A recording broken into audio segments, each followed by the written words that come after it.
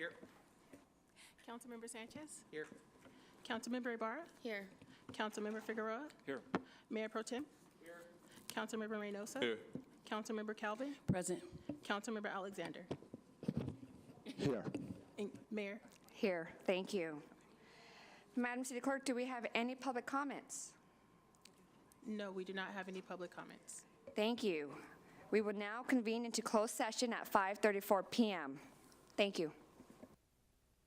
Council and the Mayor and City Council acting as the successor agency to the Redevelopment Agency of the City of San Bernardino at 7:16 p.m. Reverend Dr. Fred Adams of the Rock Church will lead tonight's invocation, and Councilmember Sandra Ibarra will lead us in the Pledge of Allegiance. Please approach the podium at this time. Please rise.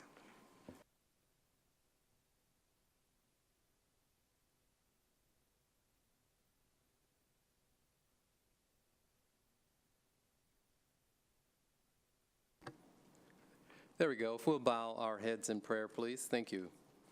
Dear Heavenly Father, we thank you for the city of San Bernardino and for its effort to move forward in a collaborative effort, Lord, of unity, trust, grace, and mercy, and love for the people of this city. Holy Spirit, we invite your presence here today, and we ask that you grant our mayor and each member of this council wisdom, grace, to represent the people of San Bernardino for the decisions that will be made throughout this year, as well as those that will be made here in this chamber today. In Jesus' name we pray, and everyone in agreement said, amen. Thank you, Reverend. Council member?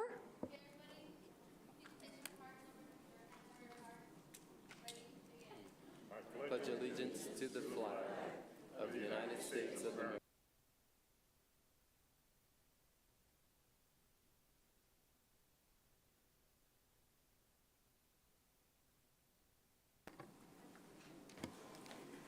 Thank you, Council member. Thank you, everyone.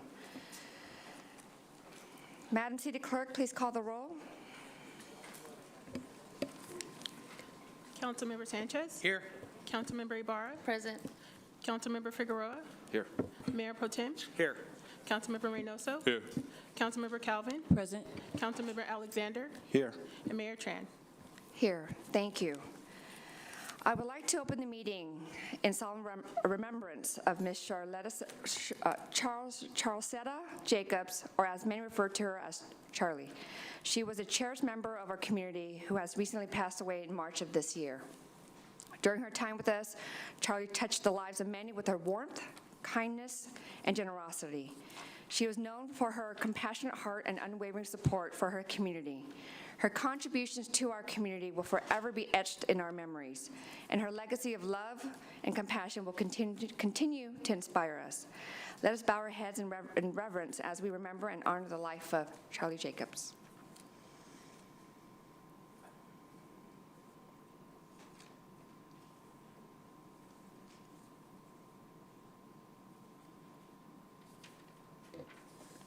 Thank you. I would like to invite Councilmember Calvin to say a few words, and I believe, staff, we have something for Councilmember Calvin to present. Lynn Ware, would you mind coming up to the podium, please?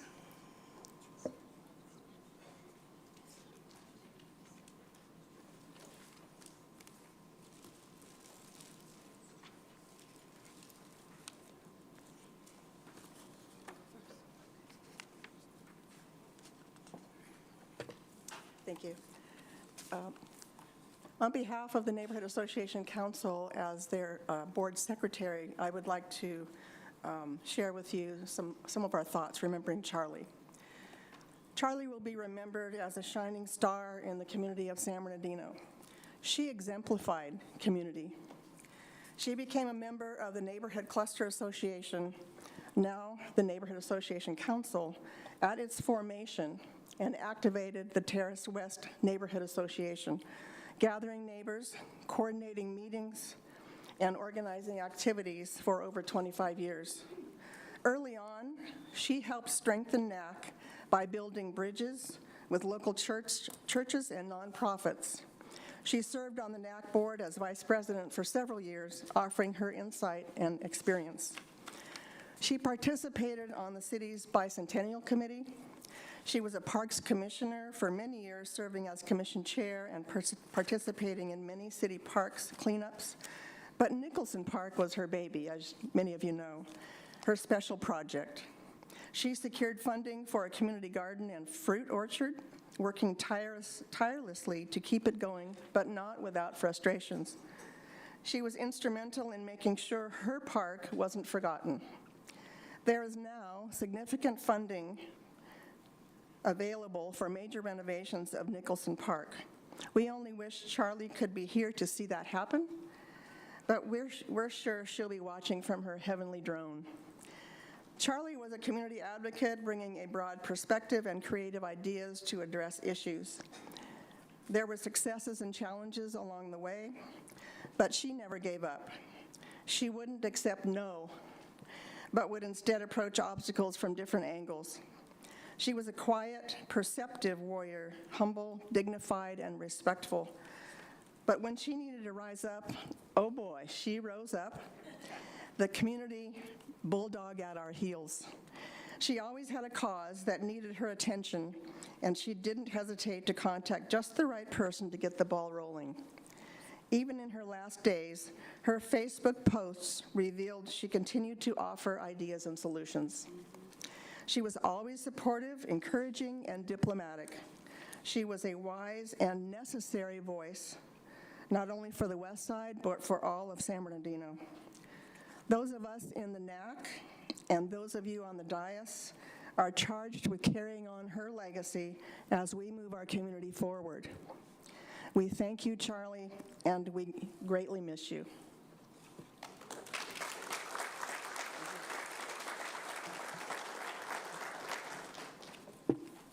Thank you, Lynn, and so I too want to say thank you to Miss Charlie, and that we're going to deeply miss her.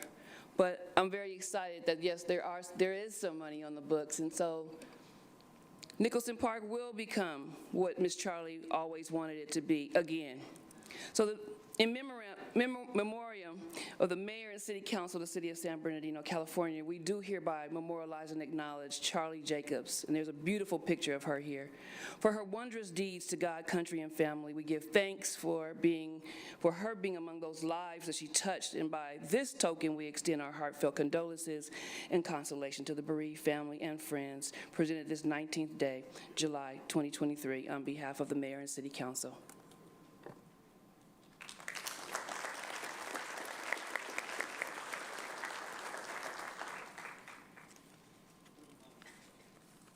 So we have her daughter, Michelle, present.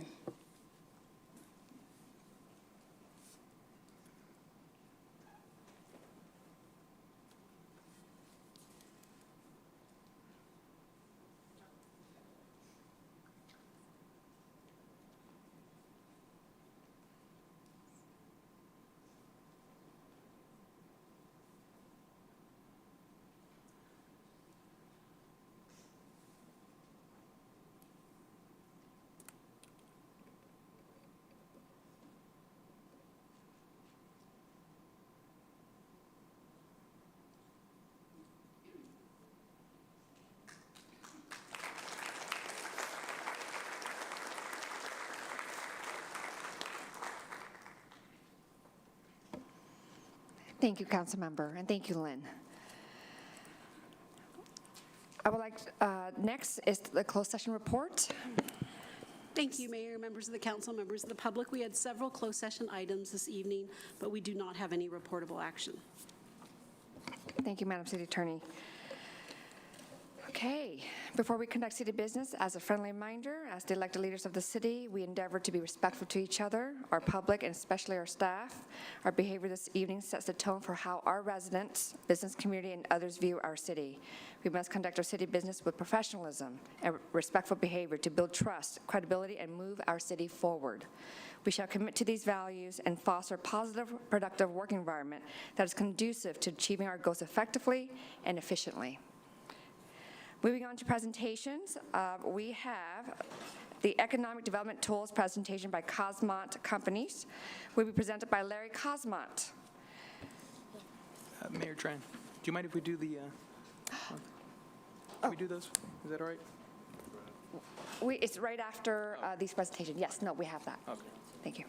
I know, but I wanted to do. Hi, Larry. Button. Good evening, Madam Mayor, members of the council, Larry Cosmont, Cosmont Companies. I have with me also Joseph Diegas, Senior Vice President of Cosmont. Joe will give part of the presentation.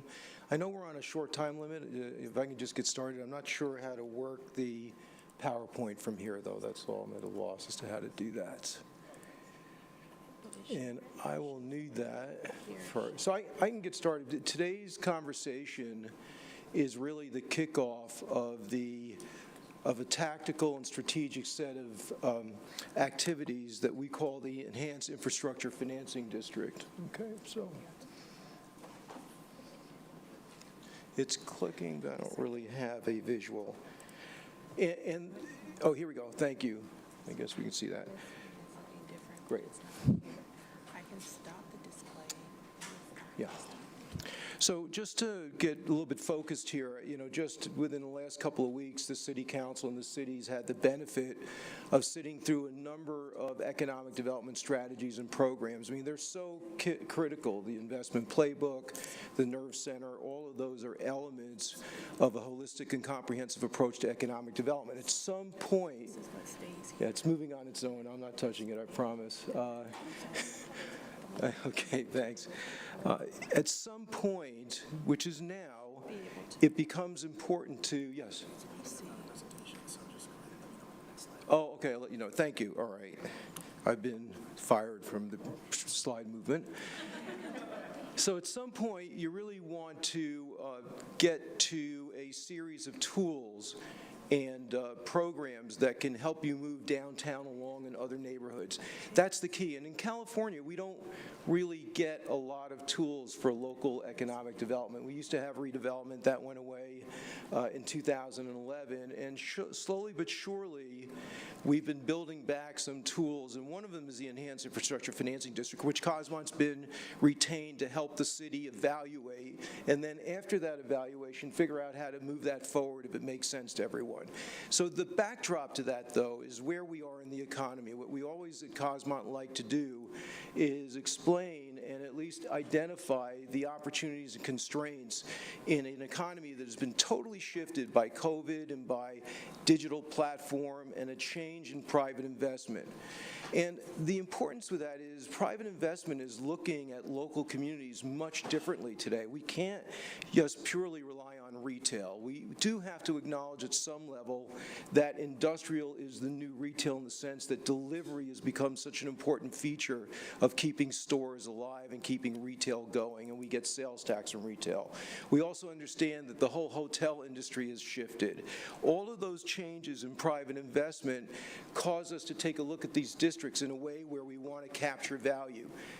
Remember that the basis for an EIFD is that you select an area in which the city and the private sector is most likely to invest, and then you are going to get the new tax increment from those investments and reinvest it into the area. So the importance is, how can we find the right areas that we want to focus on? Clearly downtown, but there may be some other areas in San Bernardino. And how do we combine or converge private investment, which is what tax increment really spurs off of, and other federal and state money, all resources that we can put to our effort. Next slide, please. So the key is that if you're going to have those economic development strategies that you talked about for many hours a couple of weeks ago, it's as important to understand that it's a new economy. It's really an economy that wants to have the consumer focused on quality of life, where they live, a lesser commute, the ability to shop and play locally. I think that works well for San Bernardino, because if you look at the community's vision for downtown, it's to create all of that. So that's going in our direction. Investors are only going to chase investment opportunities that provide housing, provide entertainment, provide restaurants, provide places where people will go and spend money. And so we have to both not only follow a consumer attitude, but investment attitude. And then, of course, City Hall is being driven rather dramatically these days by state policy on housing, on climate, on sustainability, on surplus land act. So next slide. So all of those are the factors that are important to establishing the right strategy for your enhanced infrastructure financing district. Again, that's a really powerful tool, and Joe will come up and talk to you about how that tool works for a couple of minutes. The point that we would like to make to San Bernardino and to the entire community is that there is not one real estate investment silo or product that's the same. Residential has shifted, it's become much more valuable. Industrial has changed, it's become part of the economic glue. Hotel is resizing itself and resetting more to tourism travel, which we've talked about for San Bernardino, as well as for business travel. And retail, we know, is downsizing and resizing, and office is totally a different economy today. All of the owners of office buildings are really looking at other uses for a portion or all of those buildings, because occupancy is just never going to be the level that it was before COVID. Next slide.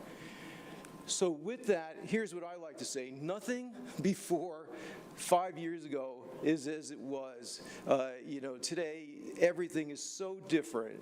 And that at the point where you stand at the very onset of of economic development implementation, we have a chance to understand that housing can be a growth driver, that retail has to be resized and needs to be put with other uses. It used to be, I remember, as a young city manager, I remember city council saying to me, yeah, well, would you get me a Nordstrom or a Costco and everything will be better?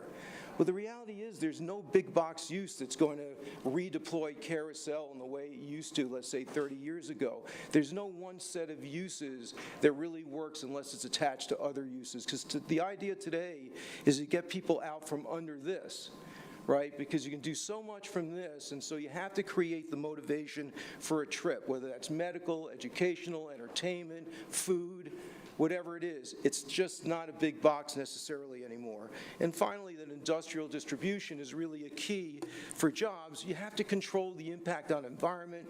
You have to make sure those jobs are well paid. But industrial is the glue for retail to stay in context of the consumer demand for easy delivery. There's a old Eagle song by Don Henley said, "We're nations of noses pressed up against the glass. We see it on the TV, now internet. We want it really fast." That's the way the world works today, and you have to meet that economy. Next slide.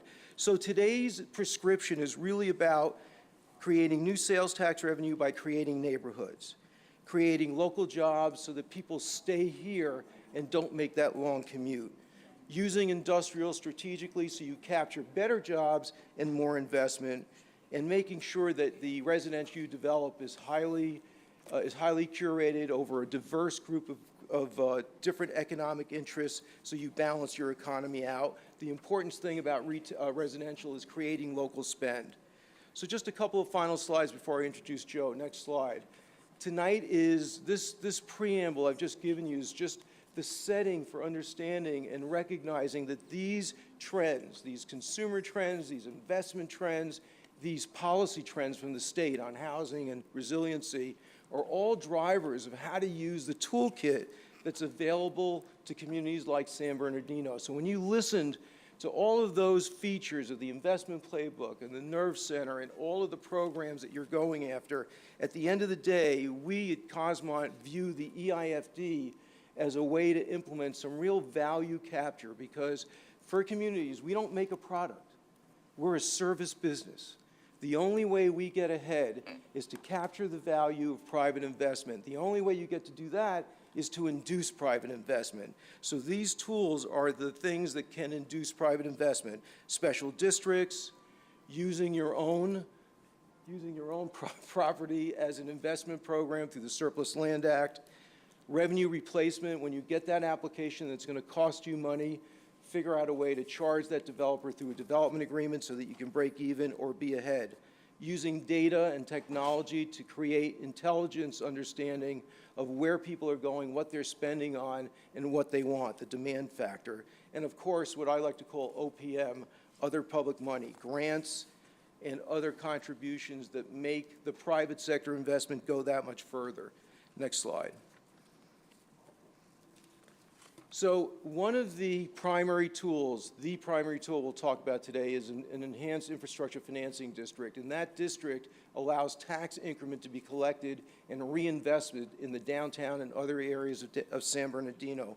The reason why these are so powerful is on the left and right, that tax increment can be spent on almost anything per the statute. The other compelling feature of an EIFD, as you can see from the colors in the middle of this slide, you don't have to have contiguous neighborhoods to put it into the district. You can sort of select where you think growth will be coming, and then you can form them under one district umbrella. This allows you to act as a portfolio manager of your own future because you can basically match and collect where the investment is going and then spend it where the investment is needed. It's a very powerful tool that way.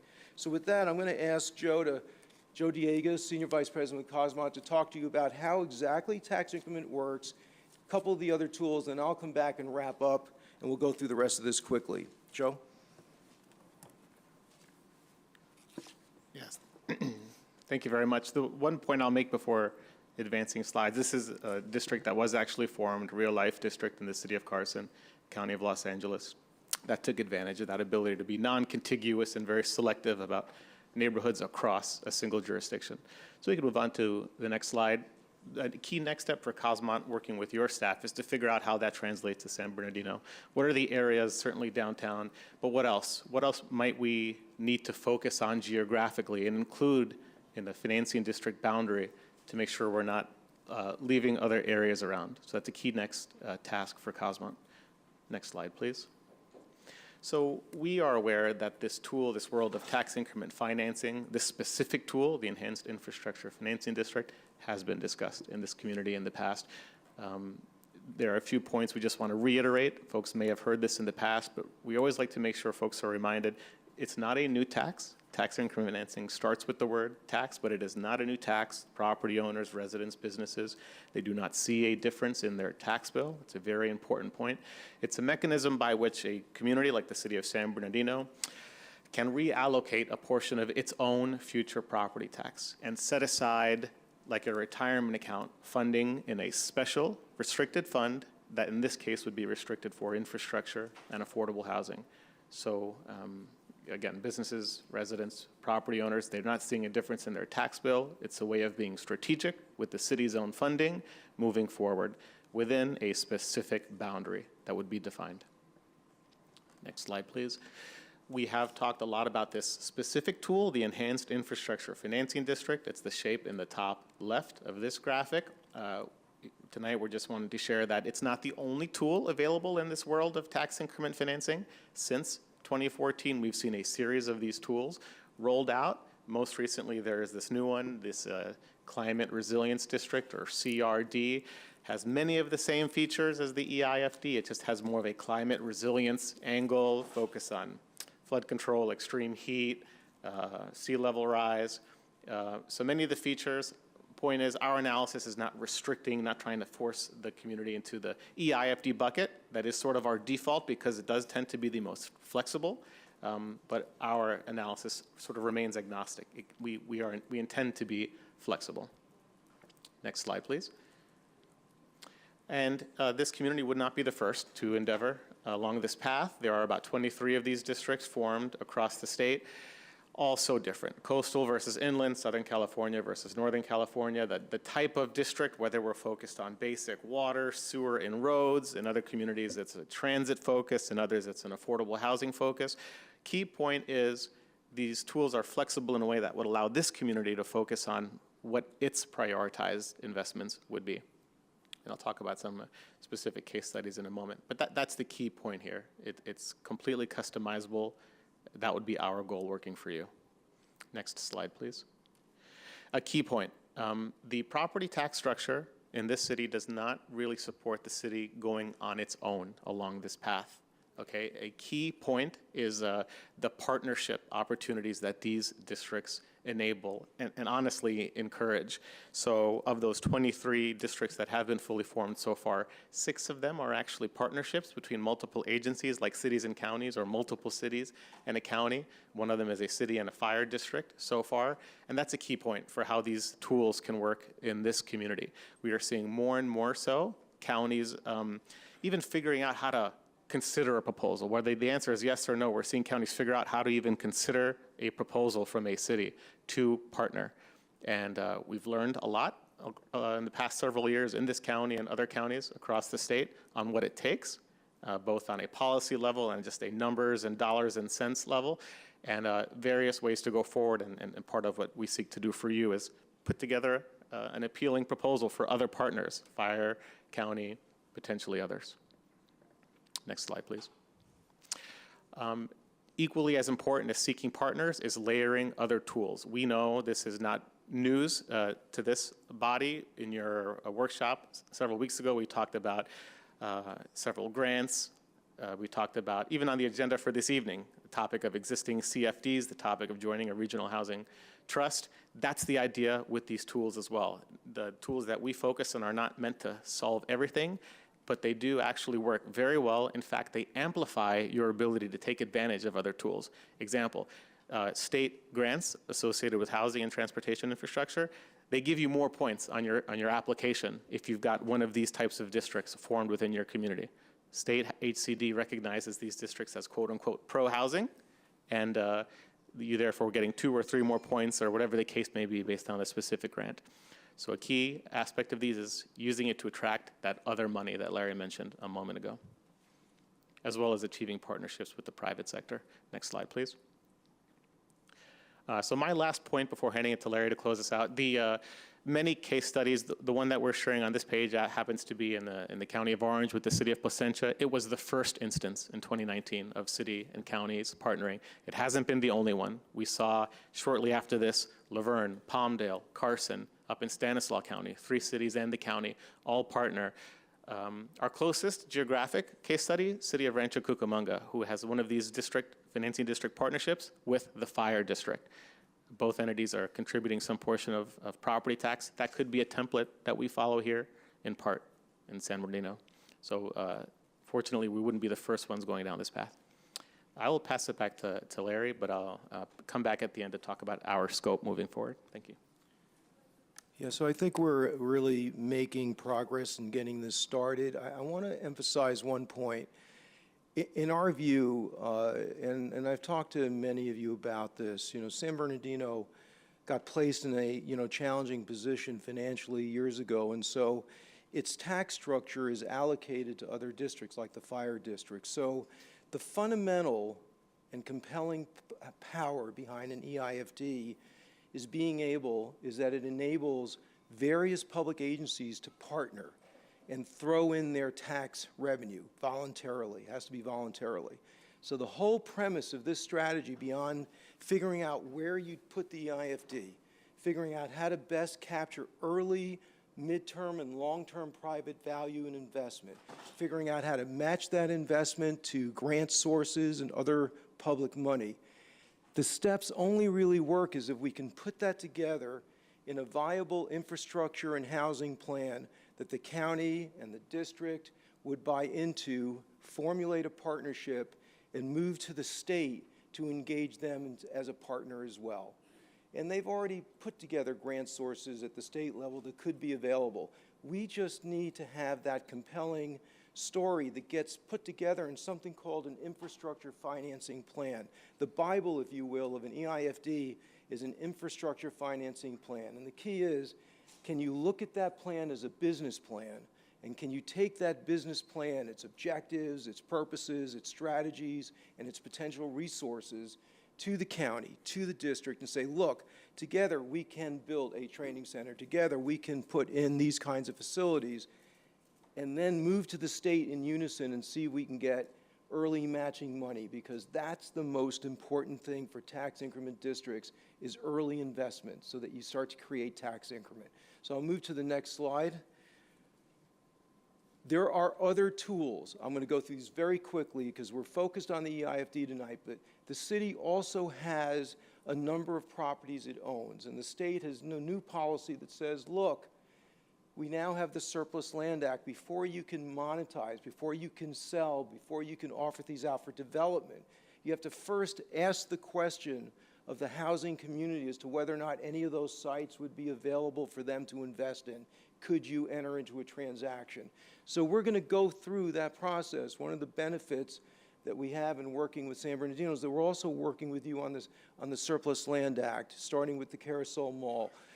The key is that those properties are properties that can be early value sources. To the extent that they can be sold or reused, they can bring in early revenue. Next slide. In fact, I'll go through the next slide again. And one more. Another tool that's really key is the ability to take applications from the private sector and convert them to what we call currency.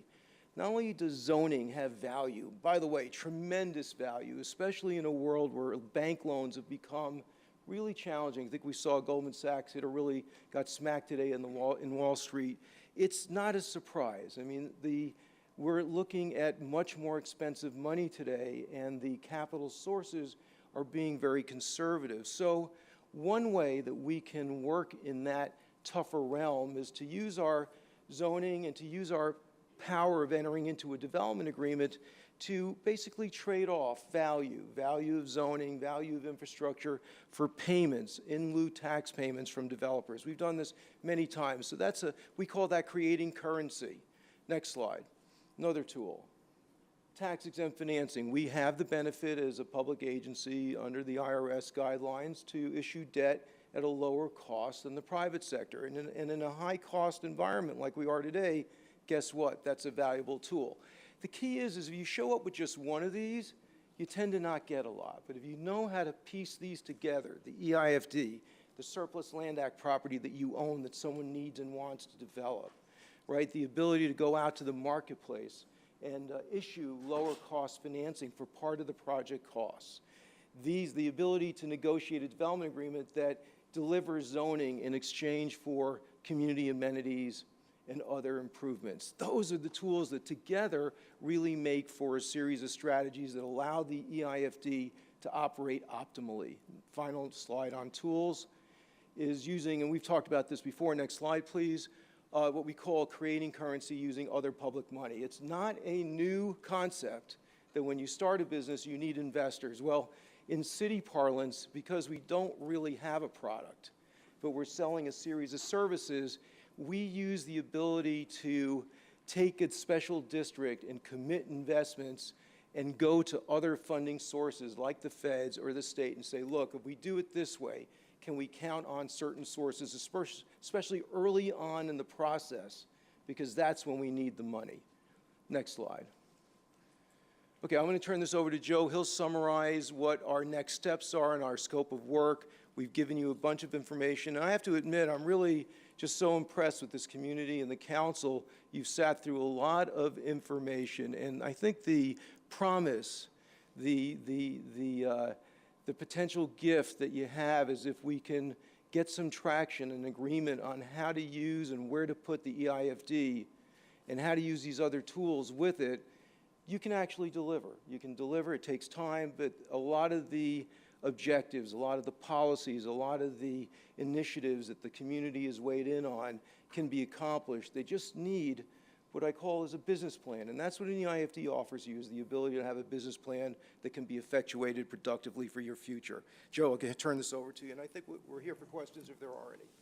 Yeah, thank you. So our last slide is just, this is under the presentation portion of the agenda. This is the outset for Cosmont's work. This is us, what we are assigned to do for you, working with your staff. So it talked about how to define the boundary. That's part of our scope of work for the city. defining boundary alternatives. Number two, what are we actually talking about in dollars and cents? What are our potential strategies with partnership with other agencies, and what does that translate into in terms of available dollars, at what time frame? Number three, fiscal and economic impacts. If we go down this path, what are the impacts for our general fund? The money has to come from somewhere. Is this actually accretive? Is there actually a positive return on investment to the community in a dollars and cents basis? Number four, what's the roadmap and the timing for actually getting all this done? Number five, part of our work is to actually help you, to the extent you desire that, to approach these other potential partners, fire district, county, other potential partners, the state, and join you in those conversations and crafting what is hopefully an appealing business plan for their consideration. And then ultimately to come back in a public forum and share the results of our activities, our analysis. And then at your discretion, of course, in the future would be the actual implementation, actually going out and doing this once you have that roadmap. So that does conclude our presentation. Larry and I would be very happy to address your questions and comments. Thank you. Thank you so much, Larry. Thank you so much, Joe, for this great presentation. Council, do you have any comments? Councilmember Calvin, followed by Councilmember Alexander. Thank you, Mr. Cosma. We appreciate all the information that you provided. We have had conversations year ago, and I thank you for what you've brought to us today. So a lot of the questions that I had, they're actually written down here, numbers 1 through 7. And I think that probably my most urgent question would be the relationships that you have with the county. Are you saying that you would be able to negotiate, you would be acting on the city's behalf in order to discuss our property taxes that do go to another district? Am I understanding you correctly on that one? Yeah, I think it's really the city's relationship. It's two public agencies trying to find a pathway to do something better together. And the beautiful notion of that here, I think, the exceptional notion, is that the county is a property owner in downtown and has a presence here. That's not always the case. But it's really that relationship. What Cosmont gives you is the financial or fiscal model and the ability with your input to develop a strategy that becomes the core of a business plan that you would go to the county exec and the board and say, look, would you co-invest with us in the future of downtown and the future of San Bernardino, however we package that together. What we have found, you saw that slide that had about 50 of these that we're working on. I always say that if you've seen one EIFD, you've seen one EIFD, because as you delve into the opportunities, the constraints, the priorities, then formulates a way to sort of make that pitch to the county, make that pitch to the district. And it's no different, if you will, than you would make a pitch as a new business to a bank or to an investor. You're really trying to have that other investor see the vision, see what's in it for them, and be willing to make a commitment on a sufficient level so you can both go together and get it done. So that's what we're saying, is to give you the tools, to give you the data and the results so that that conversation between county leadership and city leadership can happen. We'll be with you every step of the way, but it's the relationship you have that really counts here.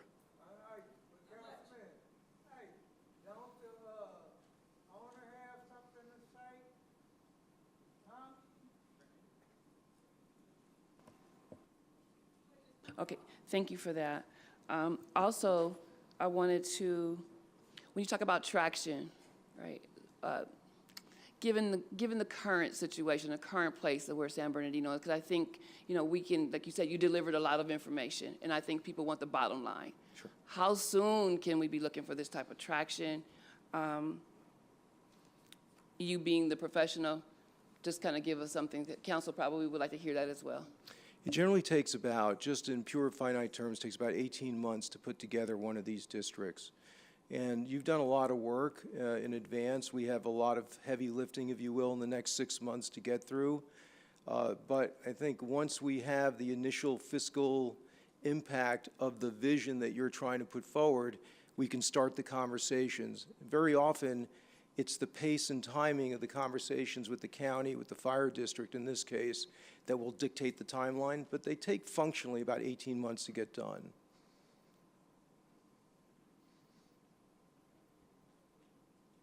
Mr. City Manager? Thank you. Just to echo what Larry has spoken about, our time frame has been roughly 6 months to get us to the point where we are ready to start moving forward with the district. But the key here, and we've said this over and over again, I think, internally, is that this is going to have to be a partnership. It's going to be a partnership with Larry. It's going to be a partnership with the county and the fire district, because there's several players, and we're probably going to need some other outside entities coming to the table to get us through this, the evaluation process and planning. So I think we're well positioned, but I think, as I said, it's going to take us roughly 6 months, in my opinion, to get us there where we can really start a formation of that district, assuming all goes well. Thank you. Thank you. Councilmember Alexander? Thank you, Larry and Joe, for your presentation. I appreciate it. Now, you talked about the playbook in your presentation. How does that, succinctly, how does that work in with what you're trying to do with this EFID? Yeah, I think there was actually one slide in the playbook that listed 5 or 6 initiatives that you were trying to coordinate, whether it's infrastructure, job creation, those kinds of things. The EIFD was on that list, but it's not a cost. It's a possible contributor to those efforts. And the reality is the EIFD becomes a vehicle to engage success on any one of those. Job creation through a private investor, housing development through a series of projects. So it becomes the vehicle for the investment playbook. Okay, thank you. I appreciate that. Now, did you work on, as I was reviewing your slides, did you work on the fully formed one in Rancho Cucamonga? Did you work on that one? We did, yes.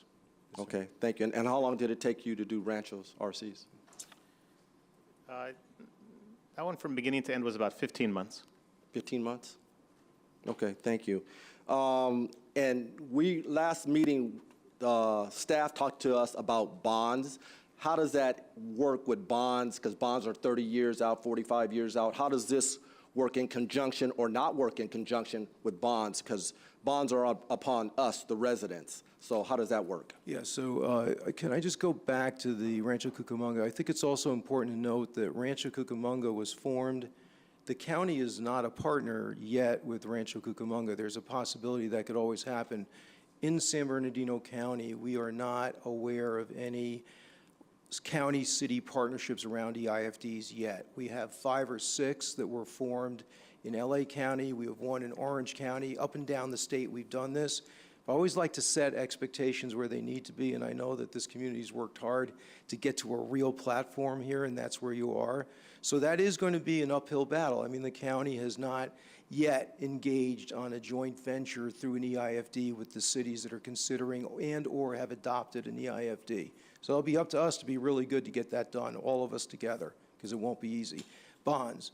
You saw the chart that Joe had, which showed that as the private sector invests, after you adopt the district, you're capturing the increment from that investment, the property tax increment. That becomes your cash flow in the business plan. That cash flow you can borrow from the marketplace at a multiple of 8, 9, 10, 11 times, depending on the interest rate, which means that if there's $1 million of tax increment, you might be able to borrow $15 million to put infrastructure in, and then that reinvestment cycle, borrow, reinvest, primes the pump of additional private investment. Otherwise, you're not going to do it. If you can't see that you're going to prime the pump of additional private investment by making that borrowing and spending the borrowing proceeds for yourself and the community in that location, then you wouldn't do it. So it's a strategic financing program that it's available to you from tax increment. Now, and that's great, but the public wants to know, well, when you said 18 months, and that's just 18 months to get this thing formed. That's right. And we ought to understand that. Now, when you say, now when we start doing this project, that's even more time after that, correct? That's right. The borrowing part, the EIFD starts, and you can get early money from other sources, like you can get a developer advance, or the developer can engage in a borrowing themselves to bring in the infrastructure, and then you pay them back over time from the increment they create. But the early years of a tax increment district are the most difficult, and that's why these partnerships are key, and that's why the grant funds are really important in the early years to get it kick-started, right? but it could be 10 more years before you get a whole lot of tax increment at the level that would generate a lot of tax increment debt for you. So it could be a while. The way you make up that time goes back to that other tool where you create currency through development agreements. You get the developers to advance the infrastructure. That infrastructure advancement gets them to invest. That investment creates a tax increment, and you pay them back. So that's another way to do that. Got it. Great, thanks. And you said, and I'm sorry, I have a lot of questions. You said one EFID, one district within the city, or are we going to do multiple districts within the city to help various parts of the city? That would be the strategy, multiple sub-districts of one EIFD. Great. And your infrastructure financing plan, have we, Mr. City Manager, have we laid the course out to do an infrastructure financing plan, which they require, or are they tasked to do that? With us. Okay, Yeah. so to do that infrastructure financing plan, are you working with PlaceWorks to make sure that that is incorporated in our general plan? We have to do that because one of the most valuable tools the city has is its zoning and where it puts its density and how you capture the value of that. So we need to work with PlaceWorks. We know them well. We think that the strategy of EIFD and general plan and specific plan zoning cannot be separate. It has to be together. It's a great question. That discussion's already started. So how long is that going to delay our general plan? Oh, I don't, yes. It's just not, it's not at all, it does not delay. I agree with that. I mean, we do it all the time. I think it's a matter of inserting policy in that general plan. Okay. We're going to keep moving. Okay, thank you, Larry. Thank you. Thank you, Councilmember. Any other comments? Seeing none. Again, thank you so much, Joe. Thank you so much, Larry, for this thorough and informative presentation and assisting our city to really deliver results that we really need to see. So thank you. Thank you. Okay. I think you might want to answer that. Sir, we're not taking any Sir, we will not be taking public comments right now. We are now, it is 8:02. We are going to start with public hearing. And, but before we go to public hearing, I understand we have appointments, and we'd like to start with that first, then we'll go to public hearing. Items number 2 through 5 will be presented by Councilmember Sanchez for Citizen of the Month, followed by appointments, then we'll go to public hearing.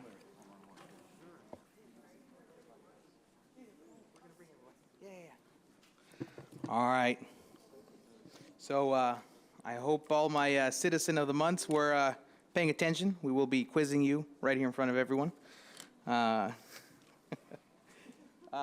ahead and, do we have everyone? Peter, come on up. Marty, come on up. So this is the Citizen of the Month, and this is the opportunity we take as a council and as a city government to recognize the dedicated service to the affairs of the community and for the civic pride demonstrated by the numerous deeds for the benefit of the citizens of San Bernardino. The 4 people that we're recognizing tonight embody that. Some of them were born here, some weren't, some don't live here but have their business here, and they have done just about as much as they possibly could, giving their hearts and souls to this community to make this a better place. And I cherish the friendship that I have with these 4 individuals, and this was the least that we could do, is recognize them for the good work they do in our community. So first up, we have Marty Christensen. If you'd like to come up. No, I was second. Oh, were you second? Oh, Well, was there an order? I don't know. I thought So here's this. Well, thank you. You know what, I want you to say a couple words. You're always well-spoken. Okay, well, And here's a here we pen. go. Go ahead. Thank you. Okay. I don't want to forget my thank yous. Normally I speak well. Good evening, Mayor and Council. I'm glad to be here and participate in this evening's meeting. It's my Marty, first can you put time. the mic down closer to you? Thank you. I know I'm short. Is this better? Sorry about that. All right, I'll start over. Glad to be here and participate in this evening's meeting. I have not been in attendance prior to this. I think I'll be back. I'm sincerely humbled and thankful for the invitation. My relationship with San Bernardino is lifelong, both a citizen and now as a business owner with my husband, John. I'll step up here. Where are we? I'm a native here for the most part. My father's family has deep roots here. I have memories as a young girl watching Route 66, going to the auditorium, Orange Show, all of those good things back in the day. That's how it used to be. The last few decades have seen us struggle and persevere through so many economic, political, social changes none of us ever foresaw. Things are very different now. I participate in mainly 2 civic groups here, very close to my heart. The longest running is now, it's almost 10 years, that I take part in the South Arrowhead Business Owners Watch meeting. We were established in May of 2014 with my husband, John. It was under Mayor Carrie Davis at the time. And after 34 years in Riverside, our company, United Contractors, relocated to San Bernardino in 2004, as well as our shop, Avenger Fab and Supply. We're right across from the Orange Show. We've completed 19 years. We're coming up on our 20th in San Bernardino. Mary Carrie Davis responded to our group of local small business owners who had reached out to our local government officials, both county and city, in response to crime, vandalism, homelessness, all of those things relevant to all of us citizens, but small business owners, when it's on your doorstep, it really, really matters. It has an impact. Councilwoman Virginia Marquez and Captain Richard Lawhead were tasked with leading our group of small business and SBPD to address said issues. It's almost 10 years. We're thriving. We had almost 2 years off of COVID, of course, which we all did. I would also like to thank, really quickly, the Arrowhead Event Center. They have hosted us from the very get-go. They open their doors to us, no cost. They give us water. We've had coffee every single month. They're there for us. They open their doors. And I would like to say a thank you to them. Also, several years ago, I was asked to join the San Bernardino Police Officers Foundation by Sergeant John Echeverria. And that strengthened my regard and my ties to both our city as well as San Bernardino Police Department.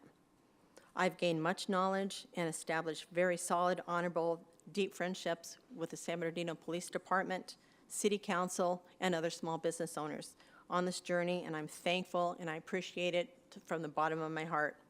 We're finally under new leadership, both here in our city under Mayor Tran and in our police department under Chief Goodman. Good to see you. I truly believe we have nowhere to go but up. There's so many good things happening right now in our city. I'm very glad to be part of it, and thank you very, very much for this. Appreciate it. John, come take a picture with me. So my husband, he's shy. So Thank you, Marty. thank you. All right, what do we do? Thank you, Teddy. Come here. I don't know what we do. Oh, there's Junior. Oh, okay.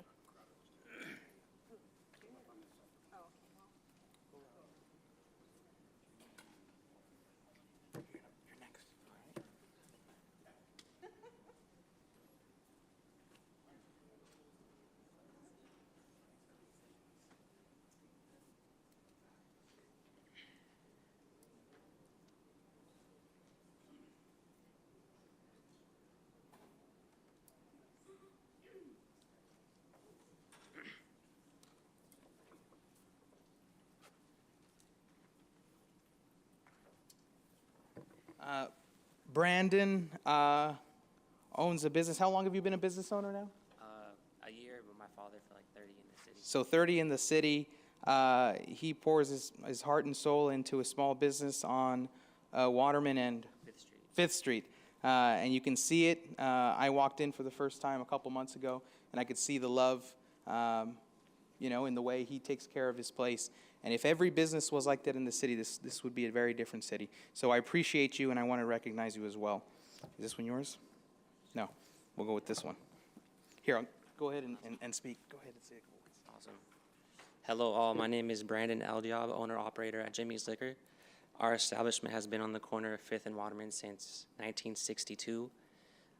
We're currently transitioning from the traditional corner store, a convenience store model.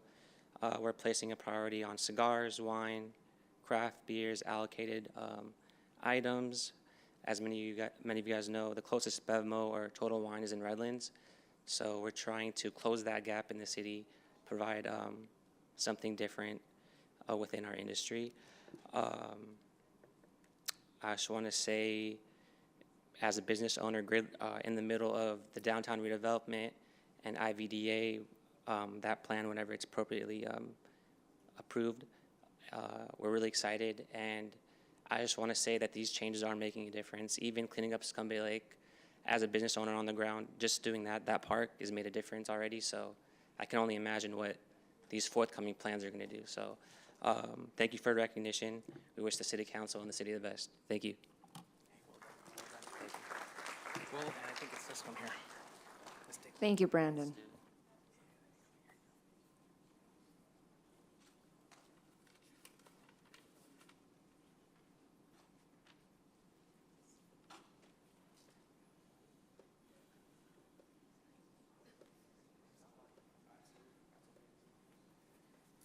All right, Luis. He doesn't need an introduction. Everybody knows Luis. He's a doer. He says a lot, but he backs it up all with actions. And he tested me out once. He said, "Hey, I need you to come out to a cleanup. I've never seen you at one of my cleanups." This was years ago. And there was a tree stump that had to have been 1,000 pounds. And he said, "All right, you and I are going to lift it up. Make sure to lift your legs, and we're going to throw it into the back of this dump truck." And I was sore for a week. But I realized right there and then that he puts his heart and his body on the line to make this city a better place. And he's a lifelong friend, and I appreciate him.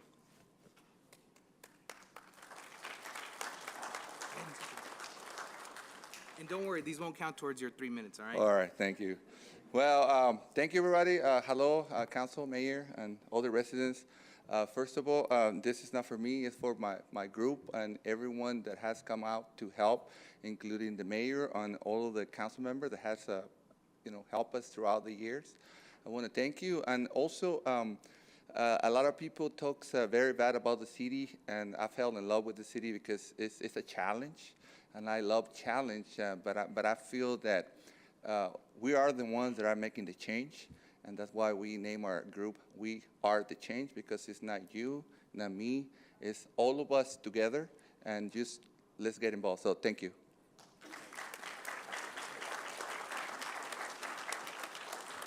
Thank you, Luis.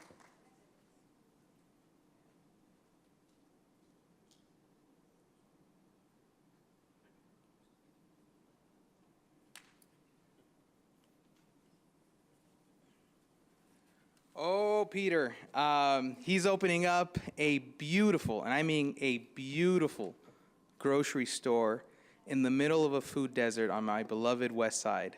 9th Street, what's the exact address, Peter? 9 and L.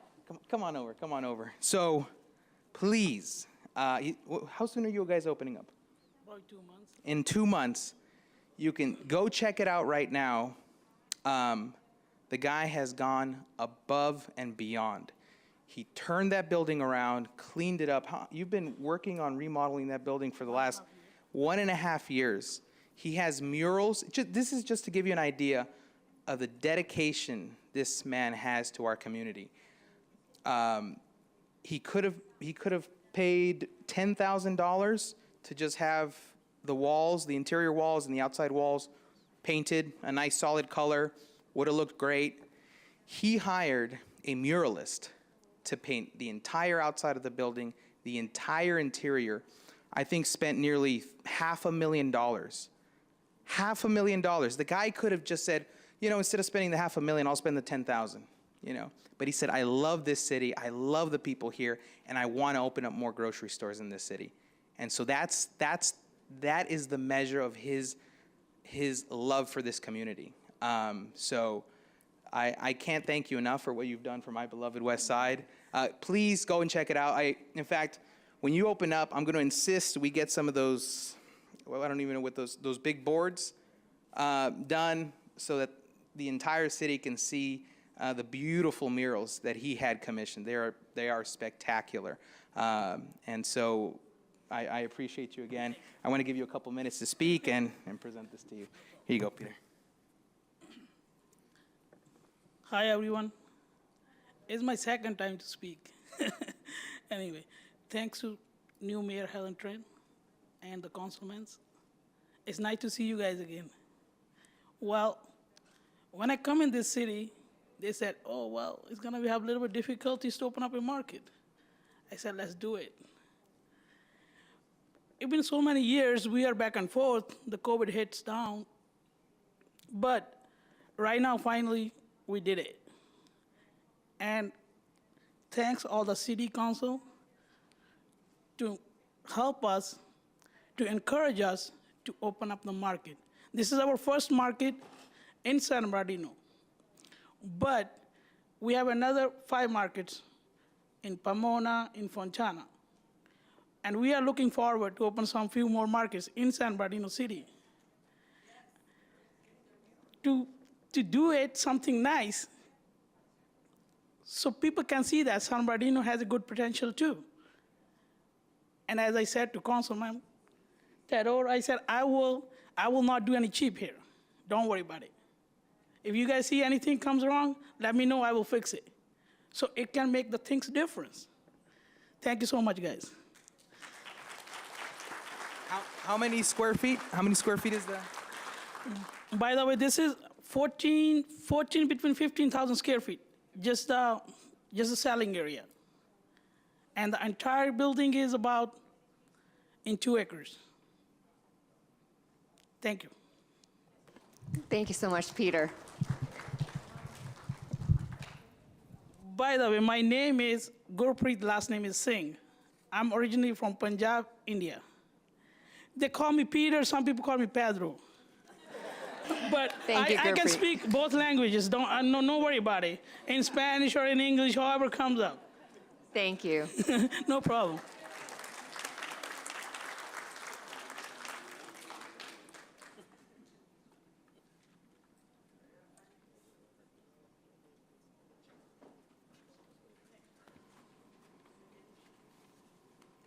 Thank you, Councilmember Sanchez, and again, congratulations to the Citizen of the Month recipients. Another big round of applause to all 4 of them. Thank you.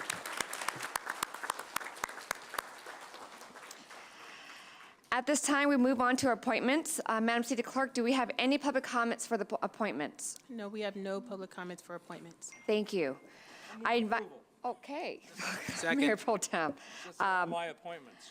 There's a motion to approve by Mayor Pro Tem Charette for number 6 to 10, and a second by Councilmember Sanchez. Can I call for the votes? Councilmember Sanchez? Yes. Councilmember Ibarra? Yes. Councilmember Figueroa? Yes. Mayor Pro Tem? Yes. Councilmember Reynoso? Yes.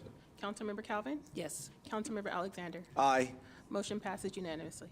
Thank you, Madam City Clerk. And now we have Mayor Pro Tem Charette presenting the appointments.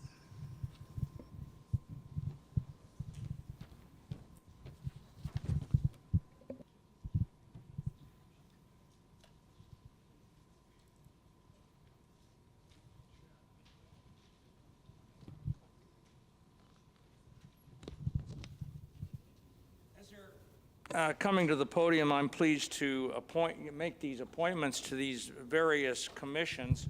I'm not going to take them in any particular order. Stand in any order you want, and I won't take them in any particular order. I'll take them as I have them here. I have an appointment here tonight to the Downtown Advisory Committee, Mr. Vincent D. Laster.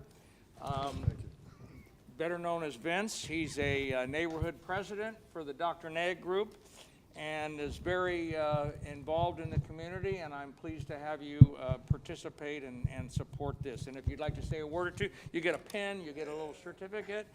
You probably had a couple of these, right? And you can say a word or two if you'd like. No, I know you're not, he's a man of very few words, very, very few words. And then, oh, I'm leaving the best for last. I'm taking him at random. Then Sharon Negretti, who I'm appointing to the Animal Control Commission. Believe me, our commission is going to be in good hands with Sharon. She is dedicated to those animals. They did a big event a couple of weeks ago. She organized it all. I think she took money out of her own pockets. Very committed to the welfare of our animals, and so I'm pleased to be appointing her to the Animal Control Commission. And if you'd like to say a word, you're welcome to. Here's a pen and your certificate. Oh, thank you.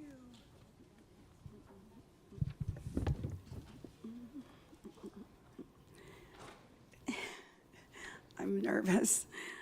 Thank you, Councilman Jarrett and council members and Mayor Tran. It's kind of ironic because back in the days when I was attending the Sheriff's Academy, the TACT officers apprehended me one day while attempting to rescue a tree frog. As I was double timing it back to class. At that time, I faced significant consequences for my actions and was assigned to carry a pink shovel shaped like a bunny for the remainder of the academy. So little did I imagine then that I would later become a member of the San Bernardino Animal Control Commission. I truly appreciate you putting your trust in me, and I am committed to putting forth my efforts to support companion animals in San Bernardino. Thank you very much.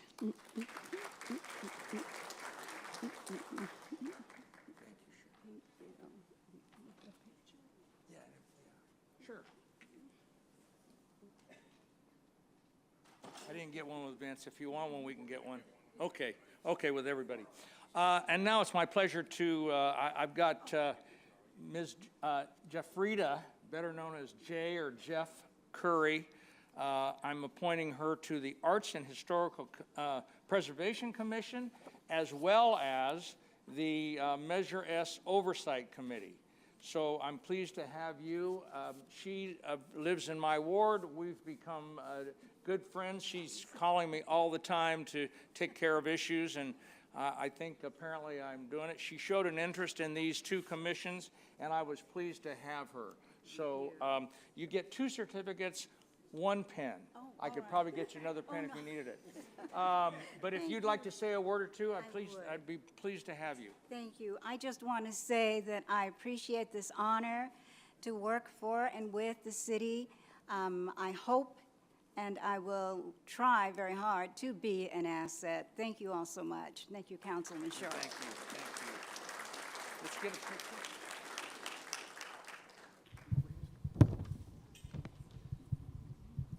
All of us?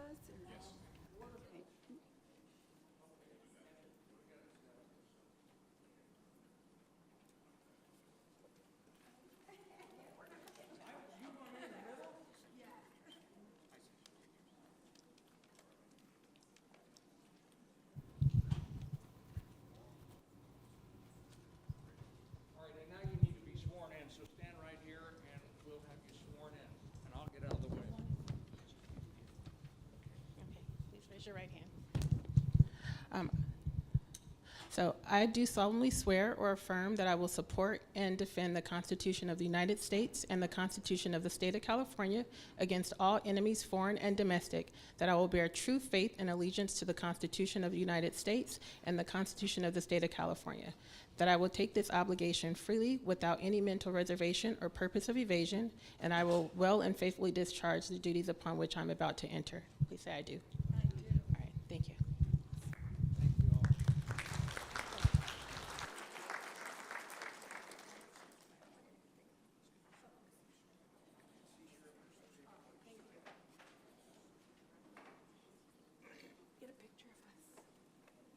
And all I want to say in conclusion is that these commissioners that we all appoint to these commissions are a very integral part of our operating this city. They're advisory to all of us and to each department that they work for. And so I thank the ones that I've appointed here tonight and have appointed over the past, the ones that have served in the past, and I thank all the commissioners that serve our city. So thank you all very much. Thank you, Mayor Pro Tem Charette, and again, congratulations to all the commissioners appointed to their respective commissions.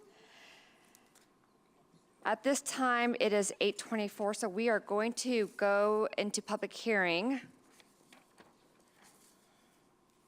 Moving to public hearing, item number 28, public hearings on fiscal year 2023-2024 assessment levies for previously formed assessment district. I'm opening the public hearing at 8:25 p.m. Could city staff provide presentation on this item?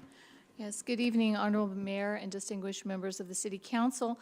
For your review this evening and action are public hearings on the fiscal year 2023-24 assessment levies for previously formed assessment districts, and we have these districts throughout all wards. As you're aware, we have a number of assessment districts that address maintenance and service of public landscaping, landscape and lighting, sewer lift stations, landscaping and sewer lift stations, landscaping, detention basins, storm drains, and other facilities. So each district is unique, but we do the annual assessments every year based on Proposition 218. And this evening, we have our consultant, Shane Spicer, with Spicer Consulting. He's going to provide a little more in-depth discussion and presentation on these assessment districts.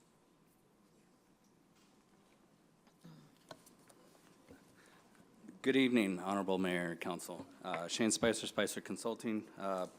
Pleasure to be here. Thank you. And as mentioned before, this is a public hearing on the maintenance assessment districts for the 80 assessment districts within the city. This is for the fiscal year 23-24 tax roll. This is a requirement as for Prop 218 and as well as for the San Bernardino County Auditor's Office to have approved resolutions in order to submit the assessments to the tax roll.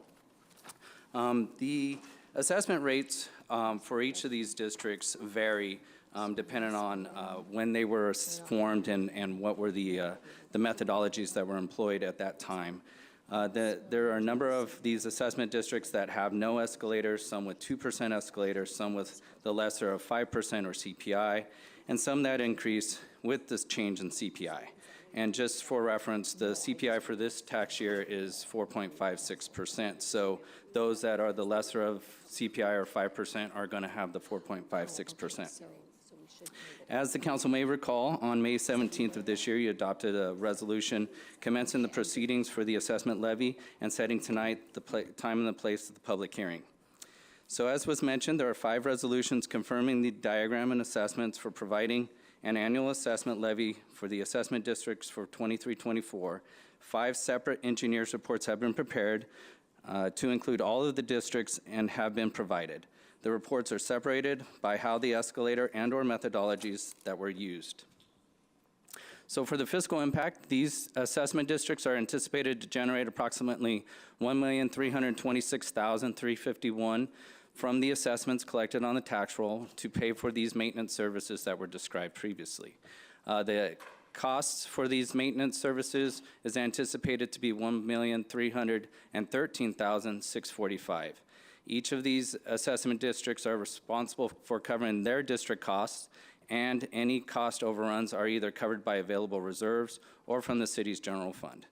Based on anticipated costs and general benefits received in the various MADs, the general fund will be covering the remaining balance of $142,984 for any shortfalls and/or general benefit.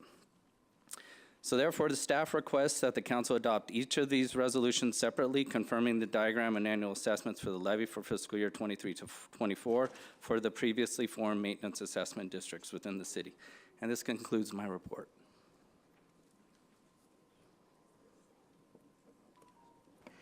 Thank you. Do we have members of the public who have submitted a request to speak? Yes, we have one member of the public, Leslie. Leslie, are you here? Oh, can you come up to the podium to speak? Oh, you changed, I'm sorry. Okay, so looks like we don't have any more speakers. Okay, do we have any discussion or comments from the council? Councilmember Calvin? Thank you, Mayor. I just have one question. I don't see anywhere in the backup information, I know it says all wards. Is it possible for them to be identified as to which wards? Councilmember, I forgot one thing. I need to close the public hearing before we get any comments from the council. So I am now closing the public hearing at 8:29 p.m. for deliberation and action. Proceed. Yes, I have a list here. There are four districts within Ward 1. 1 within Ward 2.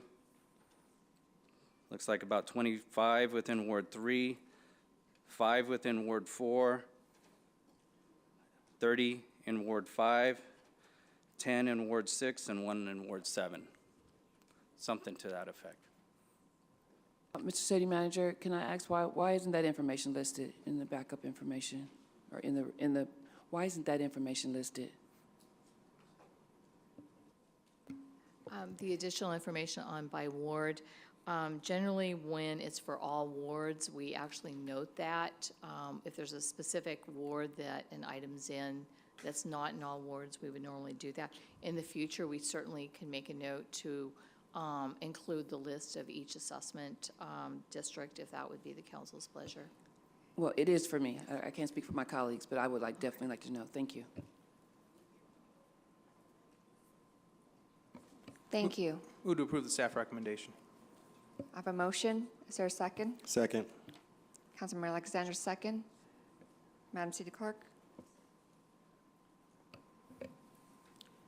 Councilmember Sanchez? Yes. Councilmember Ibarra? Yes. Councilmember Figueroa? Yes. Mayor Pro Tem? Yes. Councilmember Reynoso? Yes. Councilmember Calvin? Yes. Councilmember Alexander? Aye. Motion passes unanimously. Thank you. Moving on to our next public hearing, item number 29. Public hearing regarding solid waste rate increases and resolution adopting rates for solid waste services, approving Third Amendment to the city's exclusive franchise agreement for the integrated solid waste collection, processing and disposal services with Burtech Waste Industries Incorporated, and finding the action exempt from the California Environmental Quality Act. Welcome to the City of San Bernardino public hearing on proposed increases to the rates for solid waste services charges. Before we open the public hearing, I would like to ask our city attorney to explain the requirements of Proposition 218 governing this public hearing and the proposed adoption of the rates and charges. Mayor, members of the council, members of the public, whenever the city proposes to increase rates or is involved in the process of increasing water, sanitation, and certain sewer rates, Proposition 218 says that we can only do that after we have mailed notice to all the affected individuals who will be affected by the increase and after having a public hearing. This evening, you will be hearing from staff who will verify that a public notice was mailed. You will hear from them as to the actual rates that are being proposed, and you will also hear from members of the public.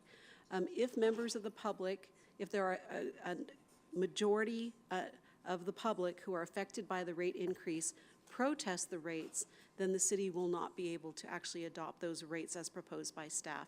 And staff will also address whether you have a sufficient number of protests. We'd be happy to answer any questions. Thank you, Madam City Attorney. May we have the staff report, please? Staff? Oh, I see.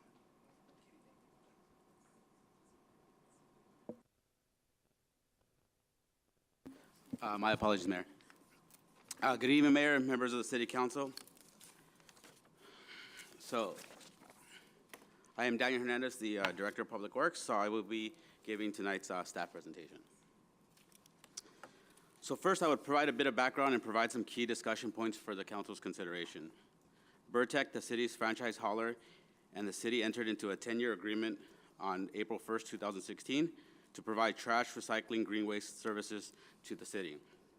It's important to know that commercial businesses are provided organic services, which includes food waste as a result of AB 1826.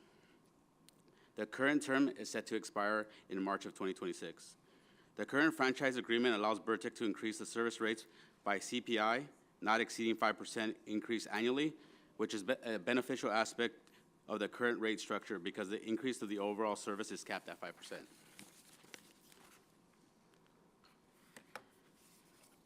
On December 7th of 2022, staff came before the City Council with a notice of intent to hold a Proposition 218 hearing, which is done every 5 years for rate considerations. The difference with this Prop 218 hearing is the consideration of the implementation of SB 1383. City staff came before the council with 3 options. Staff recommendation at the time was option 2, which going forward will be referred to as option A in this presentation and was referenced in the staff report as option A. The City Council then authorized the issuance of the Prop 218 notice with option A as A's proposed rates. On May 17th, the City Council continued the Proposition 218 hearing public to June 21st and directed staff to negotiate with Vertec on a new option with lower rates. On June 21st, staff requested the continuation of the Prop 218 hearing to today to allow the completion of the negotiations. The recommendations you have before you are the results of those completed negotiations. Some of the following information is repeated from our previous presentations, but we'll provide again for the City Council's consideration and for those in attendance and those watching remotely. SB 1383 regulations are unfunded mandates for all businesses and residents to subscribe to organic waste, which are green and food waste collection services, in addition to trash and recycling services. As a result of the unfunded mandate, the cost of implementation requires the city or the ratepayer to cover the cost of the entire program. The city was required to implement SB 1383 regulations by January 1st of this year, which means that technically the city is out of compliance. The city must implement the SB 1383 regulations and could face penalties up to $10,000 per day for failing to comply. The city faced a similar compliance issue in 2019. A compliance order was issued to the city for not implementing AB 341 and AB 1826.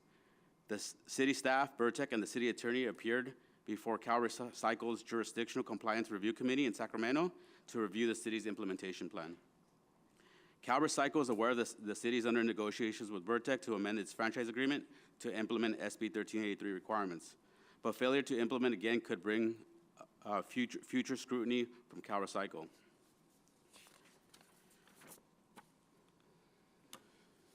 The next 3 slides will discuss program requirements that are factored into the cost of implementation. First, the collection. Residents will have the same 3-container system for trash, recycling, and green waste, but the green cart will be used for green and food waste. Residents will be required to bag food and place it into their green cart. This is so Vertec can separate the food waste while utilizing 1 container. If a 4th bin would have been implemented specifically for organic waste, the proposed cost would have been higher since they would require an additional operating cost associated with the collection services. Commercial collection will utilize a 4-container system for food waste, green waste, recycling, and trash. The next component is education outreach, which will be done by distributing information through community meetings, newsletters, automatic calls, feedback from route reviews, waste evaluation, and on-site guidance. Another compliance component is assistance with procurement requirements. Based on our population, we're required to procure almost 18,000 tons of organic waste to reach our 100% procurement requirements. With respects to AB 1985, we are currently required to meet 30% of the procurement requirements by January 1st of this year, by January of next year, 65%, and by January 2025, at 100%. The proposed amendments require Vertec to cover the costs to achieve 30% annually. As the requirements increase, the city will be responsible for those differences. The next component is the edible food recovery. Vertec will identify Tier 1 food generators and food recovery organizations, which are identified as organizations that estimate that can be divert 20% of edible food from disposal to food recovery organizations. Tier 1 food generators are typically supermarkets, a grocery store, food service providers, and wholesale food vendors. Tier 2 food generators will be identified next year in 2024. It's important to know that although Vertec will assist the city in identifying organizations, this is a voluntary program, but the city will work with these organizations to participate in the program. This slide is the last slide regarding program compliance. Regarding program compliance and monitoring and enforcement, Vertec will document qualified customers, commercial edible food generators, waste characterizations, route audit results, complaint investigations, recover organic waste product procured, and organic waste diverted from landfills. A big component is the physical lid lifting of residential customer bins. Staff associated with this program will be different than the collection staff and will be clearly identifiable team. Prior to conducting these audits, customers will be notified. Lastly, the city will work with Vertec to evaluate existing capacity for managing organic waste processing and edible food programs. So although this slide was provided, there's another slide that's 2 slides later that actually summarizes in a better fashion. So we're going to skip this slide and go into the next discussion.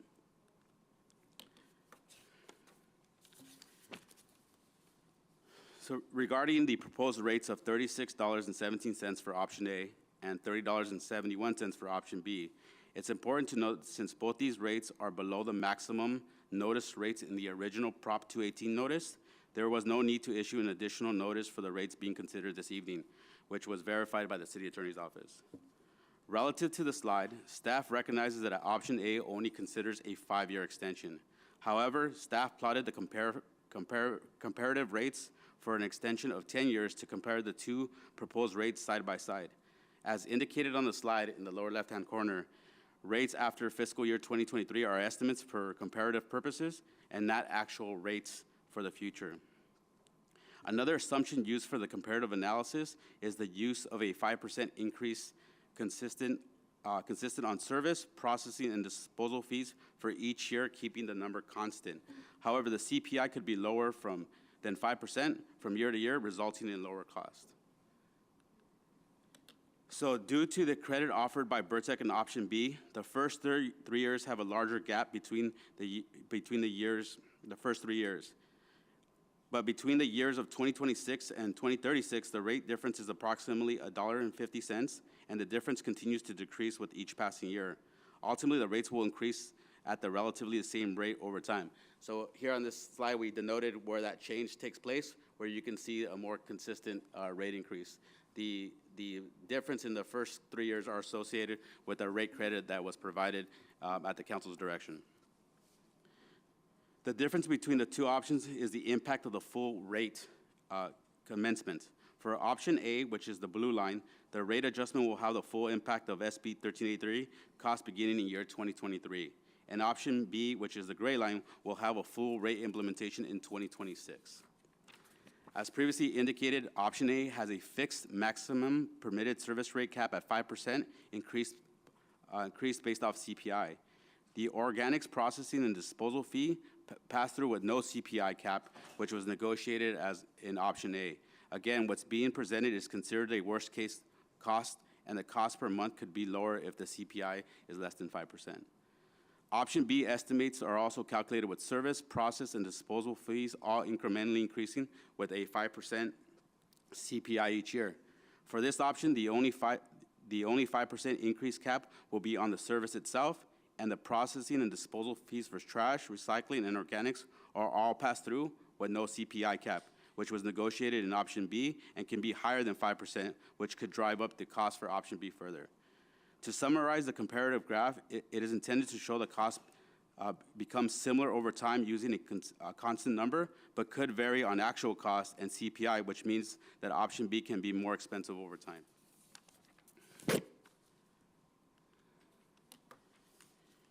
So this slide, which I mentioned in 2 slides before, this one I think summarizes the two options much better. So what I try to do here is also try to line up the bullets so that they represent on both sides. So in relative to an extension of term, option A is 5 years versus 10 years on option B. For option A, as I mentioned in the slide discussion with the graph, 5% CPI cap on the service components, the trash components, and the recycling components, in comparison to option B, where the 5% cap is only on the service components only. Pass-through of all processing and disposal fees is only for organics in option A, where the pass-through of all processing and disposal costs for trash, recycling, and organics is passed through in option B. Both options have a 35-gallon service for low-volume customers. Both have a senior discount rate. Both have an quality of life team, and an important note on the quality of life team. So that wasn't in the original agreement, but Burtech has been providing that service at the request of the city for years. So this actually on option A, memorializes a team of 4 individuals and 1 supervisor, where option B brings in 2 quality of life teams with a shared supervisor. And then option B, which doesn't have this option in option A, is a lower mobile home rate. So staff reconfirms option A as a recommended option. Staff recognized to meet the state mandate requirements, The organic processing and disposal is extensive, so it could be passed through per the change in law provision in the contract, which opened up the rate structure discussion. Therefore, green waste and food organic components are the only costs passed through due to option A, and is the only component that does not have a rate cap. Option B also meets the council's directive as expressed on May 17th. However, staff is open to the council's consideration on each of the options. So to conclude tonight's presentation, we want to go through the 4 recommendations that are listed here. First is we want to conduct the Prop 208 hearing after this presentation to receive comments on the proposed rate increases and the third amendment to the franchise agreement. Then after closing the public hearing, once all the public comments have been heard, determine if a majority written protest have received from the owners and tenants, and if a majority protest is not received, then move forward to adoption of resolution for either option A or B, adopting a solid waste rates and approving third amendment to the city's franchise agreement and finding the action exempt from California's Environmental Quality Act. I'll be happy to answer any questions. Thank you, Director Hernandez. The public hearing will be conducted in the following manner. The City Council will open the public hearing for any person wishing to speak on this item. Please note that in addition to the Prop 218 hearing, this item includes the potential introduction of a resolution to adopt a third amendment to the franchise agreement and solid waste rate increases. Anyone wishing to provide public comment on this resolution should do so at this time as well. After all oral testimony has been heard, the City Council will close the public hearing. Only those written protests submitted prior to the close of the public hearing will be counted. You will be given a maximum of 3 minutes so we ask that you keep your comments brief and to the point so that we can allow everyone a chance to speak. Our city clerk will be keeping time for each speaker. You will be notified when you have reached your maximum allowed time. If a previous speaker has already addressed the items you are going to speak on, you are not required to state them as well and have the opportunity to waive your right to speak. To facilitate the discussion, any questions from the speakers will not be answered during the public hearing.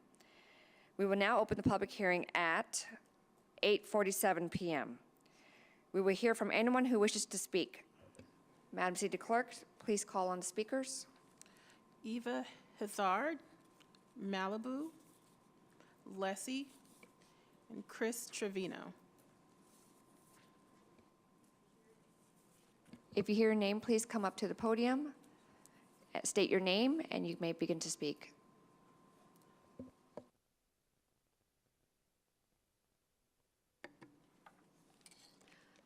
Good evening. My name is Eva Hazard. I'm the community manager of Mountain Shadows Senior Mobile Home Community in Highland, which is actually San Bernardino.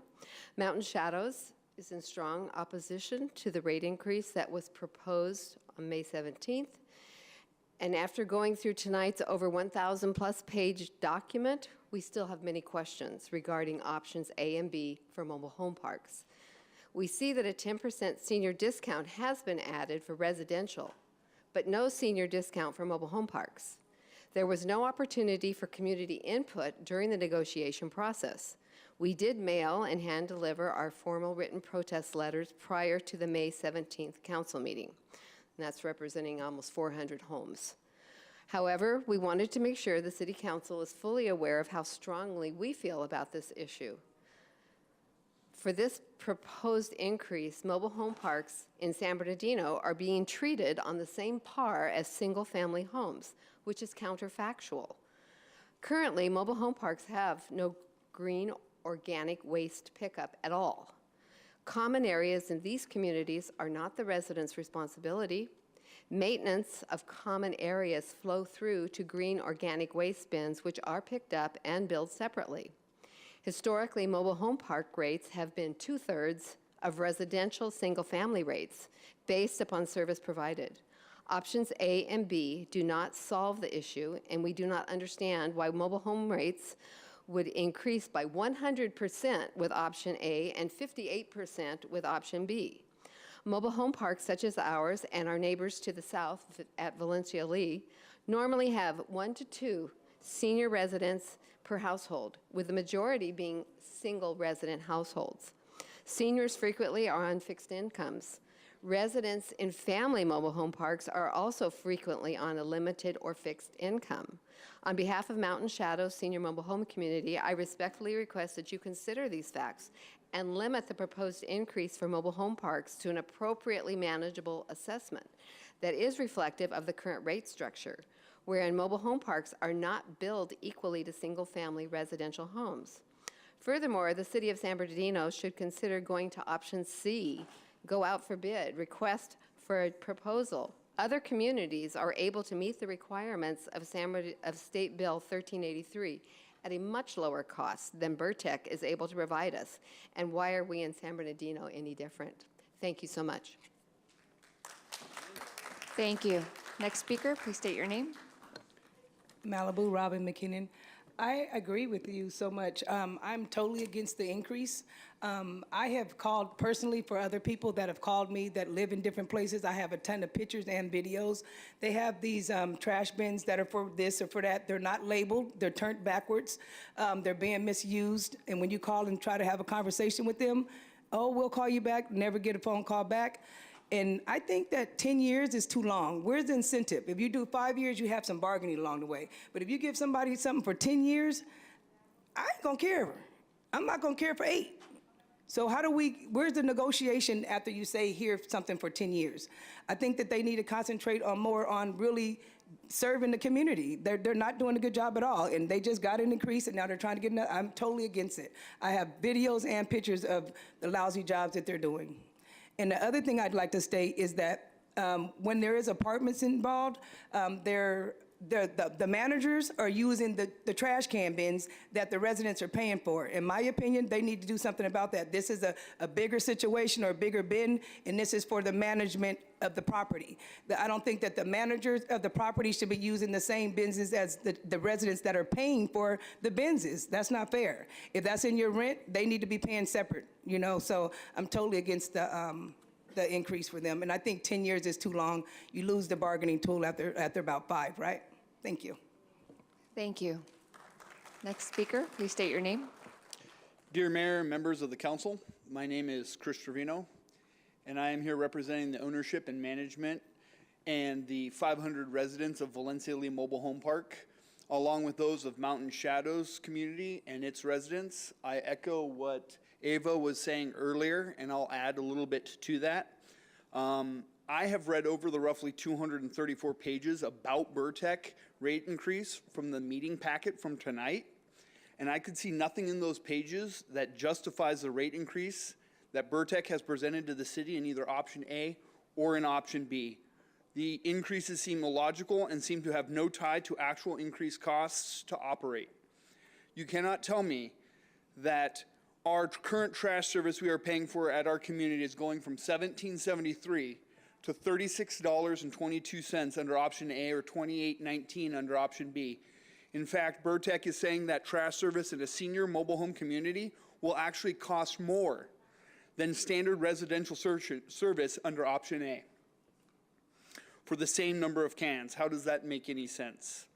There are more issues with Burtec's random rate increase, but the fact is that other communities and cities are meeting these requirements and paying far less than what Burtec is proposing. And I believe one of the council members actually asked for a comparison of what other counties and cities were paying, and I didn't see that anywhere either. I assume that's because it would reflect poorly on Burtec. So what is Burtec's issue that it cannot operate as efficiently as the other trash service companies? I propose also an option C to Burtec's options A and B, and that is to ask the council to shop new trash services providers for the city of San Bernardino like they did in 2016. I think the residents of the city are struggling enough, and especially our senior residents on fixed incomes, that the city owes it to the residents to contract with adequate and responsible service providers, which Burtec is not one of them. On behalf of our senior residents, I thank you. Thank you. Next speaker. Please state your name. My name is Leslie. I think the people who have spoken in the last few meetings when we did have this conversation, you guys did let public comments come on, and we all basically disagreed to this. I feel like right now you guys are kind of forcing us to take something down our throats. You guys need to go back to Sacramento, holler at them, negotiate something else, let them know that San Bernardino cannot afford this. I think most of the time some of these bills are passed from people that's out of touch, that's not even in the community, that stays somewhere in Santa Ana, Santa Monica, that's coming up with these bright, so-called bright ideas, but in reality, us in San Bernardino, we can't afford that. Like, let's just be real about that. So for us to sit here and be like A or B, it's neither one. Go back to Sacramento and go talk to them. Negotiate something else. BirdTech doesn't even want to take big loads for us. I think we have like once a year, they'll take a big load for us. How about we negotiate something where they take 2-3 loads for us a year or something like that? Come on. I think you guys need to work on a better plan than this, but that's all I wanted to say. Thank you.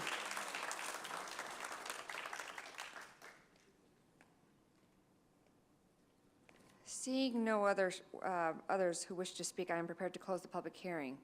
Before I do that, I would like to provide anyone who would like to submit or withdraw a written protest the opportunity to do so. Once the public hearing is closed, the City Council may no longer accept any written protests on the proposed rate increases. Are there any remaining property owners, tenants that have a written protest to be delivered to the City Clerk? Okay, the public hearing is now closed at 8:56 p.m. I would ask the City Clerk to provide the City Council with the tabulation results for all valid written protests submitted prior to the close of the public hearing. Prior to the close of the public hearing, we received a total of 144 written protests, letters regarding the rates for the solid waste service charges. For the proposed rates for the city's solid waste service charges, a majority of the owners of the identified parcels or tenants directly liable for such charges, i.e. the number required to constitute a majority protest, would equal 21,460. A majority protest does not exist in the proposed rates for the solid waste service charges. Thank you. The City Clerk has advised that based on the number of valid written protests submitted prior to the close of the public hearing, a majority protest does not exist for the adoption of the proposed rates for the solid waste services charges.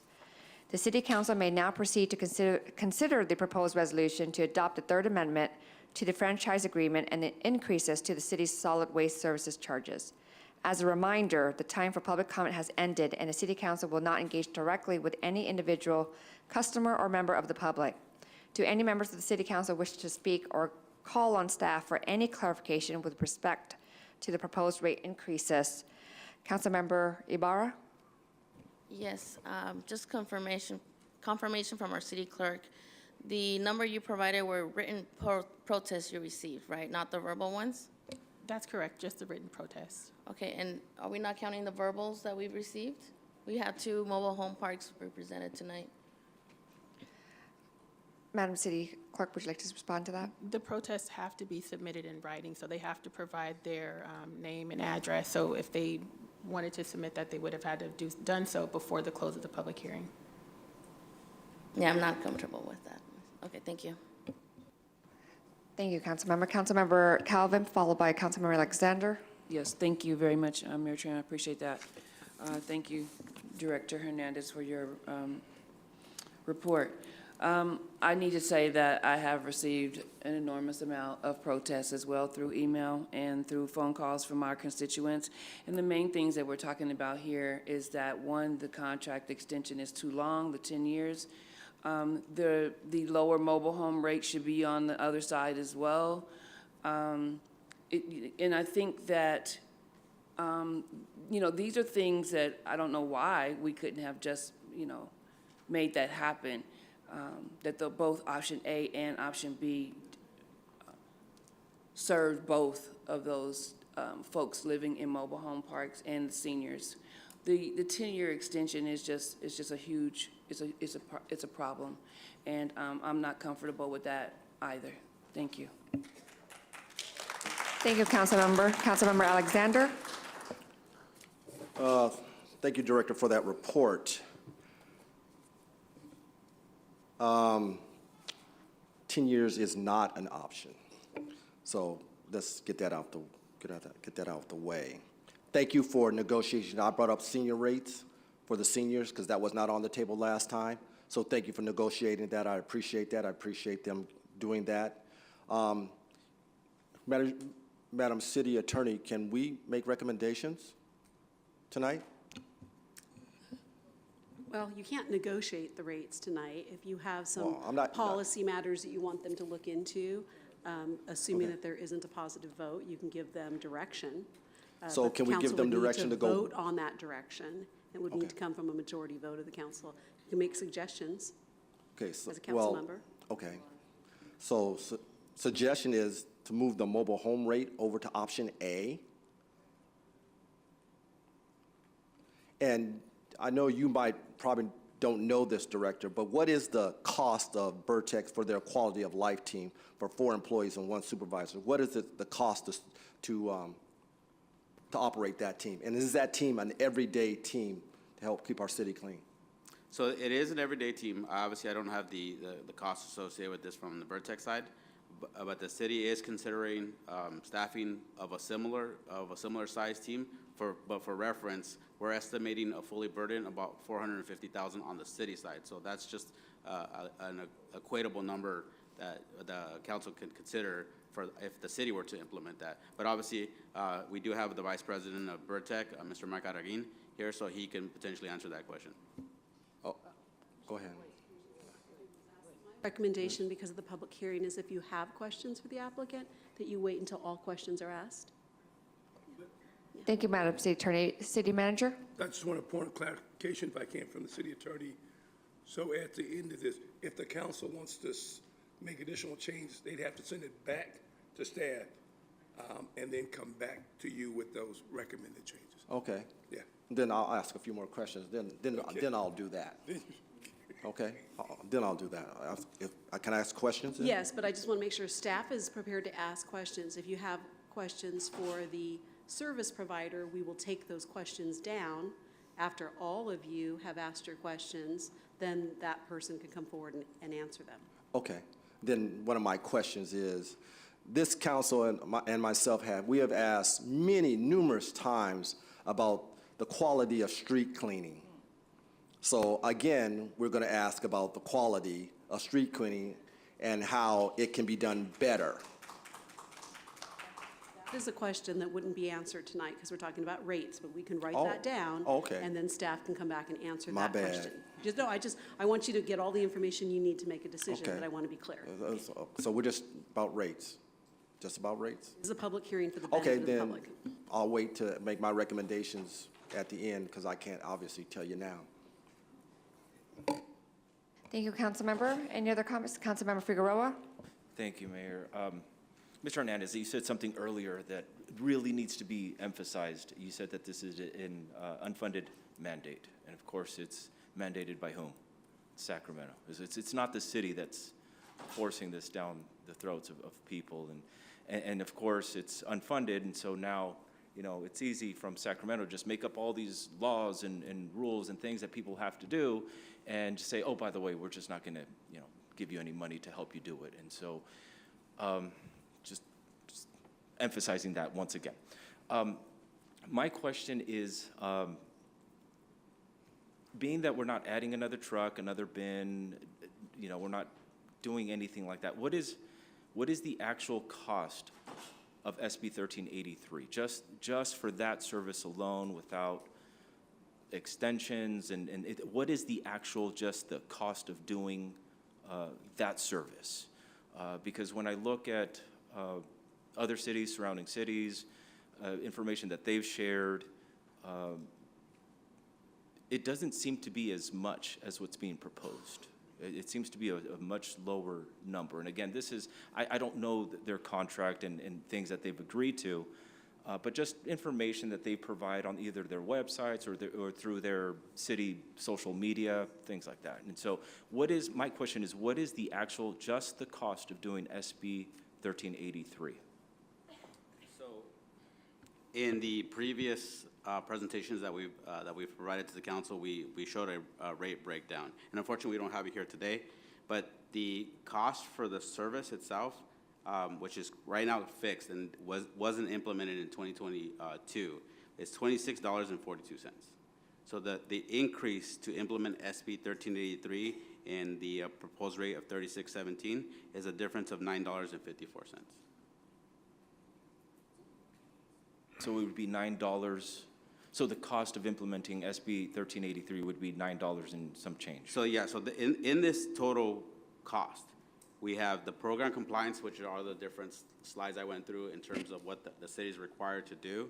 It's the processing that the actual hauler has to do, and there's administrative fees as well that are tacked on as well. So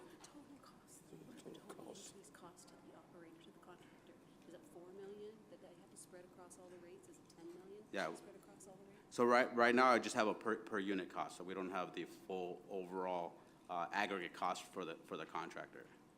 So if we weren't to, I'm trying to think of other options as well. So if we were to just say, no, look, let's implement SB 1383 without extensions or anything else, the cost would be $9 and change additional.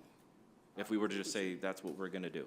So if we choose to move forward with the SB 1383, this is the cost that has been out. It's $9 per unit. Per household. Yes. Yes. Per household. Per household. Per household, per month. So we have over 40,000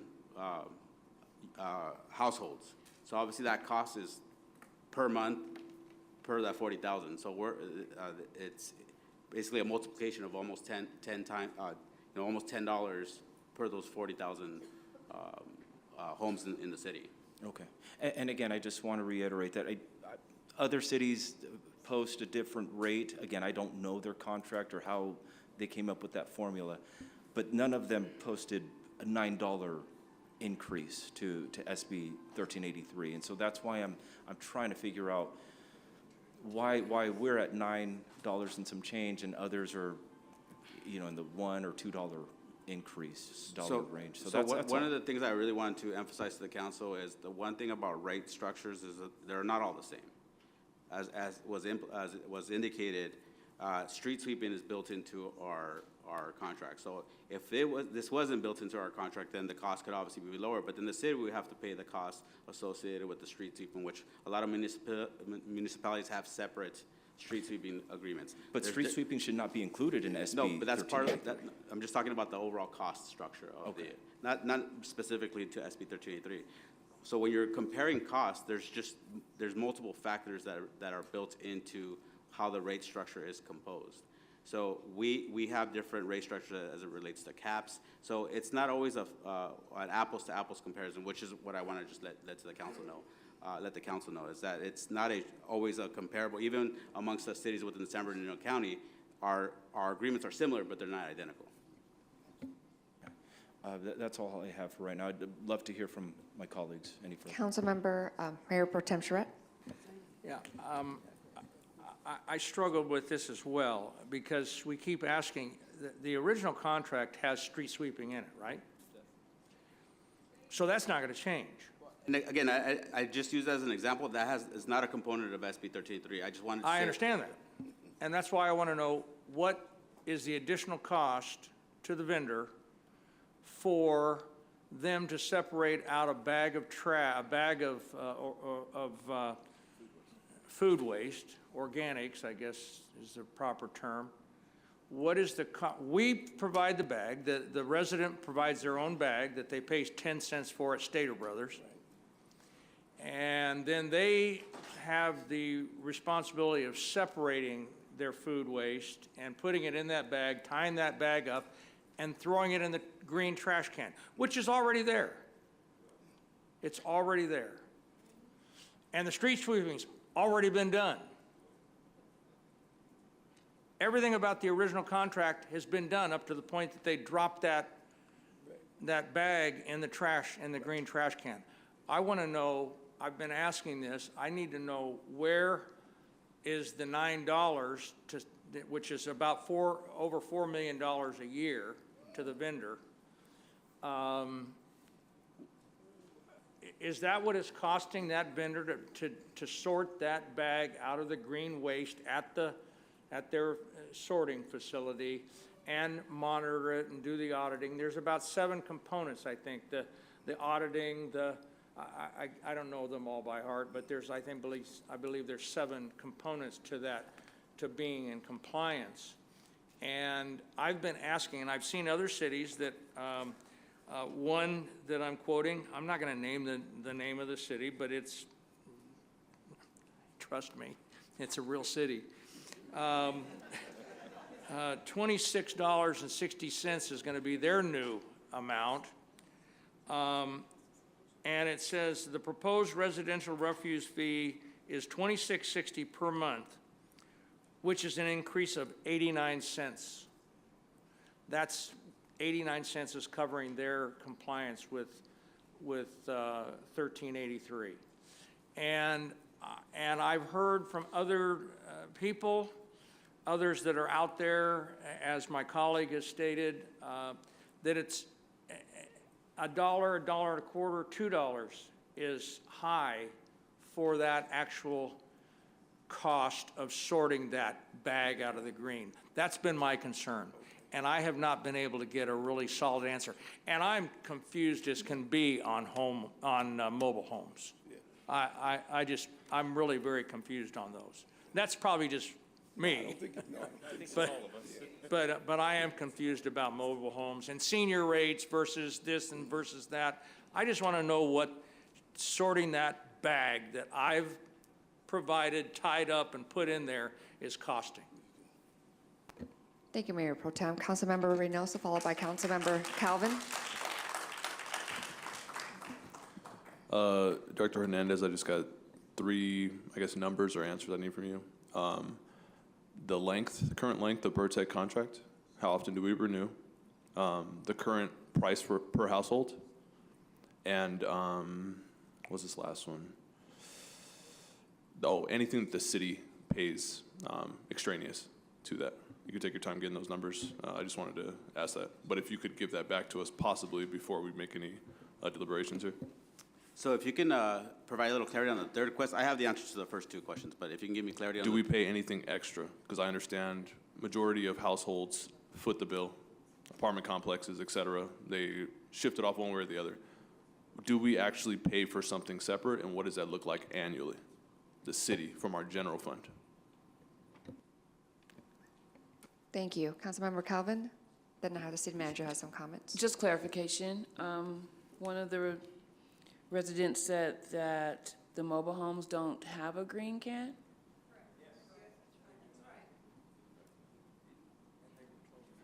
Am I correct, Director Hernandez, the mobile homes in our city don't have a green can? That's correct. So they would be required to get a 3-bin system for the green waste. All right, thank you. So if I can answer the first 2 questions. So currently, the contract is set to expire in 2026. In their current agreement, not the proposed agreement, there is language that allows for a 5-year extension in the current agreement. The current cost right now has been locked in for over a year at $26.42. Yes.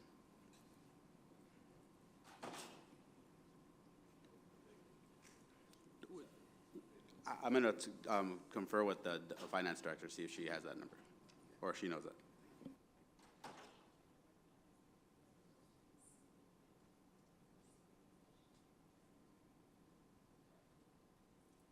I'm sorry, but we don't have the answer to that third question.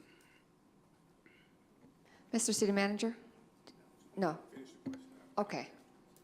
Any other questions from the council? Seeing none.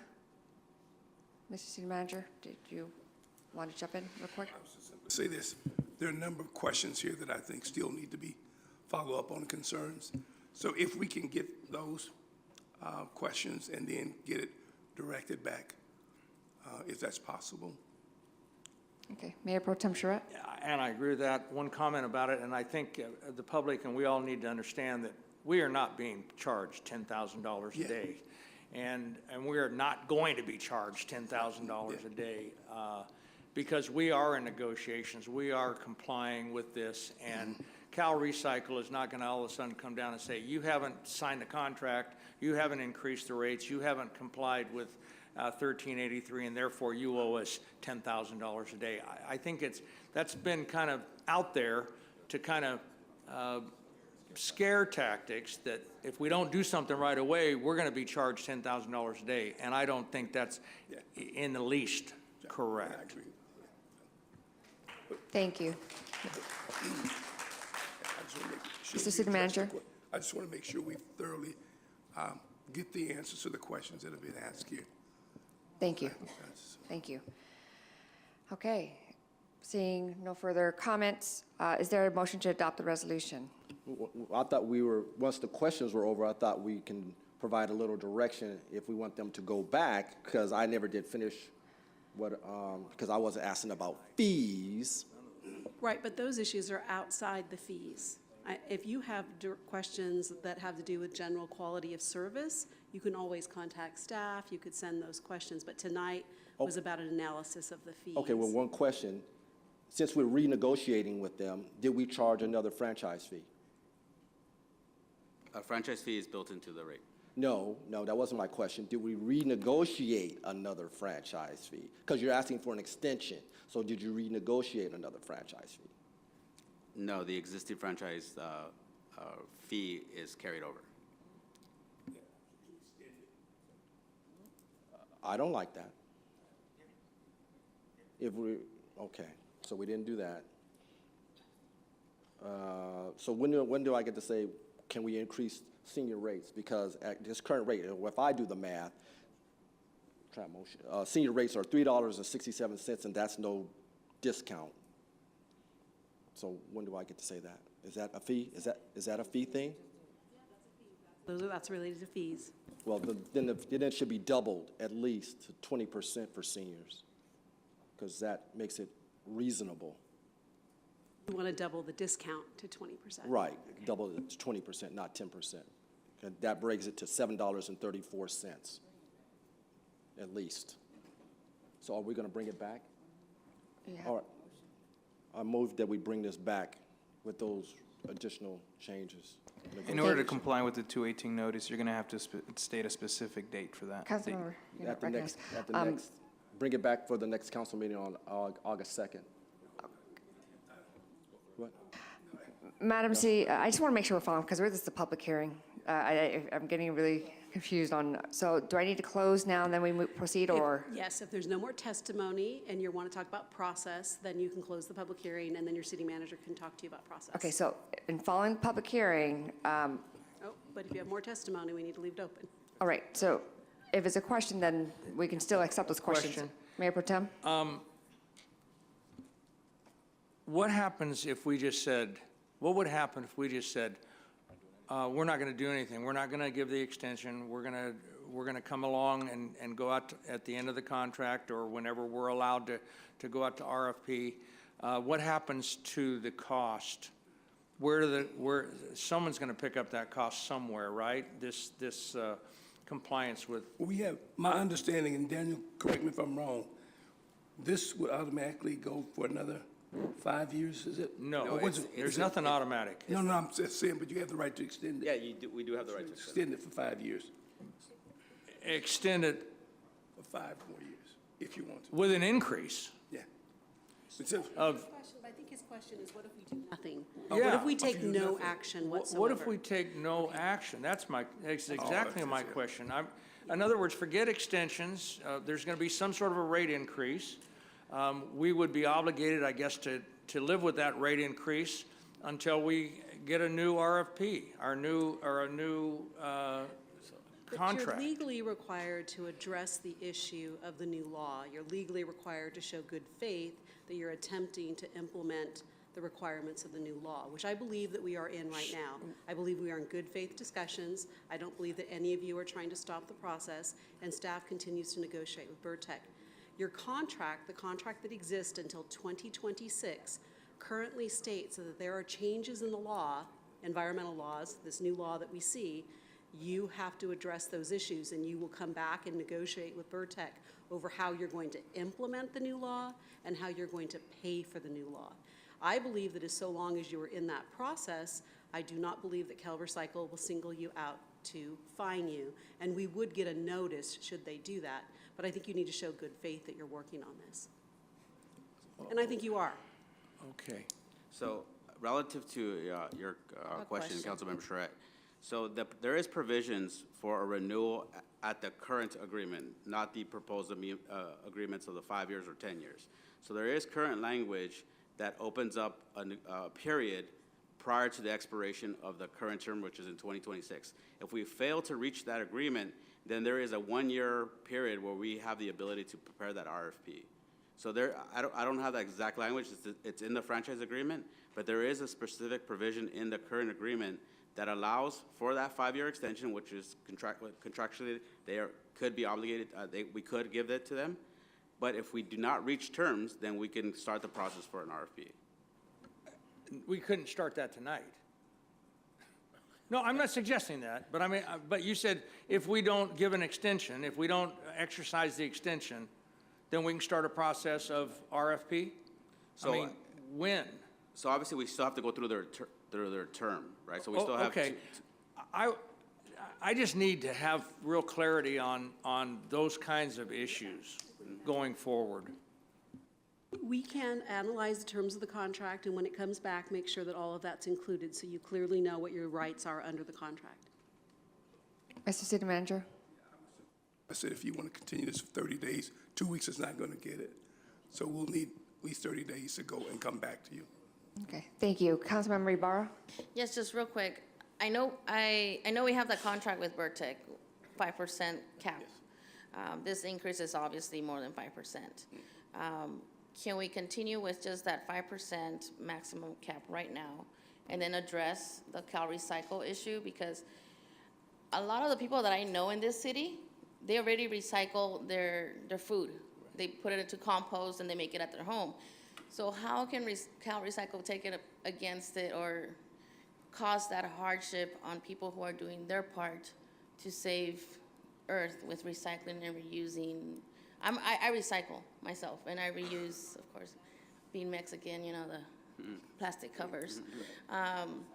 But there has to be a way for our city to contact CalRecycle and the state to fight for this, because it's not fair for us to impose additional fees to our law-abiding citizens and clients, actually, who are trying to make ends meet.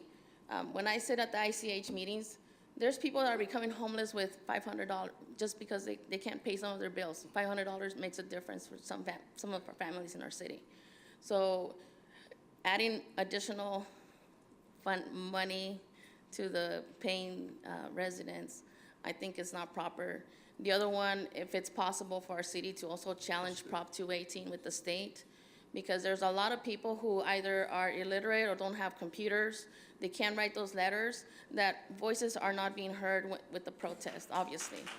A lot of them are in my ward, and I'm not comfortable with ignoring the fact that we didn't get enough protest because of Prop 218, that I'm gonna go ahead and, oh yeah, let's increase the fees because we didn't have enough protest. I know in my district, there's a lot of people who are struggling right now. Right.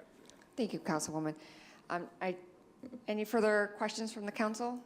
I just wanted to state for the record that the public hearing did close at 8:56, so this is a discussion by council. Now that there's no further questions, is there a motion? I'll motion to continue this item to the September Second. 6th meeting Second.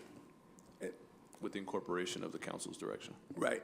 And I would just simply ask that motion, certainly acceptable, staff, give us sufficient time to come back. The one thing I would ask, so if there are additional concerns and questions, let us know so that we can incorporate that into whatever responses. Thank you. Madam City Clerk, can you call for the votes? Councilmember Sanchez? Yes.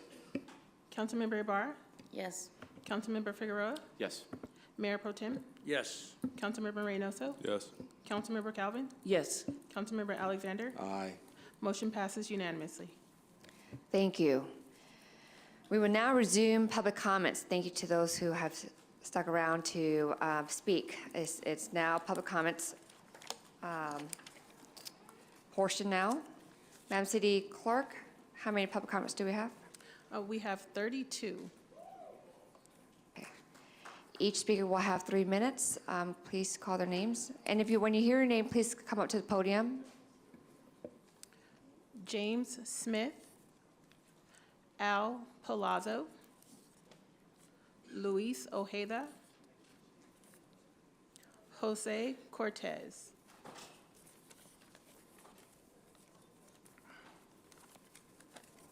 Thank you. Please state your name, and you may begin. James Smith, longtime resident of San Bernardino. I wanted to, before I have my remarks, prepared remarks, I would like to acknowledge something that has been shared on public media. I received something from my stepdaughter, who happens to be the former county supervisor, Janice Rutherford, that our current mayor is pregnant. Congratulations, she's going to have a baby. And I think it's wonderful. And we'll have a new citizen in the city of San Bernardino. Congratulations, Mayor Tran. Well, there's a lot of positive things happening with an organization I belong to. It's affiliated, as you know, I'm a commissioner on the Arts and Historical Preservation Commission. We had a wonderful meeting the other night. We talked about cooperation with community groups and with the city.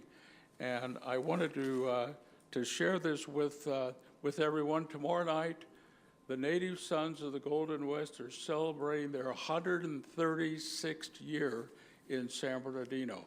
I'm very proud of that, and it's been a big part of my life and of San Bernardino for all those years. Wanted to share that with you, and also that, and we'll be having that at the Enterprise building tomorrow night at 6:30. So I wanted to share that. The Native Sons are a very vital organization. At our last meeting, we had more attendance than in the last, we had a larger attendance, the largest attendance in 8 years. So we're moving the corner, and we're going to be working very much with Ms. Gutfeld on different projects here in the city of San Bernardino. We also are planning a dinner for Admission Day. Admission Day in the city of San Bernardino and is in California is on September the 9th, 2023. So, again, something to look forward to. We're also going to be planning 3 dedications this year. One of the dedications is going to be the, used to be the Andreessen Building. It's now the Enterprise Building. There's an excellent chance we'll be dedicating that. We're also going to be dedicating Taylor's, not in San Bernardino, but they've been in business since 1924, and we feel it's time to acknowledge that. Also, Thank you. we're looking to... Thank you. Your time is up. Thank you so much. Thank you so much. Time goes by fast. Next speaker, please state your name. My name is Alfred Palazzo. How to bring economic development, affordable housing. You know, I talk about the 1,000 square blocks south of Highland to Mill, from Waterman to Mount Vernon. Let's do the math. Let's consider half of those blocks residential blocks. And half of a block, you can build 40 houses, 2-story, about 2,000 square feet.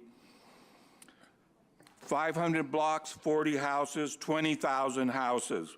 At $150 per square foot, that's a house at $300,000, not $700,000 like Fontana.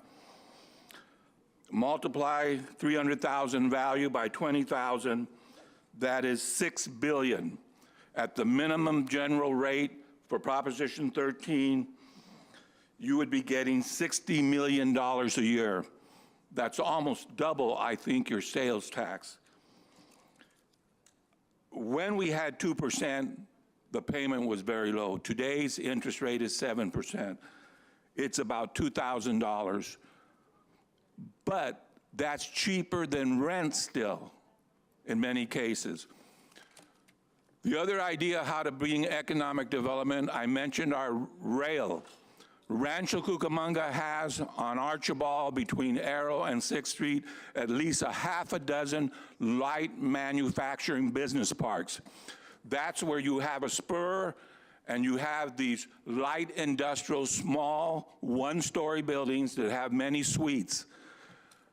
We're not taking advantage. That's the Alameda corridor that connects us with the ports of Long Beach and LA. All that trade from Asia just passes through San Bernardino. Where's our light manufacturing jobs that we could be creating? For several months, I've talked about commercial development. I talked about Mount Vernon, I talked about Highland, I talked about Baseline. The key, I disagree with that gentleman who spoke earlier. There is a market for everything. You have to understand the geography. The geography on Highland is different than Baseline is different. The geography lets you think that this type of commercial building is more appropriate on this commercial boulevard, and another type of commercial building is more appropriate. And they don't compete with one another. We can turn this city around. And the time you gave the gentleman to speak, if you would give me half of that time privately, I would give you 6 ideas that could transform the city, expand your tax base, and after you pay for the fire department, the rest of that money could stay here. If Ontario could get their airport back, we can keep our money. Thank you. Next speaker, please state your name. Hello, good evening, everyone. Luis Ojeda, once more. Well, I'm very disappointed tonight. I have over 50 people that came in with us tonight, and half of them already left very disappointed because they wanted to speak and to, get their point across. And unfortunately, it seems like, for whatever reason, we skip the order of the agenda. And I feel that this is being done on purpose for whatever reason. For example, right before a holiday, the holiday weekend, right, on a Friday, we had a special meeting, they call it a workshop, at 9 o'clock. And I was like, I wanted to come, but I needed to go pick up my daughter. I was like, okay, I go pick up my daughter. So what I'm trying to tell you guys is that if you want the people to get engaged, this is not the way to do it. This is not the way to do it. I mean, some of the people that left, they start working at 2 o'clock in the morning, 4 o'clock in the morning. So at 9 that they left, just imagine how many hours they've been working. So I don't think that it's fair for them. So I hope that you guys will take that into consideration. So I want to also say that last Wednesday, I went to a neighborhood meeting in the north side, your ward, Mr. Reynoso, with the Vermont Neighborhood Association. Beautiful people. I really like them. I knew some of them. And they have valid concerns, okay, about fires. And the fire department was there, PD was there, and they did a great job doing a presentation. And they have valid concerns about the trucking and the pallet industry. And like the gentlemen at the beginning of the meeting were saying, logistics and the supply chains is a key factor for the city to grow. So, and I just want to tell the people from the north side, DeVore, the Vermont, that the industry is here to support the community, to work with them. We don't want to be part of the problem. We want to be part of the solution. I already reached out to the county. I'm reaching out to everyone to see how can we work together and appease those concerns of the residents. And also, I have spoken to some of the people in the industries. We have some bad operators, and they need to shape up because we're not going to condone people that are not willing to come into compliance. But at the same time, we need to have a process that is streamlined because unfortunately, at the city level and the county level, there's such a disconnect between all the departments. So thank you very much for your time. Thank you. Next speaker, please state your name. Buenas noches, alcaldesa y miembros del consejo. Voy a hablar esta vez en español con mi traductor, por favor. Good evening, Mayor and members of the City Council. I will go ahead and make my comment in Spanish. Yo soy José Cortés, soy residente de San Bernardino desde 1985, orgulloso de San Bernardino y orgulloso de trabajar por San Bernardino. Soy miembro de los fundadores de Trabajamos por una causa noble, junto con Luis Ojeda, fundador de esta causa. Just like to say, my name is Jose Cortés, and I have been one of the members and lucky to be one of the founders, along with Luis Ojeda, and we have established this foundation. Proceda. Y vengo con unas sugerencias. En estos días he sufrido algunas consecuencias, pues yo digo que graves o menores, la voy a dejar a su criterio. I would like to just go before you and tell you about a couple of things that happened to me. These are sequences of events that have been happening, and unfortunately I have to share with you. Algunos oficiales del Departamento de Code Enforcement, que he hablado con ellos personalmente, estoy trabajando, yo vivo en la calle Norman Road, y ha habido algunos cambios. I live on Norman Road intersection there, and I've run into some issues with some officers from the city code inspectors or code enforcement. Lo que ha sucedido, estos oficiales, pues yo tengo mis carros parqueados afuera de mi residencia y un oficial me dice, tienes que poner asfalto, granito, para que puedas parquearte. Lo hice. Gasté trabajo y tiempo. So I have a couple of vehicles that are parked around my house, and a couple of officers from code enforcement a couple of times told me, you know, if you're going to do that, put some asphalt, not just dirt, and work. So I invested in that, put some asphalt, and I did some work, put some work into an investment. Pero en esta siguiente semana llegó otra inspectora, pues no se me hizo correcta la forma que me explicó y que me habló. Me sentí un poco intimidado, me sentí triste porque me dijo que ella es la ley y se tiene que hacer lo que ella dijera. So I had another run-in a couple of weeks ago with this woman, code enforcement, a female. She intimidated me, the way that she was talking to me, explaining things to me, and said, I am the law, and you have to abide by this law. Yo le expliqué a ella que yo coopero con la ciudad de San Bernardino, trabajo de la mano con San Bernardino, pero no me escuchó. Dijo que ella era la ley. Aquí traigo pruebas de unos tickets que ella me dio porque era la ley, siendo que en mi calle no se encuentra ningún señalero de no parking de ningún tiempo. Yo tengo allí 35 años viviendo y es primera vez que sufro esta consecuencia. I have here in my hand a ticket that I received from her, and I just want to say I've been living there for 35 years. There is no signs or anything like that you cannot park there at a certain time, and this is what I got from her. I am the law, here's your ticket. Y me siento muy triste por esto que ha pasado. También, no sé si ya se enteraron, la iglesia de la calle Foyce Norman Road acaba de ser quemada ayer, brutalmente desastroso, terrorífico, pero ni un oficial, no Foyce Norman Road, pero ningún oficial de policía estuvo ahí para levantar algún reporte ni hacer cargos. Terrible event happened just a couple of days ago, or just yesterday. A church got on fire on 4th and Norman Road, Foyce and Norman Road, sorry, and there was no police report about this event. Y esto me entristece porque soy residente ahí por 35 años. Quisiera alguna respuesta de su gabinete. Confío en ustedes, una solución para todos mis amigos que trabajamos juntos. Pues somos gente trabajadora, trabajamos de las 6 de la mañana a 6 de la tarde bajo el sol, inclemencias, y levantarnos otra vez temprano. Aparte venir con estos oficiales se me hacen prepotentes. Quisiera que me trataran con respeto como yo los trato a ustedes. Muchas gracias.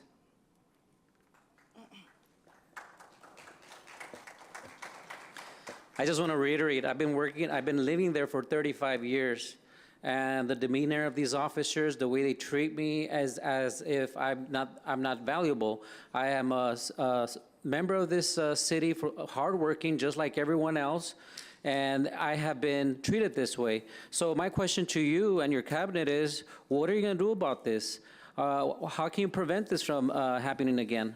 And thank you for your time, for listening to me. Thank you. Gracias. I'd like to, yes, oh, okay. I'd like to mention, I failed to acknowledge about the Spanish interpreter on site, so thank you so much for still being here, and so appreciate the assistance with our Spanish speakers. Sylvia Ceja. Junior Carrillo. Edgar Montes. Harry Hatch. Please, I'd like to ask that audience do not disrupt the meeting.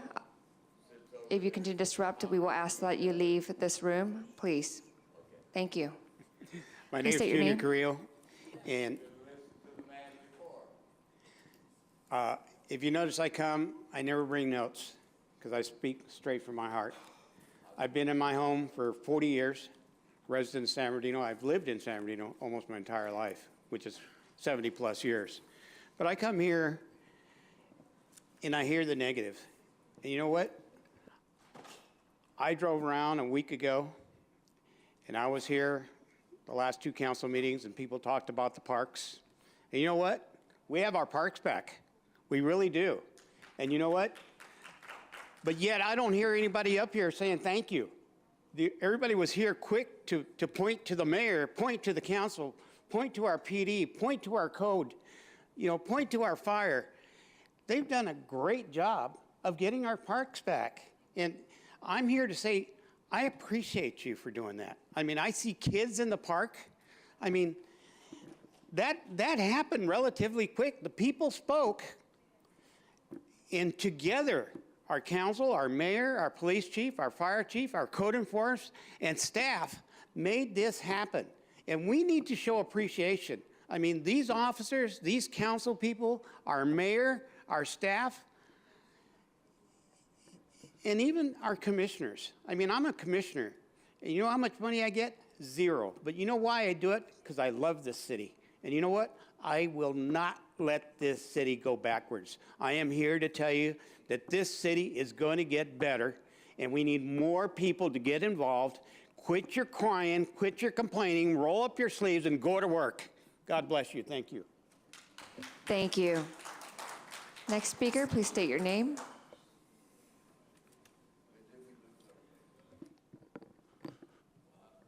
Harry Hatch, Ward 7.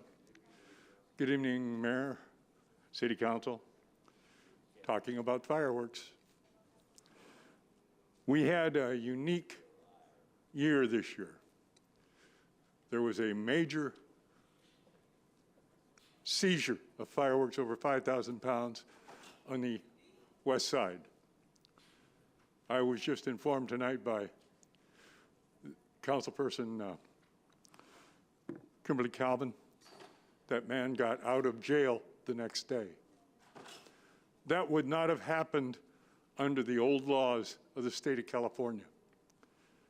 The way the laws of the state of California are now with fireworks, they're all misdemeanors with fines. These are not fireworks, they're explosives. Explosives are regulated by the state of California. We need to get the laws back in place and get them in place to do some good before we start blowing things up again. There's a new section coming out, 1403 of the Assembly Bill. It's doing the same thing that you were talking about earlier. The state is going to scoop up all the fireworks revenue, put it in one fund at state level, and then redistribute it to the local entities to provide services that they are mandated to do, and then not pay us to do it. We need to take back the laws. Thank you very much. Thank you. Madam City Clerk. Sylvia Ceja.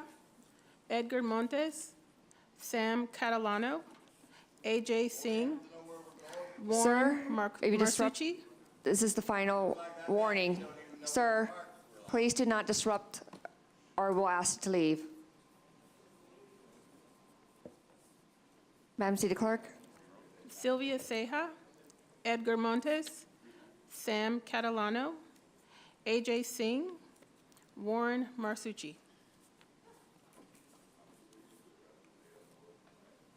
Thank you. Please state your name. Can you turn on the mic? Yes, thank you. Sylvia left? I heard a Sylvia Ceja? All right. Good evening. My name is Edgar Montes. I had the pleasure of meeting many of you previously outside of the city council meeting. For those who I have not met yet, I look forward to meeting someday. I first and foremost would like to thank you for your service. Thank you for your public service. It's not easy. It's not easy. I know firsthand, I too am a public servant here in the neighboring community. But I'm here today representing the pallet industry locally here with the North American Pallet Association. Lately, there's been a lot of misconceptions, misinformation spread in regards to pallet companies, pallet businesses. The truth is the majority of pallet companies here in San Bernardino and surrounding communities are small family-owned businesses. The majority are minority-owned family businesses, and we play a major role in the supply chain industry here in this community and surrounding communities. As a matter of fact, Southern California plays the biggest role in the supply chain, logistics, and distribution of 75%, if not more, of all goods through the entire nation by way of the ports of LA and Long Beach and San Pedro. So we help, we go hand in hand with transportation. Many of our businesses require that we have small fleets of trucks to transport our pallets so that the transportation companies can transport the goods back and forth from these DCs and logistics centers. So really, we play a vital role to each other, and we're doing everything that we can. We come here today with concerns of arson fires. A historic black church was burned down today here in San Bernardino, possibly by arson, rumors of arson. There's been arsons all throughout the city, not just in San Bernardino, but in the Inland Empire in general. Arsons in county areas, arsons in city areas, some abandoned homes, abandoned buildings, fields, brush fires, and many of these arson fires, people eyewitness seeing, sometimes transients, sometimes homeless, or I like to say houseless, because home is where wherever your heart is, right? But we come here to let you know that we ask of your help. We're here to work with you. We're not against you, and we want to work with you and local law enforcement and fire departments to keep our businesses safe. Thank you. Thank you. Sam Catalano, Next AJ speaker, please Singh. state your name. Yes, you may state your name. AJ Paul Singh. Hi, thank you, Mayor. Thank you, council members, for taking us, my company name is Nonstop Trekking Inc. I'm based in Boise and Norman, and I've been there for more than a year. Cleaning that area for a while. It takes a long time to be clean and spend money, and all the, the peoples are there, the homeless, and we deal with that. And after that, I have over 100 employees, and we have a large carrier, we have 100 trucks, and we having issues with the code enforcement. My team is here today, and they are gone already. They are getting threats. Almost the code enforcement came in the property and tell my employee, Ibrahim Cardenas, you guys have to leave here. I'm going to shut your business. I apply a permits over a year, I spent $75,000. I'm paying a property tax, $80,000 a year for this city and plus employees tax. And we have problems every single day. So last 2 weeks, almost we having a dealing with the code enforcement for no reason. And there is a church on the Foisey Street is got fire yesterday morning. We see that they did in the purpose. And the code enforcement before that day, all day, they are around that area and giving us a violations, more than like 10 violations for just for the, like they give us for, parking the cars outside the office and things like that. But they don't see the church has got fired. They can see almost 20 homeless people living in that property, and they did it in the purpose, next morning get fired. We saw in front of our eyes. We are in the logistics, we're sitting in the logistics hub. We work with the Amazon, TJ Maxx. We are, my industry is a light zoning. We need a help. We are almost there for more than 1 year to working on the permits. We are dealing with the homeless. We are dealing with everything on that property, So I really appreciate if you guys can help us. We are a business. We are a growing company, and we are doing really good, So please, I need help if you guys can listen us. And I really appreciate for your time. My half team is gone because they start 5 a.m. in the morning, the Eastern time, and it's already 10 o'clock, so it's too late for us. Thank you. Thank you very much. Next speaker, please state your name. My name is Sam Catalano. I'm a resident of the 4th Ward currently for about the last 10 years, formerly a resident of the 7th Ward for probably 40-plus years. I'm an avid user of the city park system, and I appear here today before you to thank you profusely and from my heart for the cleanup that you have done on the city parks. I ask you to stay the course. The parks are so important to this city. Our residents, our families, our children can't afford memberships in country clubs. They can't go out of town at the price of gas now to regional parks. So our park system is really critical to this city and to the future of our children. I've been an avid user of the parks for the last 60 years or so. I played softball at Encanto, at Nunez Park. We've done work at Ann Sherrill's Park before. I played tennis and pickleball at Paris Hill Park and Wildwood Park. I coached baseball and football there for a number of years. And I can't tell you how critical it is. I can't tell you how thankful I am. The memories of a lot of those things, of family picnics, of city employee picnics at Paris Hill in the past, a lot of those people aren't alive anymore, that those memories are still here of those, and of family members and so on that we had picnics with. It's absolutely critical what you've done, and I just want you to know how important it is to this city and to the future generations of this city that we've kind of taken back the parks now. I'm there 4 days a week in the parks right now, and I'm seeing families starting to return, children starting to return, more people playing tennis, more people playing pickleball, more picnickers, more barbecues, more people at the city plunge. So it's a huge, huge difference, and it's happened in a matter of months. I want to thank you, thank the staff, thank the Parks Director, thank the City Manager, Charles McNeely. It's a wonderful thing that you've done. And hi, Charles. And by the way, you made a great decision on the interim city manager. I had the occasion to work with him lightly in the past, and a man of honor and a true professional. So thank you again. Thank you. Next speaker, please state your name. Yeah, my name is Warren Marcucci, and I'd like to say, number one, that Sam plays a mean game of pickleball for someone almost 80 years old.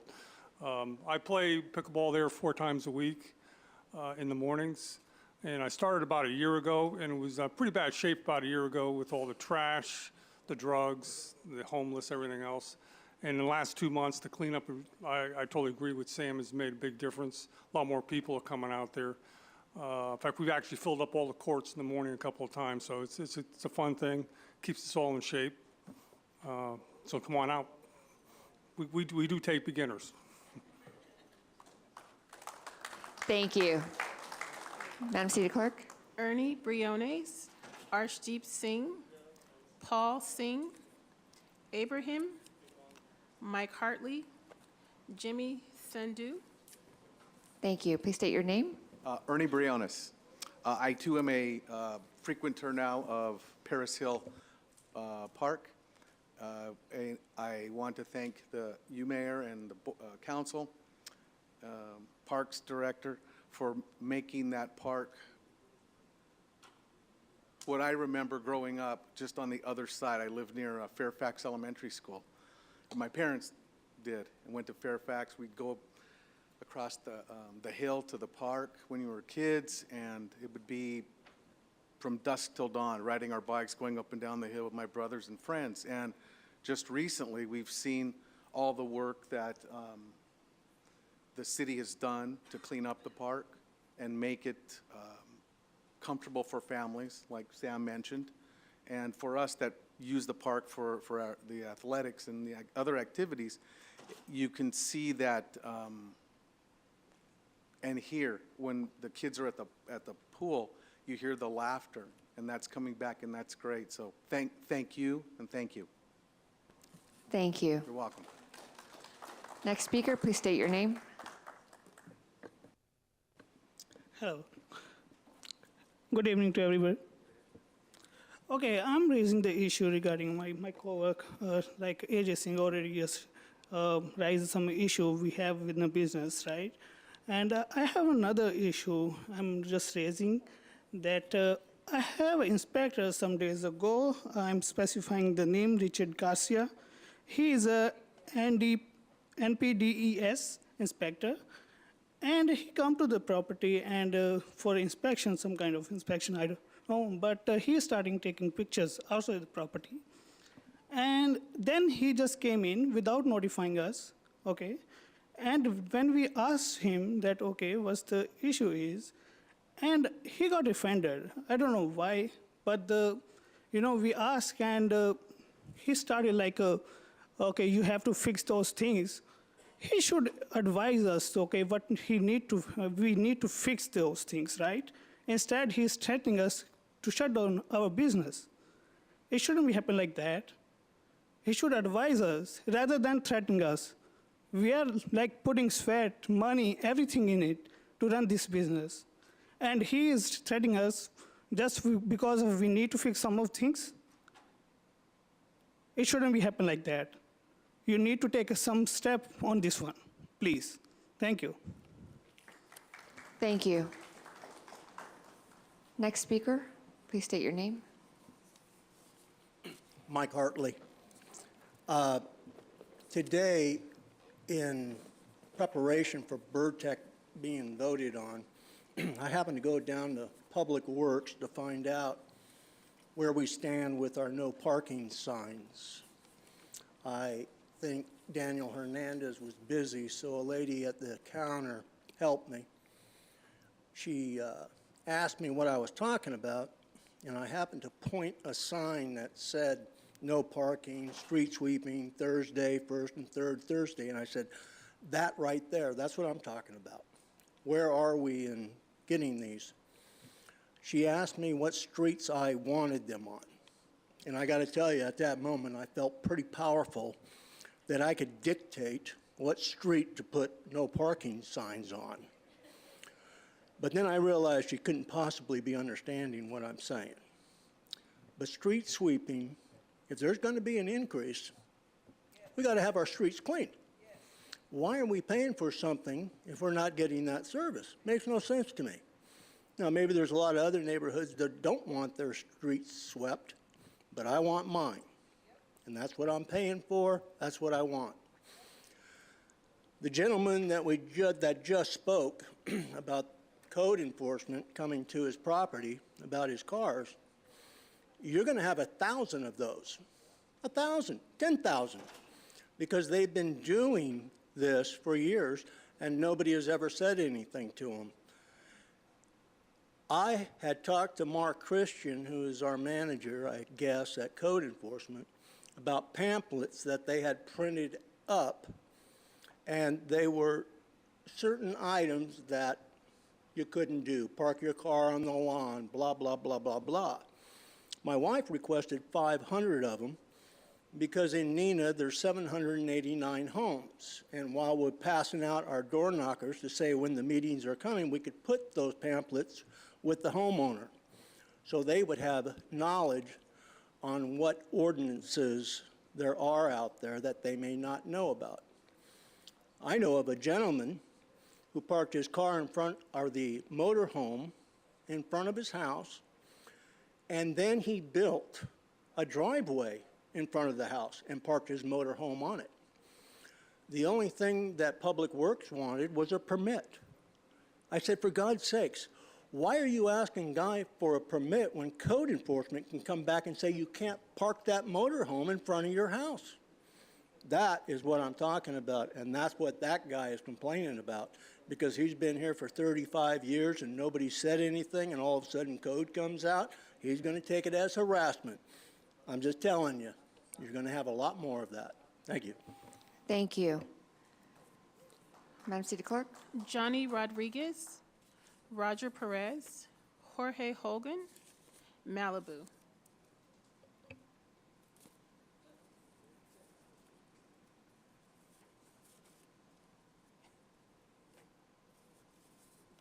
I'm Malibu. I'm not here to complain today. I do have a suggestion. We need to move the time. It's not fair to you guys. It's not fair to us.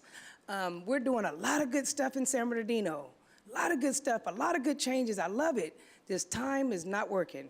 It's not fair for the people who've been at work, that work for the city all day, than to be here at 10 o'clock at night like we partying. This is not okay with me. Like, seriously. I do want to compliment Ted. He's doing a lot of good things in the community. I'm hearing you moving around. I appreciate that. Mayor, thank you for coming out to our, the Juneteenth event for Love for Us. I appreciate that. Look at you looking all snazzy, Ben. I love it. I appreciate it so much. I do. I thank you so much. Kim, you know, we always talk and power up and do different things. And Damien, thank you for coming to the Juneteenth event as well. I do want to thank the chief and the Parks and Recs director and the city council for getting the parks back and doing what we need to do. And as many people as complained, we didn't come and compliment. And so that's what I wanted to come and do today, is compliment you guys on doing a great job and a lot of more changes to do. However, I really want to spotlight the director of Parks and Recs, Delity. Today is her birthday. And I would have been home a long time ago, but I wanted to say happy birthday to her. Happy birthday to you. Happy birthday. Happy to you. I also want to invite everybody out. We're doing a big thing with Parks and Recs on Saturday at Paris Hill Park. It's just turned into just an extravaganza. We've got like 20 organizations plus involved, giving away backpacks. We got the Clark family coming out. We got blood drives. We're going to be singing happy birthday to the 700-year-old tree there at Paris Hill Park on Saturday from 9 to 2. So I'm inviting you guys all out to just come out and enjoy the park. It looks nice. It looks clean. And I want to thank you guys for springing into action. Thank you so much. Thank you. And happy birthday again. Thank you. Charlene Dixon, Lynn Ware, Karen Suarez, Paige Miller, Christian Flores, Violetta Mendez. Thank you. Please state your name. Good evening, Mayor, Mayor Pro Tem, City Council, neighbors, and San Bernardino supporters. My name is Karen Suarez, Vice President of Collective Impact at the Making Hope Happen Foundation. Since 1986, our foundation has provided scholarships for higher education and training to San Bernardino youth. This year, we're distributing over $380,000 in scholarships to support the dreams of San Bernardino High School graduates and interns. Many of our recipients are first in their families to attend college, and we provide them with mentors for additional support. Our foundation also offers programs like the Carnegie Infant Toddler Success Program, Youth Mental Health First Aid, QPR, a suicide prevention program, and an innovation and education fund. We believe in a holistic approach to serving our community. But I'm here today because I'm deeply proud to serve Uplift San Bernardino with my colleagues, a collective of over 60 organizations working together to uplift our city. Together, we prioritize the local economy, foster community well-being, and grow roots here right in San Bernardino. We believe in the power of collective impact to achieve the greatest results. So some exciting news. On August 1st, our Wellness Fund will launch, offering $300,000 in funding opportunities for new, collaborative, and small developers. This initiative aims to support innovative housing solutions and serve our unhoused residents. We encourage diverse-led and small developers to seize this opportunity and apply. Second, our interns and trainees have recently started their 9 to 12-month internship program. They will inspire our community by showcasing the impact that each family can make towards a just transition. We also encourage those with long commutes to consider cleaner transportation alternatives like hybrids, e-bikes, and electric vehicles, which are eligible for California state rebates.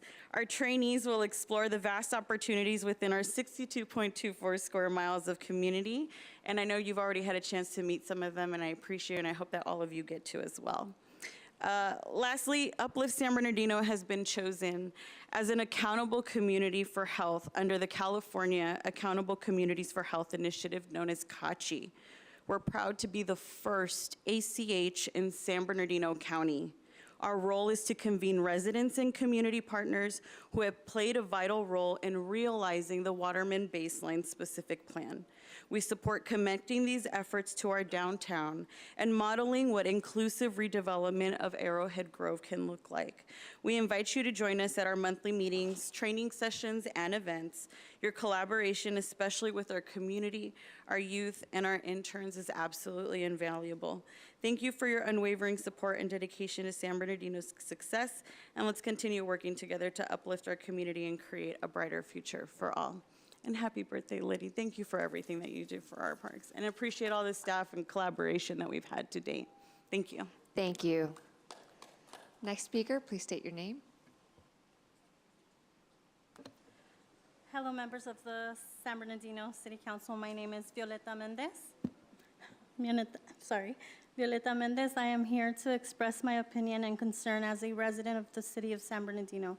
Recently, there have been new state laws and city guidelines passed onto the building of accessory dwelling units, ADUs, which are currently affecting my neighbors and soon to affect my family. As a residential house tenant, my home and that of my neighbors are owned by PAMA Management subsidiaries, and they are giving my neighbor 3-day pay or quit notice to clear out their yard in order for them to build the ADU. I do not believe 3 days is the adequate amount of time to make a necessary change of adjustment, nor is it an adequate amount of time to notify someone, let alone draft a new contract that states we will now be renting a house without access to yards because of ADUs. These are concerns that were brought up by Commissioner Jesus Flores in the Planning Commission as well. If we are not given adequate notification and made aware of what will change, how can we better make decisions about this? How can we make better decisions whether or not renting a house without a yard is still worth it, especially if we are not compensated for the loss of the yard amenity? As house renters, as well as some privacy given added tenants, I am here to ask what our rights are as house renters in regards to the permitting of ADUs and how much notification is fair and reasonable for a landlord to give us if they plan to install ADUs. Thank you for your time. Thank you. Next speaker, please state your name.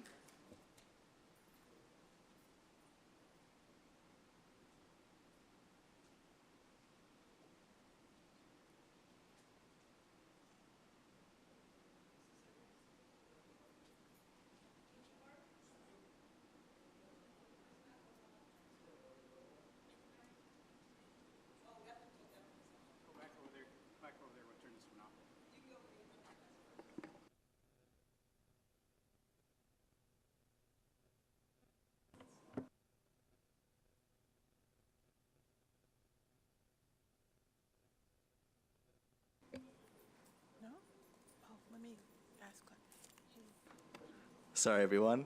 Christian Flores, community organizer with Inland Congregations United for Change, and many other coalitions like Just San Bernardino.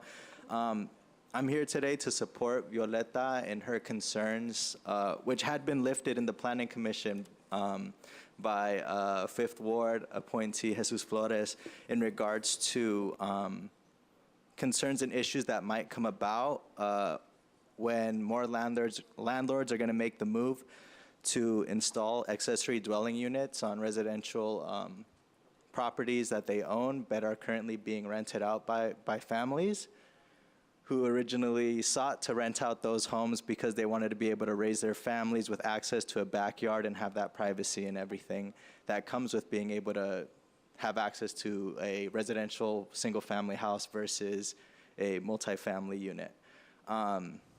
That being said, I just wanted to, I guess, pose the question in regards to how Violeta or somebody else in the community would navigate that conflict or that situation where they have a contract that states that they're renting a single-family home with access to everything, but then they quickly want to put in a ADU as soon as possible, essentially, to be able to maximize the amount of rent that they get on it, or if they get anything back as a result of losing, access to that yard, as an amenity, like compared to what amenities would be at a multifamily unit.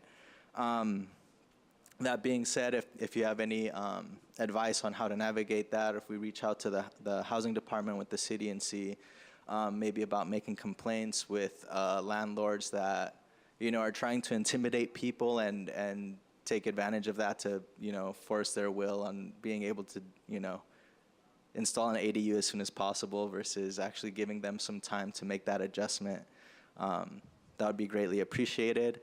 And with the last minute I have left, I'll try to educate folks on some of the confusion in regards to mobile home parks and bird tech and trash services that were lifted, as I'm currently researching different cities within the county. Luckily, we don't have anything as bad as what it is in the city of Highland, because the average rates for somebody is like $36 for individual bins. However, at the Highland numbers that they gave for a multifamily property that uses the smaller dumpsters, 3 dumpsters that get emptied once a week, which is a common contract that's done between multifamilies properties and Burtec, comes out to around $270. But if families are being charged, let's say the average of $36, after the 9th or 10th tenant, everything else is pocketed by the landlord. And in the city of Highland, there's one that actually charges folks upwards of $55 a month for trash services, even though they're contracted with Burtec.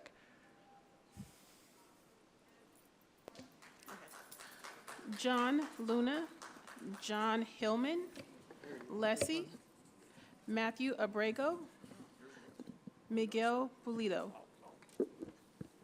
Thank you. Please state your name.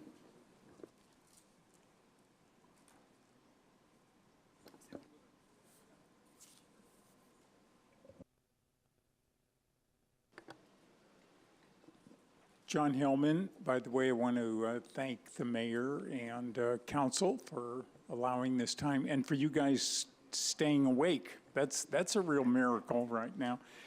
I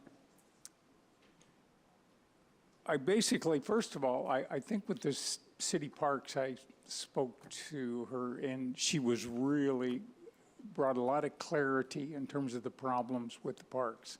So I'm going to kind of touch on that a little bit, but you're doing a good job, so I hope you don't mind that. I mentioned this before, as one of the community leaders, our number one challenge is community safety and wholeness. I mean, we have to look at our community and go, are they vibrant, whatever. We lost Wildwood Park to the homeless on Memorial Day, and I went up on the 4th of July, and there was a group up there at that time, And I just asked them, I go, how are things? Oh, wonderful. I says, what group are you with? They said, we're homeless. They took over the whole park. So we lost the park, which means we sent out a signal to the community. And Wildwood, of course, is a north end, as some of you may know, of Neenah. My incredible concern, which I mentioned the last time I was here, I first of all want to apologize because I probably haven't in the past made my position clear. And my position is, of course, first of all, for the community, that it's wholesome. But secondly, that we are dealing with the vertical as well as the horizontal, and vertical simultaneously. Right now, there's great tension because of the federal government and the state.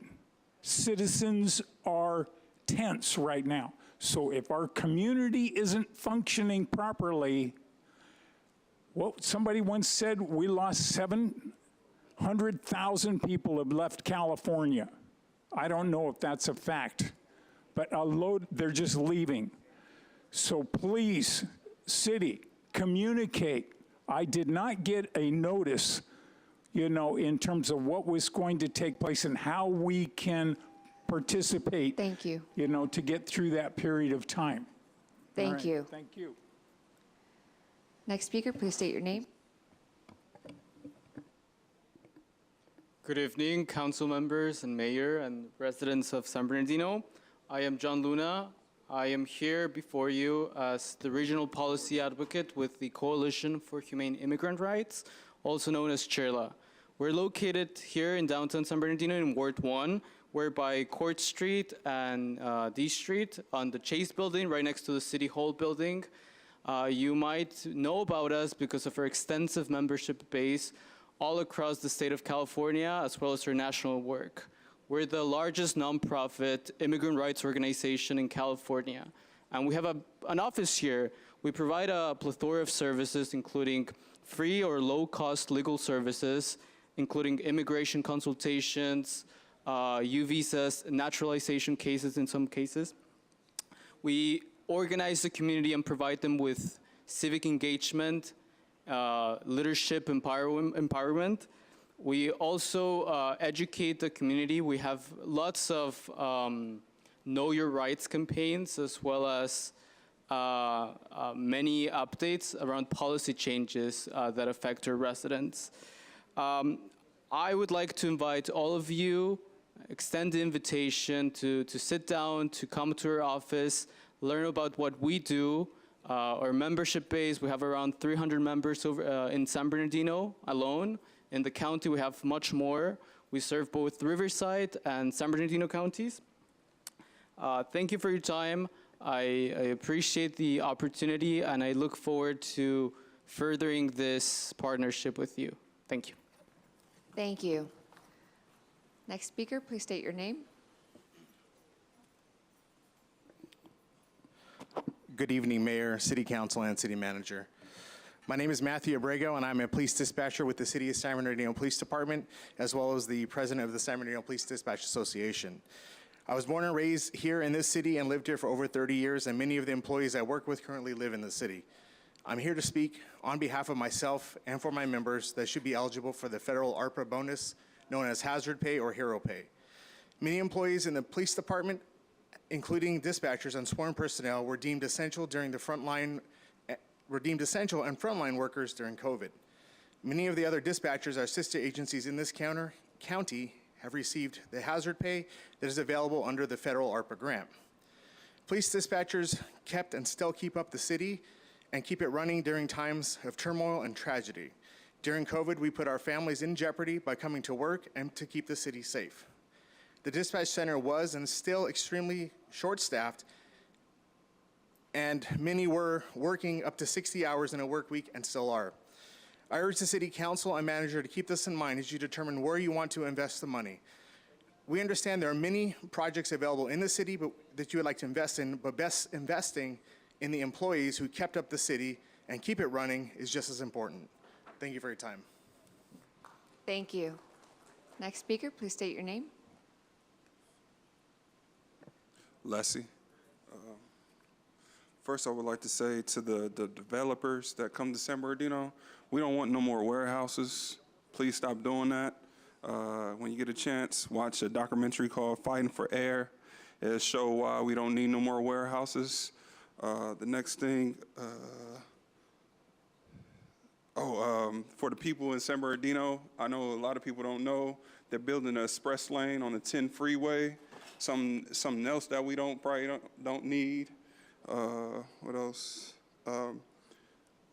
To the chief of police, I would like to know what is going on with his assistant chief. Is he going to fire him or is he going to demote him? Because what he did was unethical. If anyone knows the story behind that. What else? I see code enforcement wants money for walkie-talkies. I feel like they need to step up their game when it comes down to cleaning the areas. Because on Orange Show and Waterman, behind the Shell gas station, it's a big field that's completely dirty, that needs trash to be picked up. Right here down the street, 340 West 3rd Street. It's a building that was actually on the news. It was in your ward, Theodore Sanchez. The doors are completely off. We have children living in that building. It smells like feces. It smells like pee. It's a real bad situation. We have children living there. It changes when we have children living there. Adults, we could probably let it swing for a couple of days or two, but children actually live there.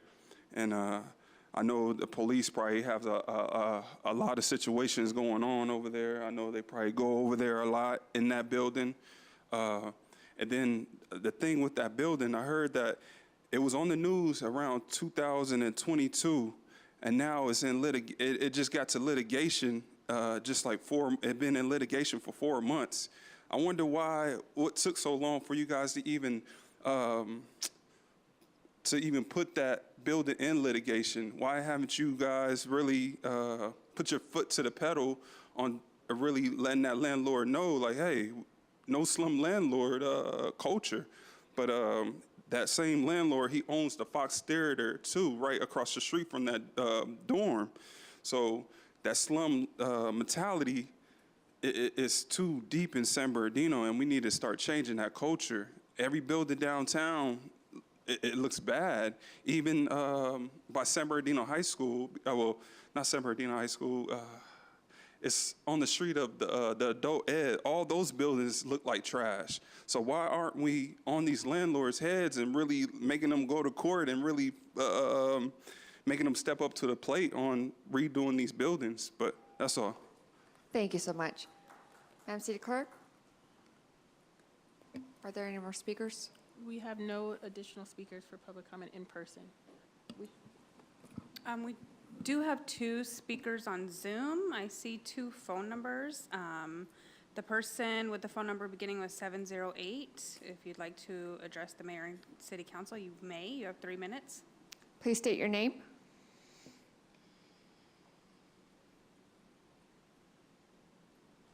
No, I don't think they're there. Oh. I'm here. Good evening, Honorable Mayor. Can you, everybody hear me? Hello, can everybody hear me?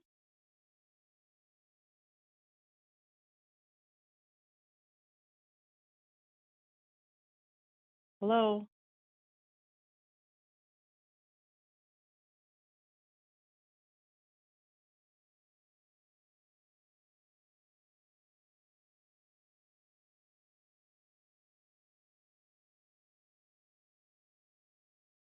You can go ahead, ma'am. We can hear you if you can hear me.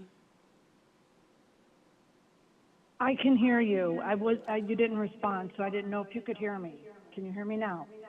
Yes, we can. Please state your name. You have 3 minutes. My name is Georgia. Good evening, Honorable Mayor, council members, and fellow members of the community. I want to start by thanking you, Fred, for finally appointing someone to the seat in our ward on the Animal Control Commission. I look forward to attending the first meeting and hearing what all the new commissioners have planned to address our animal crisis. They have a lot of work ahead of them and hope they can help put a stop to the killing of companion animals at our shelter, we are now killing more animals than ever before. I've experienced a severe lack of adequate protocols for stray animals. Many of the strays are left for the citizens to deal with because calls regarding loose strays are left unanswered. Other times, people do not want the strays to die at the shelter due to the reputation of all the deaths, so they give them away to others, never to be seen again. There's also no animal control officer on duty after hours. Some of these animals that are found are at the mercy of those who find them. I have seen many animals picked up and passed around without any legal stray hold or due diligence to find a rightful owner as addressed on the city website. The Animal Services page encourages people to try and find the owners themselves, thereby bypassing the role of animal control. This is unacceptable. Instead, we are leaving these animals to the unskilled, which only exacerbates the problem because these animals aren't vetted properly, let alone checked for a microchip. Many of these strays are rehomed almost immediately to the first person offering to take it in, and this must stop. Some of these animals have rightful owners that are denied reuniting with them. I ask that all the commissioners familiarize themselves on the laws regarding our animals, not just regarding the spay and neuter laws, which lack enforcement, but the delegation of Animal Services duty to the animals, which has been placed on the shoulders of the members of our community. I hope that the commission considers the concerns I'm addressing here and happy to help where I can. Thank you, Mr. Hatch. It was awful.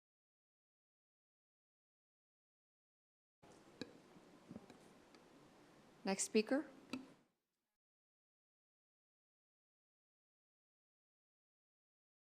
To unmute yourself and address the mayor and city council.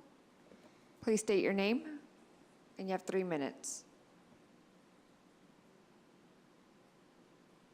Delegation, Animal Services. No. What? Hello, are you there? Phone number ending in 1660. There's no answer, Mayor. Okay. And we do have one ADA accommodation.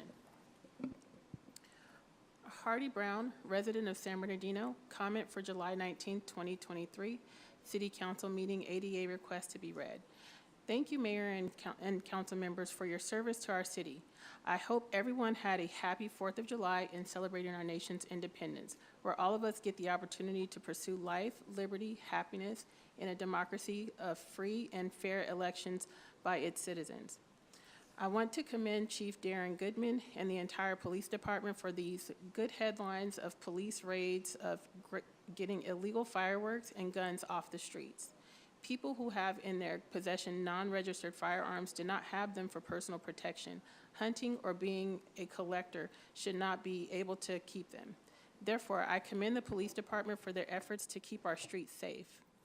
On another issue in the police department, I knew there was a racial motivate in part of the decision with the appointment of 5 white officers to implement the new community policing program back in May of 2019.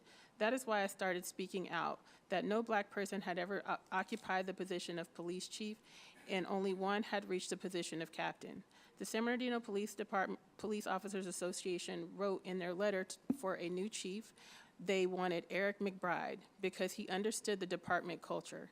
Now we have 2 white police officers who was part of the command leadership filing a lawsuit against the city for alleged speaking out against racist and unethical practices which ingrain in its culture.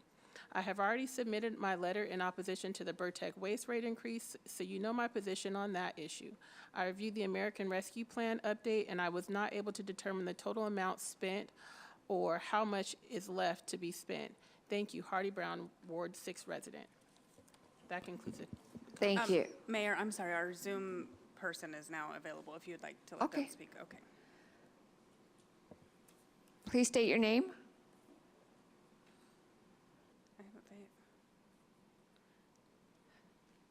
Hi, we can, you have 3 minutes to address the council. We can hear you if you want to speak.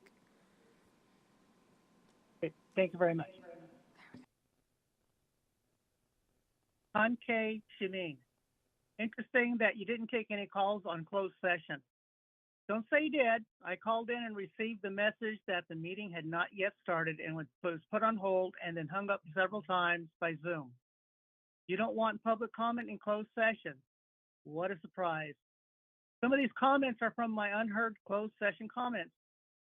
Mayor, council, city attorney, and city staff, do not hang up on me. You have no authority to do so and violate my First Amendment rights. Do not hang up on me as you did when Ms. Plunk called into closed session on June 21st. You said it was because she wasn't addressing closed session agenda items. You didn't allow her the chance as you hung up on her in less than 30 seconds into her 3-minute comment. We'll never know what she was going to address. Nowhere in the municipal code or in the published agenda under the public comments and testimony section does it state we must speak to closed session agenda items or just come straight to the point in your comment. Therefore, you did this because it was Ms. Plunk and you didn't want to hear what she needed to tell you. You silenced the voice of this community who points out your hateful morality vote. You did this because you are afraid of her words. You violated her First Amendment rights. She should sue you. No council member, the mayor, the city manager, or the city attorney objected to this action and did not address it during the regular meeting. No community leader or activist addressed this action. Silence means approval.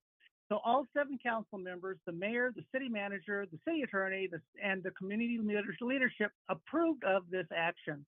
They all agreed that if they don't like you or what you're saying, they will, if possible, silence your voice. Don't hurt their feelings. That's how they manage the city. Okay, now, agenda items. Item 11, finally, after more than a year, this council is voting to approve minutes for city council meetings. Not all, just 4 from 2023. A feeble start, but a start nonetheless. This council and mayor still want to move this meeting earlier in the day so that the average citizen cannot attend due to their jobs. Some of the council can't even make it to closed session now, so they'll obviously miss it when this meeting is earlier. Finally, remember a majority of this council approves of grinding on site within city limits, spewing microscopic asbestos and silica dust into the air to poison you and your family. Mr. Sanchez says this is good for the development of the city, but it's not good for you, citizens of San Bernardino. Mr. Hernandez and Ms. Pan, who approved the abortive grinding attempt on January 25th, still have jobs. The new San Bernardino motto, San Bernardino where dreams go to die. In closing, remember, they only care if you are paying it forward, paying it back, or paying it off. Thank you for my time. Thank you. Are those all the public comments, Madam City Clerk? Okay. Thank you. At this time, we move on to the city manager's report. City manager, please proceed with the city manager's report.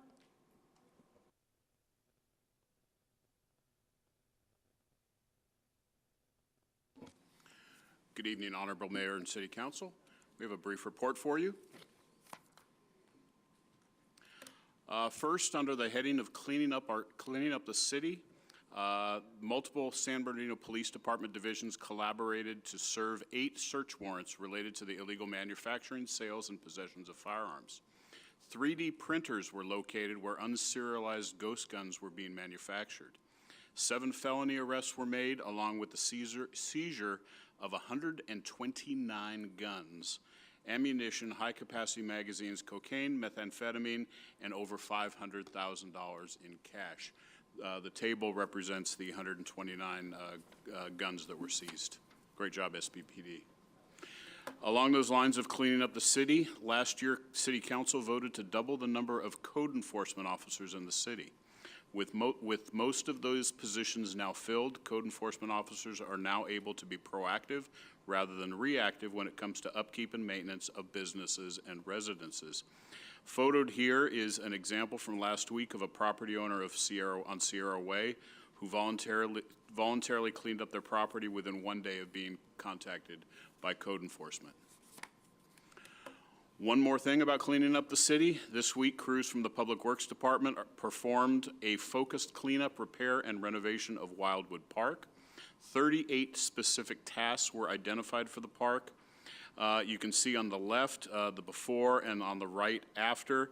I wanted to note that we have also announced that next week's planned closure of Encanto Park has been delayed due to the extreme heat, and it will be rescheduled probably in about a month or so, maybe early September. Got one more photo of a bunch of the work that the Public Works crews have been doing this week at Wildwood Park. Much like the previous closures at Paris Hill Park, at Second Lake Park, at Meadowbrook Park, it's definitely making a difference. Grant funding. We've received a number of grants in the past week or two. We received $156,000 from the California Department of Developmental Services. And this was an application from Parks, Recreation, and Community Services that will help fund the Center for Individual Development and to start a child development pilot program later this year. We also received $100,000 from the California Arts Council that will allow the city to showcase local artists with murals, performances, and events with imagery depicting the cultural, social, and economic achievements of our community. So congratulations on both of those grants. It will be money well spent in the community. One more funding note. We learned last week that we will be receiving $5 million from the California state budget. And this will help build a new park to replace a portion of Second Lake Park that will be used to build an affordable housing project. The funds were secured by Assemblymember James Ramos, and as I mentioned, were a part of the California budget that was signed last week by Governor Newsom. Great news on that one. A couple other things. It was mentioned earlier that there will be a free backpack giveaway and community fair at Paris Hill Park this Saturday at 9 a.m. in partnership with IE Hometown Heroes. It will include an environmental fair. Oakley the Tree's historic birthday at Paris Hill Park. There is a tree that is estimated to be 700 years old right in front of the Jerry Lewis Family Swim Center. And they'll be celebrating Oakley the Tree's birthday. There'll be a backpack giveaway, blood drive, and recreational swim. Next week, there will be a small business conference hosted by the City of San Bernardino in conjunction with America's Small Business Development Center. It will be next Wednesday at the Doubletree. There is no cost to attend, but there will be pre-registration required. There will be over 20 breakout sessions, networking, and lunch, and is the first in anybody's recollection that we have had a small business conference here in the city of San Bernardino. There was a power outage that affected a large part of the city on Sunday, and it became abundantly clear that while we have community centers, senior centers, parks, and libraries that are open throughout the week, the number of open facilities on Sunday is lacking. And it was only that much more noticeable by the power outage as well as the hot weather. So while we have been promoting cooling center options, this week we scrambled, and I have to give credit to Ed Erjavec from the library and Lydia Gutfeld from Parks for finding staff that are willing, when it's over 100 degrees, to open up on Sunday. So starting this Sunday, when it's supposed to be 107, we will be opening the Rudy Hernandez community. That's not correct. The Lytle Creek Community Center, that was a last-minute change, the 5th Street Senior Center, the Roe Branch Library, and the Jerry Lewis Swim Center lobby every Sunday when the temperature exceeds 100 degrees, on top of the other facilities that are currently open. We may be adding additional facilities as it moves forward. We're making sure that we have spots throughout the city. And then finally, last thing, back in February, it was requested that we report out to you city spending that is done with signature authority, over $40,000 at the city. There were 3 contracts that were signed in the past few months, one on March 13th in the amount of $45,000 for the housing department, one on March 30th in the amount of $88,000 for Public Works for the Cross Street Bridge rehabilitation. And then on April 4th, police, BMW Motorcycles of Riverside to purchase police motorcycles in the amount of $96,000. When those signature authority transactions come up, we will be reporting them out to you at the council meetings. And with that, that concludes my report. Thank you. Thank you so much. Thank you to all of the departments and staff. What a well done of all the great work that you're doing to really move our city forward. Thank you, thank you. We recognize that. And thank you to Assemblymember Ramos for really securing funds for us. Okay, moving on to consent calendar, items 11 to 24. Move approval. I have a motion to move all of the items. I have a second. So a motion by Mayor Pro Tem Charette, seconded by Councilmember Reynoso. Councilmember Sanchez? Yes. Councilmember Ibarra? Yes. Councilmember Figueroa? Yes. Mayor Pro Tem? Yes. Councilmember Reynoso? Yes. Councilmember Calvin? Yes. Councilmember Alexander? Aye. Motion passes unanimously. Thank you, Council. Moving swiftly to our next items under discussion. Item number 25, Regional Housing Trust Letter of Intent. Could we begin with the staff's presentation? Mayor, if I may. Yes. We will be taking this item off calendar for this evening and rescheduling for a future date. Okay, thank you. Moving on to item number 26, American Rescue Plan Update. Could we begin with the staff's presentation?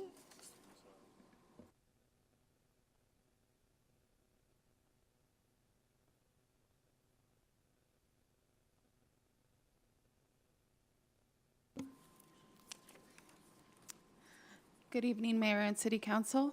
My name is Mary Alvarez Gomez, and I'm the Grants Division Manager with the city. I will be presenting the first half of this presentation, and then I will be transferring it over to Director Whitehorn.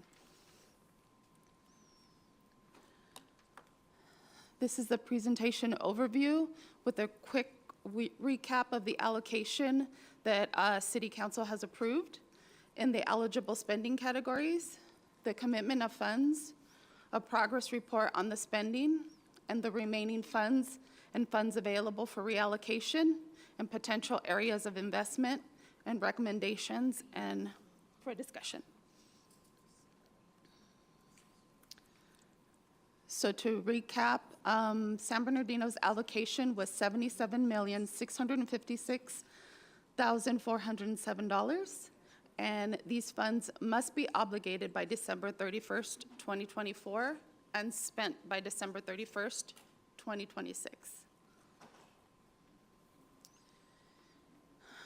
The American Rescue Plan funds eligible spending specifically allowed for the following expenditures, and I won't read them to you, but these are the major categories that most of the council or most of the projects that the council invested in so far. With the option of Hero Pay that the council hasn't approved, but is on Director Whitehorn's presentation. So there is word that the Treasury would be issuing a new interim final rule, although that hasn't been released yet. It's known as ARPA Flex, and those funds are said to allow for transportation infrastructure and to allow for ARPA funds to be used as a match on other federal grants. And, but we have no information on this rule being issued yet, and as soon as staff hears, we will inform the council.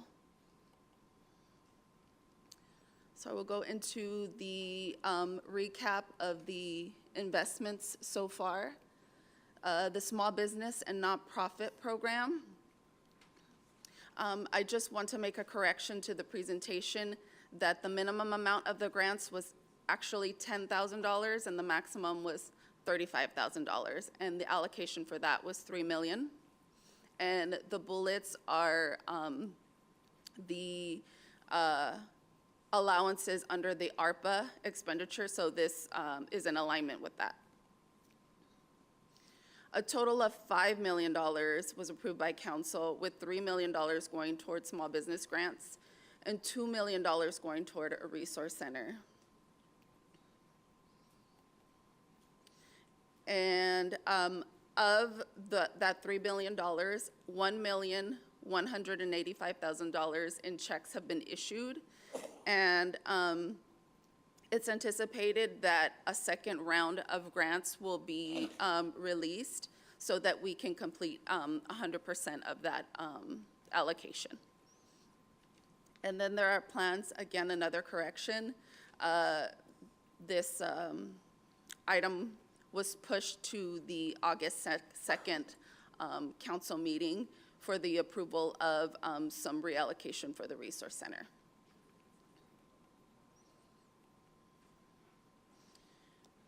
Next, I'll go into the parks projects. $9 million was for Second Lake. Let's see. And it should be noted that the city also received $1 million from San Manuel in a grant, and this will be used as leverage funds for the overall investment in park and recreational improvements.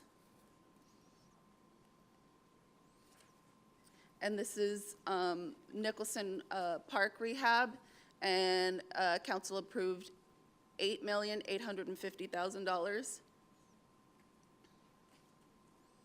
And then it should be noted that it doesn't include the community center.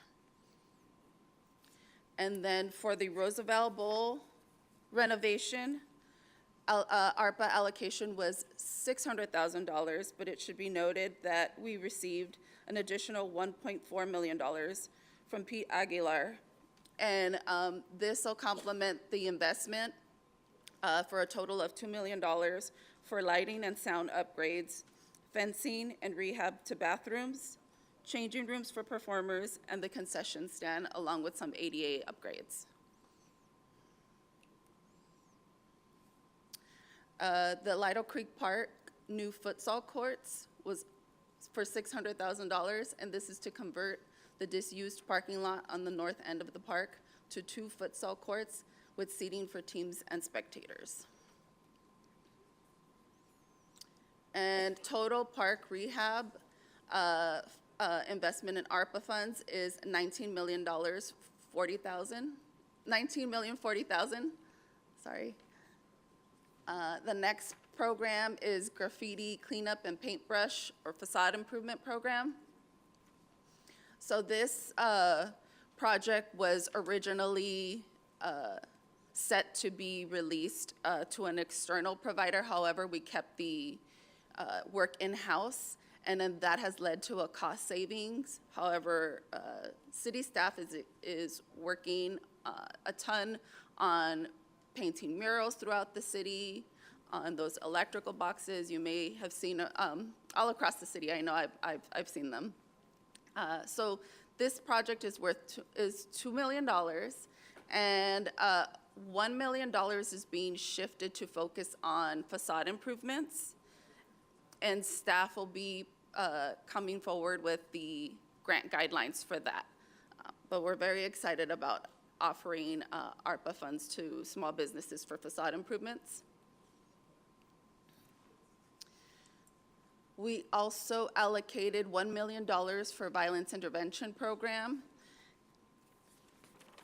And this is for leveraging a larger VIP grant from the state to fund direct services.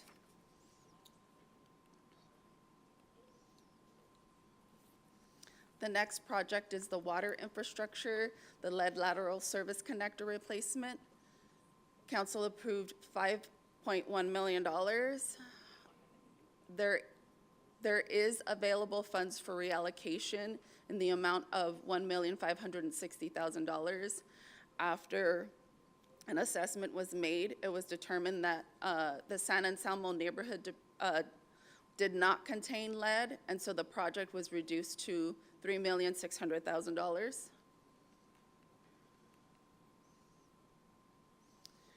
The Homeless Initiative and the Navigation Center, the total amount council approved was $24,650,000. And this included temporary housing, relocation assistance for the residents at the ASU location. $150,000 was allocated, but $76,500 was spent.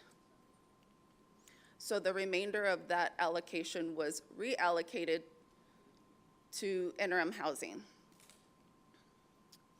Council also approved $900,000 for college housing with San Bernardino Valley College.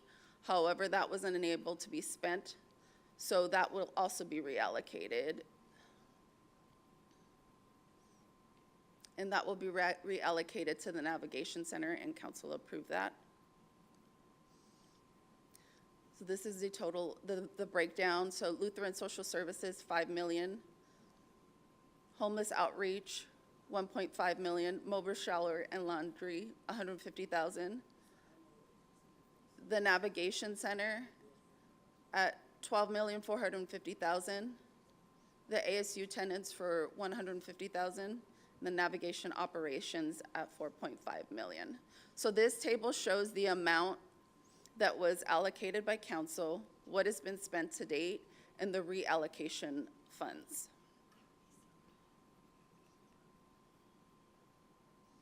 So here is the total amount of the $77 million invested. The total is $56,860,000. I want to make a correction to the total amount. The numbers are inverted.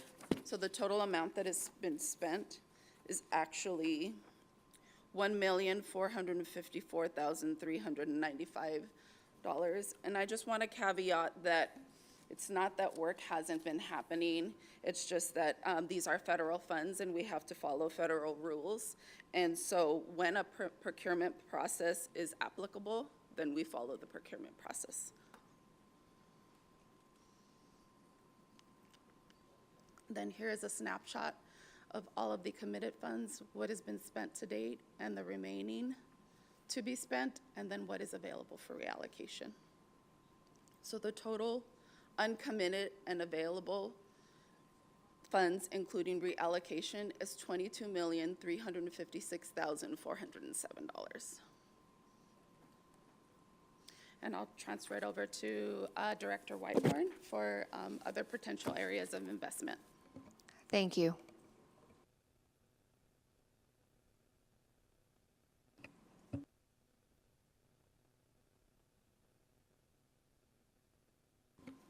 Good evening, Mayor, members of council. I'm sorry it's so late, and I will try to do this justice while going fairly quickly so I don't keep you up too much later. I'll start with premium pay for employees because I know we've heard in council and from employees during council meetings that this is an area that you all wanted to hear about. This is allowed by Treasury. Some people refer to it as hero pay. Within the rules, it's called premium pay for employees. There are very few restrictions related to how this can be paid out. All government employees are considered eligible. There is a statement within the rules that says the intent is to reward the lowest paid workers who are, according to the rules, generally found to be minorities who worked frontline jobs where others could work remotely or in a, quote, safer environment. And this comes directly from the rules that that was the initial intent. However, they put no restrictions around them to enforce that intent. In order to sort of give you a picture of other cities that made this investment and what they did, I did look at surrounding cities, and of the 11 of these surrounding cities, 8 did provide some level of premium pay, 3 did not. And this is just information on those cities just for your information and, you know, median household income, percent of persons in poverty, to sort of decide, you know, because this is American Rescue Plan dollars and we're investing it in our community, it's obviously up to council to decide how you invest those funds and where you think you should invest them. So I did consider that this was important information that you should have. And then state of California and the average of the regional cities. And then San Bernardino in comparison. And then surrounding cities and what they provided. This I thought was important information. Colton provided $6,000 to all full-time employees. Fontana, Ontario, $10,000. Riverside, $10,000 to everybody, full-time and part-time, which was actually more than they had available when they made that decision, remaining in their ARPA funds. So they actually had to use general fund money to like fill in the gap. That was the decision they made. So cities did totally variable things. Some of them did sort of different iterations of this by bargaining units. So this is like the most they did for full-time, the most they did for part-time, because in order for me to break it all down, this would have been pages and pages and pages of information. So it really is a snapshot of the highest amount they paid for full-time, the highest amount they paid for part-time. So please don't take this as like an absolute for every city. And then I did a full-time average and the median and part-time average and median for you, so you would at least have some idea of what surrounding cities did. And then what it would look like for our city, and I did provide you a simple calculation that gave you amounts of full-time and part-time, sort of given our number of employees, the number of part-time employees we have, given our vacancy rate, and potential ways that you could choose to structure this should you as council decide that you want to provide premium pay. And these are ways that other cities have chosen to apply this. They've said all employees, they've said department-based, they've said timing-based, everyone that was hired during the time of the pandemic. There are lots of different ways to structure it. I think simpler ways like this are the best way to do it when you either say this department, or you say everybody that was hired during the pandemic. You don't want to make it too complicated, because then you really get into a place of why this guy, why that guy. It's much easier if you make it really clear. Moving on from premium pay, parks and recreation facilities, we are obviously hearing that everyone's very happy that we are investing in parks and recreation facilities. I think it is a great thing to invest in. These are some areas that we know still need investment. The Encanto Center renovations, we need more money. Jerry Lewis Swim Center needs more money. Delman Heights, we know needs money. Paris Hill Park needs fencing, so that's another $9.8 million. We probably need more than that, honestly, in our parks, but that's sort of the minimum amount that we need additionally for our parks. And this is just more detail for each park. And I won't read these slides to you. You have them, I'm sure you've read them. It's late. So we know each of these parks needs this. We know it's $9.8 million. The parks really do need this. This enterprise resource planning software and technology improvements, the final rule, and I know we've discussed this, that the revenue loss category, the city had no revenue loss. We were sort of one of those fortunate cities that had no actual revenue loss when you calculate it. But there is a $10 million standard loss that we can take, and everybody gets a standard $10 million loss. And within that, we are allowed then to say, okay, we can spend that $10 million on things like government services and information technology infrastructure. And what we are recommending is that we reserve that $10 million for new enterprise resource software, which, as you know, we've done the big assessment citywide to determine we need new permitting software, we need new financial software, we need new everything software. As you all know, we hear about our permitting software about every day. You've heard about our payroll software. You've heard about our financial software. And an enterprise resource planning software, hopefully, will pick up most of those in one, and the ones that it can't pick up in one, we obviously buy things that then talk to the ERP so that we are no longer in these one-offs and doing all of this manual entry. And the goal of something like this is that those hundreds of man-hours that we spend now, filling out paperwork and sending it back and forth between departments is instead spent actually serving the public, which would be a vast improvement over what we're currently doing, which is an awful lot of talking to each other instead of talking to the customers and the residents and the people that we should be actually serving, because we spend so much time shuffling paper back and forth instead of just entering data once into a system that functions like it should.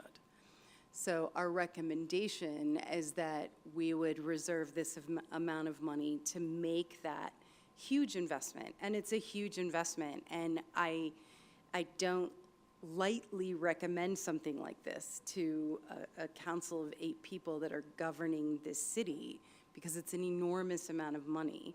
And as a finance person, it's an amount of money that makes me kind of like, say $10 million, oh my gosh. But it's an amount of money that would move this city in a direction that we want to go, where we want to say, people need to be serving the public, and we need the tools to be able to do it. And this investment puts us in a place where we would actually have the tools to be able to do it. We could operate efficiently and effectively in a way that would be so much better. So what we are recommending is $10 million, which would be 8.44 new ARPA dollars, and then the reallocation of the water service line connector funds that are not needed because, yay, the Santa Anselmo neighborhood has no lead in their connector lines, which was excellent to find out. So ARPA Flex, Mary spoke briefly about that. The new rules may open some flexibility. However, what we heard from the meeting, we have an every other week meeting with Treasury and GFOA, maybe Treasury people show up. There are still 4 major steps to approval of the new final rule. We have to have these funds committed by the end of 2024, so the likelihood of us actually having anything change is pretty slim, unfortunately. What we are hoping is that we will at least have the opportunity to use ARPA funds as a non-federal match of other federal funds. That would be huge because we could better leverage the funds. We very much doubt collectively as government employees, those of us who are on the call and those of us who are working in government, federal government, that the flexibility will come in time to make a difference in the investments, if we're really honest. We think it's going to be 2024 before we even get the new rules, because Treasury is that far behind in creating them. So, they should have had them 60 days from the time that Congress passed ARPA Flex, which was January of this year, and April was late, and they said, oh, we'll have them in May, or we'll have them in June, and they're still nowhere in sight. So what we are asking now is to commit funding to the ERP and IT infrastructure, and that you as council provide staff direction on pursuing premium pay for staff, parks and recreation, and then of course we'll bring you back anything we hear on ARPA Flex pending the new rules. So here's what funding will look like should you choose to make the commitment to the ERP and IT infrastructure. You would still have $12.3 million remaining to commit to other projects or premium pay. And now it's time for a discussion or questions. Thank you so much. Councilmember Reynoso, followed by Councilmember Alexander. Thank you, Mayor. So the total that we're dealing with that's left is 12. Or 22? 22, and then if you were to invest The the 10. 10. Yes. Okay. I love the recommendations. Definitely, we're discussing up here the COVID pay, for sure. For part-time, 1.5 or 1,500, then up to 3,000 for full-time employees. That'd be cool. They work hard. I was thinking about micro grants again for small businesses, but then I heard facade.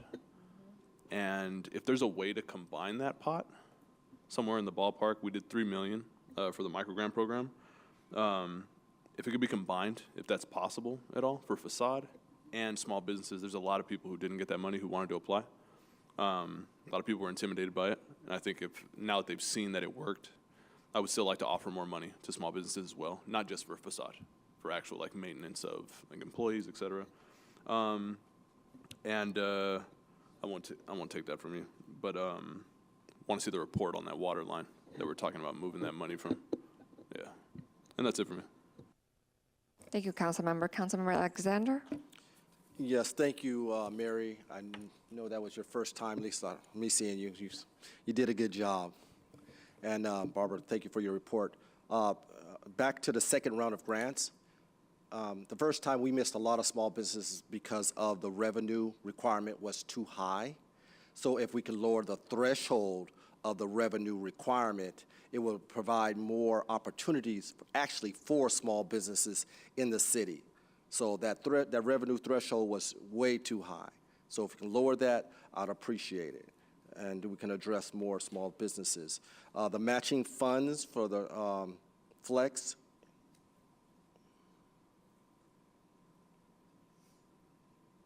The matching funds, the match on federal funds is to apply to other grants and stuff like that, so we can have those matching funds, which Mary talked about. Are you familiar with that? Or Mary, or you want to? Yeah, I think either, you mean the ARPA Flex? Right. If those rules come out, hopefully what they will allow is for ARPA funds to be used as a match for other federal grants, Right. as if they're not a federal fund. Right. Yeah. And well, what I'm saying here is maybe we can reserve or put a line item somewhere in our budget to do that, just in case. Mary understands what I'm trying to say, right? Yes. Great, Mary. And as far as the hero pay, I was thinking a higher number, Councilmember Reynoso. I was thinking more in the lines of $3,500 for all our employees, part-time, full-time, everybody, one-time shot. $3,500 across the line, one-time shot. And may I make a recommendation that we allocate $3,500,000 to the California Theater. I know that needs major repair. That is a jewel of the city of San Bernardino, and we have not allocated any funds toward there. So I didn't see that on your list of recommendations. So that's all of the recommendations that I have. Thank you very much, Director. We cannot, unless we reduce the amount we want to allocate, and it's totally up to council, the $10 million allocation that is a staff recommendation would have to be reduced by that $3.5 million in order to allocate that, because city facilities are not eligible except under the revenue loss category. Okay, so so since we're talking about money, then how are we going to address the California Theater? Because I know it's going to cost more than what we're currently allocating toward it. And I thought we could use ARPA funds for that, and we can't. We can't. Okay.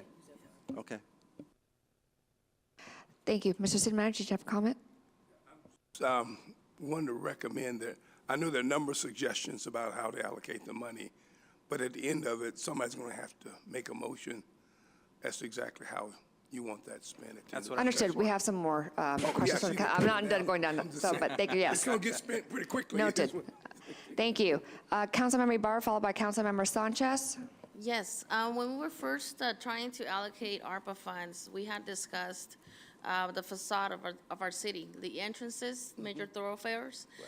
Where are we with that? I haven't seen much upgrading on the main entrances like Fifth Street corridor, Baseline, Highland, up on Kendall area, University.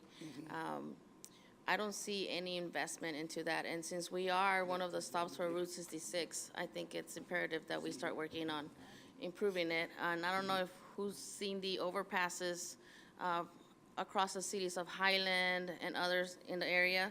They have the nice labels of, the cities that we're passing through. We only have the, off the 210 freeway, the San Bernardino, the old icons in there, the verbiage, and I don't know if there's any conversation about updating that mural to welcome people into our city. So, yes, you want to address? No, I'm not sure what the status is. I need to find out for you and get back to you. Yeah, because I know we were talking about bringing back Route 66 into our city. So that was one of the conversations we had early on when trying to allocate the ARPA funds. Thank you, Councilmember. I wasn't here for that discussion, so I'll find out. Okay, thank you, Mr. City Manager. Councilmember Sanchez, followed by Councilmember Figueroa. Yes, I think we should take these piecemeal because there's several components to this. There's at least, 26. Let me pull that up. Yeah, so there's at least 2 actions I see right in front here that we should be taking. Would you be fine, Mayor, if we were to take these piecemeal, vote on recommendation for 1 as a single item? 2, I also want to make a recommendation for the premium pay, and then we could add maybe a comprehensive list that staff can bring back to us on all the requests for expenditures of the last bit of ARPA money. Because I know Councilmember Alexander wants California Theater. Some of us are going to want parks. Some of us are going to want more money for facade improvements. So we should probably all bring that together, and then we can, because otherwise, it's whoever makes that motion, and then we're not sure who voted on what. So you think that'd be a good idea? Are you amenable to that, Mayor? So the recommendation, we want to go ahead and have a motion for the recommendation by staff. Is that what I'm hearing? To take action on that first, and then. Yeah. So if we can just, City Clerk, if we can just take a vote on item 1, and then 2, I'd like to take a vote on the premium pay, and then 4th, and I think final, would be maybe a comprehensive list of requests on expenditures for the final bit of. Can staff put up that slide with the recommendation? So I would make a motion right now to approve staff's recommendation for item 1. So that is the $8 million plus the 8.4, yeah. And then the $1.5 million for the reallocation from the water sewer line connector? Is Yes. that what you're? Second. There was a motion by Councilmember Sanchez, and I believe the second was by Charette.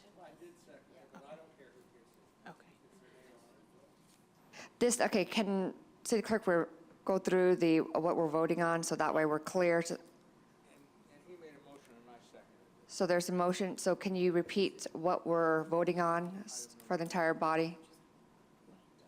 Do you want me to read it out? Yes, please. Okay. Councilmember, which slide are you looking at, so we can all turn to that? I'm just looking at the agenda.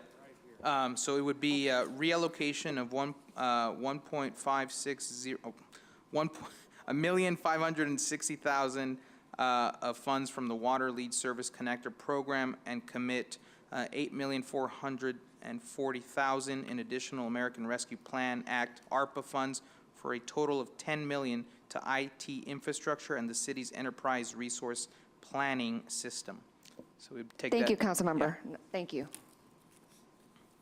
Please call for the vote. Yes. Councilmember Sanchez? Yes. Sorry, hold up.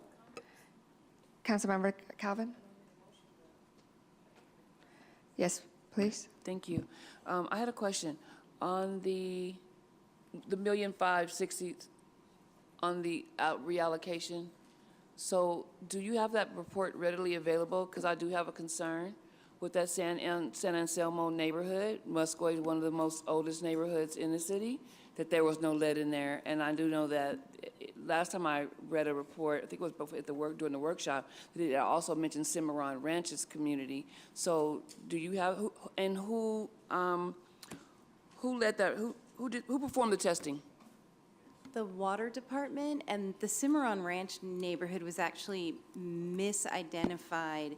They had offset their map in our original presentation, and it was actually a portion of Muscoy that was identified as Cimarron Ranch, and we had to make that correction in our original presentation, that it wasn't Cimarron Ranch, but it was an area just to the south. I know they border. I know they're real close. Yeah, or south or north, I can't remember, in Muscoy, that actually contained lead, not Cimarron Ranch.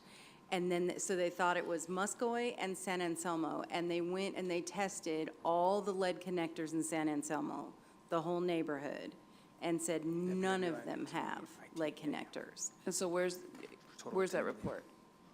I don't have the report. I just got the message from them that they said, hey, we're going to reallocate these funds to something else. And Message I said, from water. And I said, it is, in fact, only up to our council to reallocate those funds, because... Before reallocating those funds, I would like to see that report.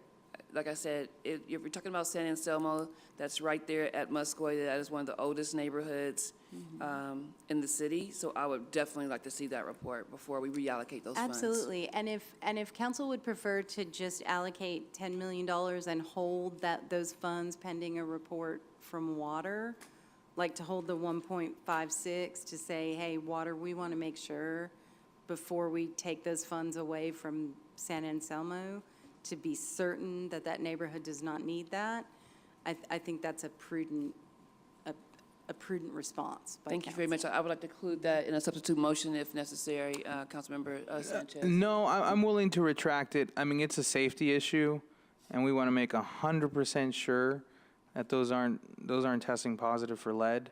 And we have till 26 to encumber the money. How soon do you think you can get that report back to us? I think we can have it at, on the next agenda. Miguel can come and speak. Okay, all right. So in that case, I would still like to allocate the 10 million for IT infrastructure. That kind of puts a little bit of a dent in our money because we're not going to be 100% sure that we don't need the 8.4 million for the water supply. Yes, go ahead. If I may, it's just the 1.5 that's water. Yeah. Oh, okay, then it's not too bad. Okay, so I wouldn't, in that case, let's not go ahead and reallocate that money until we get that staff report back to ensure that we're not going to in fact need this money to replace those that water supply. So let's go ahead. So I would make my motion would be amended to be a $10 million. Councilmember Sanchez, so you're agreeing with Councilmember Calvin to go ahead and just hold off on the 1.5, but move forward with the 10 million for Yes. the IT infrastructure. Okay, because the 1.5 will come back, staff will come back on the next council meeting, August 2nd, with all the full information. Okay. So we can still vote on the 10 million for IT infrastructure. So that would be my motion. Okay. Okay, thank you. And Councilmember Calvin? Yes, thank you. I just wanted to finish making comments too, that I'm really, really, really happy about the HEROES Act, the payments to our staff. Thank you, Mr. City Manager. When you first came on, this information was given to me by a city employee and asked me to look at it, and I passed that information on to the city manager. So I'm very excited. I don't want to be included in the cities that did not. For whatever reason, we need to be included in the cities that have recognized our staff that came in and stayed here during those times to make sure that our city continued to run, including our dispatchers. So I thank you for that. Now, as far as the facade, we allocated that $2 million quite some time ago, if I'm not mistaken. And was it included in the HEROES Act at that time, or the ARPA money at that time, or was it just $2 million that we had allocated? Yeah, we just allocated $2 million. Actually, it was for the graffiti program. It was graffiti, paintbrush, and facade improvement. Right. But was that ARPA funds that we had allocated? It was, It yes. was? Okay, cool. All right. So when can we look or to expect something coming back to us so that we can, that will be going out to the constituents, to the business owners as to what the application process, or I don't want to continue to keep this on hold. So when will we have this information back to us? When will it launch? I'm sorry, that one I can't answer because I'm not running the Okay. grant All right. program, Question but that- I can come back at the next council Okay, meeting no with that problem. response. Question that's out there. And as far as then the VIP, yes, go ahead, Mayor. Can I can answer that. I'm not sure as of the timeline, but I know that Amanda and her staff are working on the specifications of the application. And so we can get word to you on when she anticipates that being on agenda. Okay, great. Yeah, I did hear Amanda say that at the meeting the other night, so thank you very much. And then the funding that we had allocated for VIP program, that $1 million, so I really would like to know too where we are with that, and have we even hired a new director or manager over that program? So those funds are just, they're going to be sitting there until we do that? Okay. All right, thank you very much. Thank you, council member. Any other comments before we take a vote on the item number one? Just, Councilmember Figueroa? Oh, not yet, okay. I do have comments, but not regarding number one. Okay, not a problem. So why don't we go ahead and call for the votes for number one, but remove the 1.5 to be held off for the August 2nd meeting.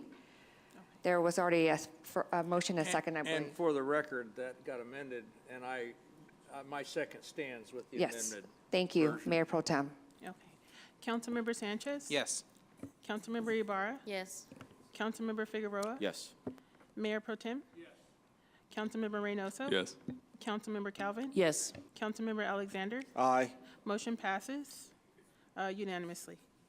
Thank you so much.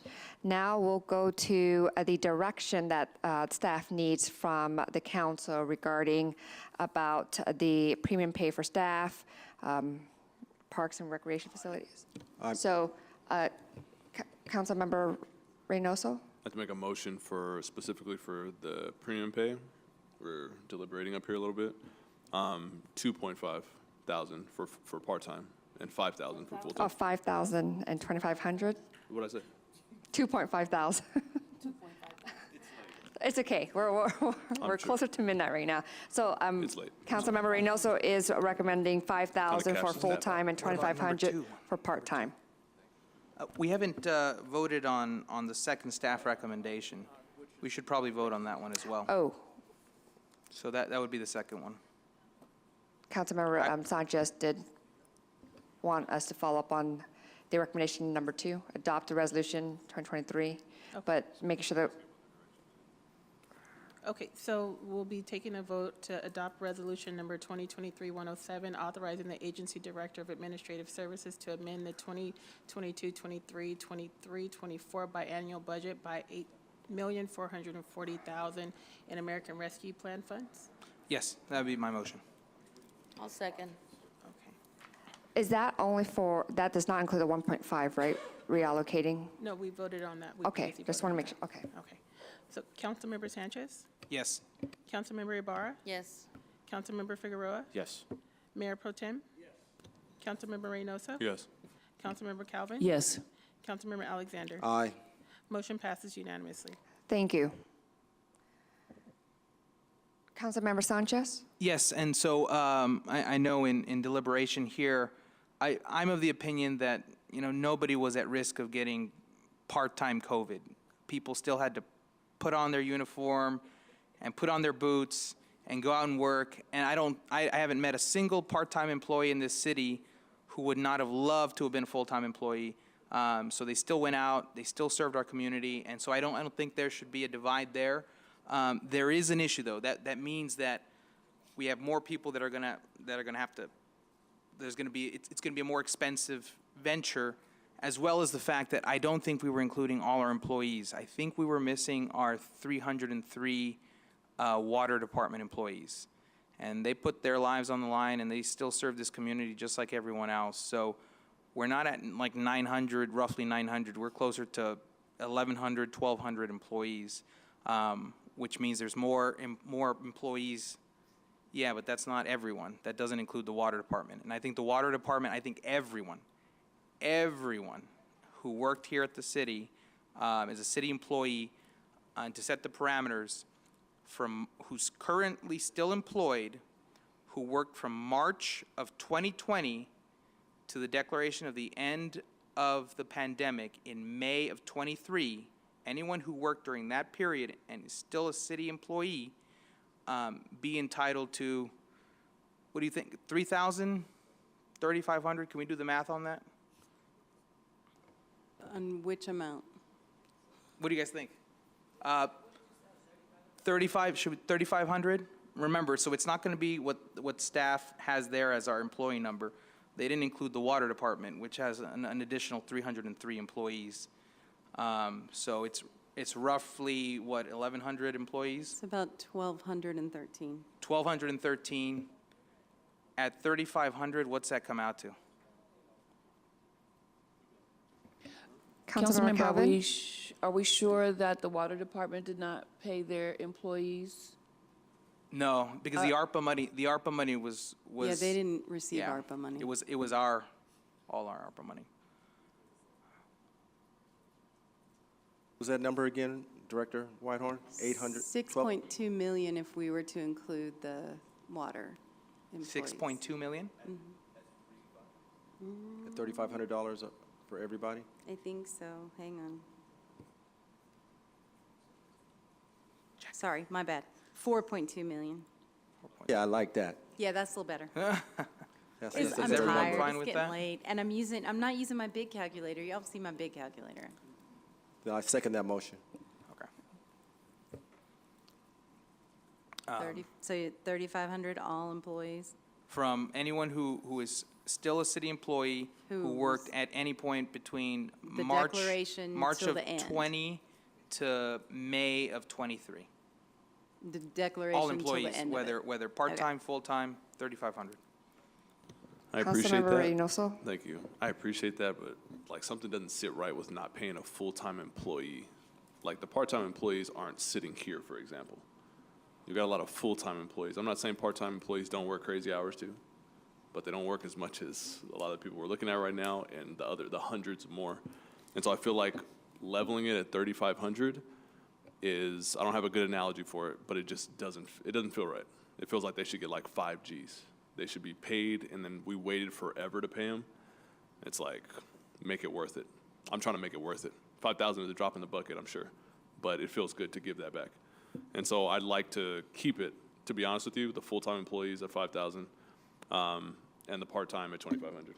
I'm open to 3 for part-time, but I feel like at least the full-time getting 5,000 is what I really want to see here. I think, and just your part-time employee here at the city maybe works 32 hours, maybe 34 hours. The full-time employee works 38 to 40. I think the difference is minimal. They're still going out and doing a lot of, they're still going out and doing work. These people are working way more than 32 hours a week, man. Council They're members. here right now. So why don't we go with what's on the floor right now, because I Okay, believe there's a motion, a second, and then we'll go from there. So what is the a motion and second? Okay. Madam City Clerk? We had a motion by Councilmember Sanchez to allocate to both full-time and part-time staff $3,500 to include the water department staff at a total of $4.2 million. And it was seconded by Councilmember Alexander. I'll make a substitute motion to pay all full-time employees, including the water department, at 5,000, and all part-time employees at 2,500 as a one-time payment. There is a substitute motion. Is there a second? Second. There is a second. Can we call for the votes? Councilmember Sanchez, Are we voting on the substitute? voting on a substitute. No. Okay. Councilmember Ibarra, No.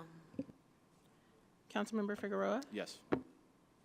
Mayor Pro Tem, No. Councilmember Reynoso, Yes. Councilmember Calvin, Yes. Councilmember Alexander. How much is that going to cost us? Sorry, about 5.5 million. And before I vote, it's $5.5 million. And how does that affect our obligation for our ARPA monies? What does that, For the ARPA? Right. It will bring us from about 12 million, assuming that water comes back and says, yes, the San Anselmo area is truly free of lead, then that brings us down from about $12 million remaining to about $7 million remaining to allocate to other programs. yes. Motion passes 4 to 3. Thank you.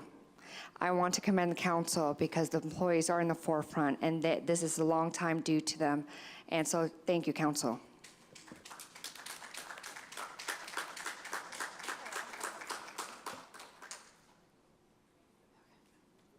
Okay, was there anything else that we need to touch on this item, or are we good to move forward? I think there's no more discussion. Got the direction for microgrant and facade? Cool. We need a motion for, I'd like to make a motion to allocate, what are we working with now with these hypothetical numbers? Or they're not hypothetical. Got 10 million in flex. We got 5.5 we just took from 12. Councilmember, can you share with the body what we're discussing? About 7. Okay, got it. We have about 7 remaining. Yeah. All right, I was gonna say 3.5, but I guess 3 million. I'd like to see 3 million. Make a motion for $3 million to be allocated to microgrant and facade improvements for small businesses. I would. Are you, Do you need extra direction to decide what that pot exactly will be split as? Unless you have a specific amount that you want. I'd like the majority of it, so let's say 2 million. 2 million for microgrant, 1 million for facade. Okay. Then make a motion. Are you aware that we have 1.8 million remaining in the microgrant program? Yeah, we've only spent 1.185 of the 3. All right, well, let's do an even, what is that? 1.2 would be needed to even it off at 3? Yeah. There's 1.8, 3 1.2. available Yeah, right there's right now. almost There's 2 3 available right now. 3 total that's allocated for this, but only 1.1 or 2 has been spent. So Yeah, there. yeah, okay. Yeah, about 1.1 has been spent. Do you foresee any issues in getting an extra 1.2 on top out?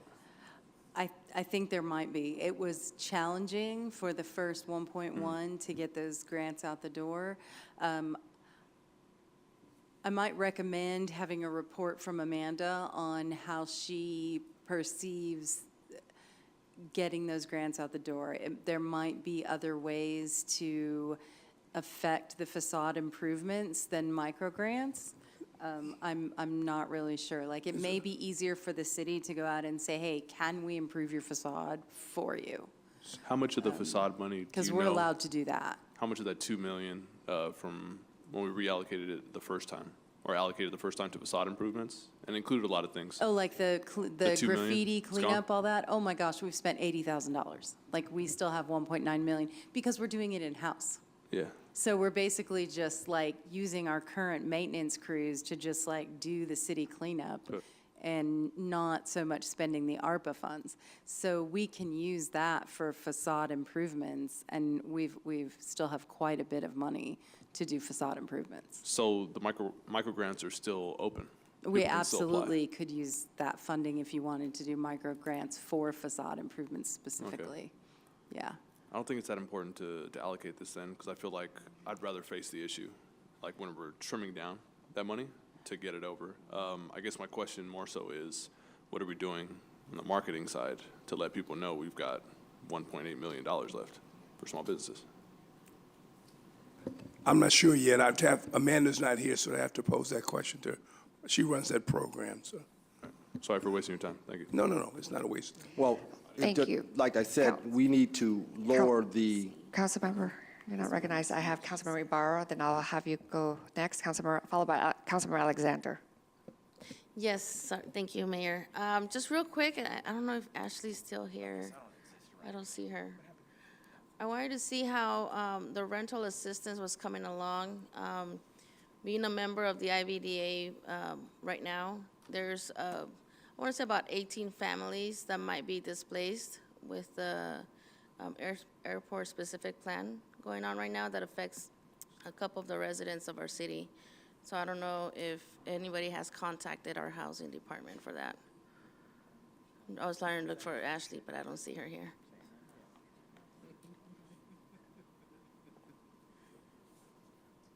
Can somebody look into that? Okay, yeah, it's not that many families that affect our city residents, but this is for the airport-specific plan that they're having. I think there's 18 families that might get displaced. So if we can just put some money on the side for them, that'd be great to relocate them. I can provide you those numbers.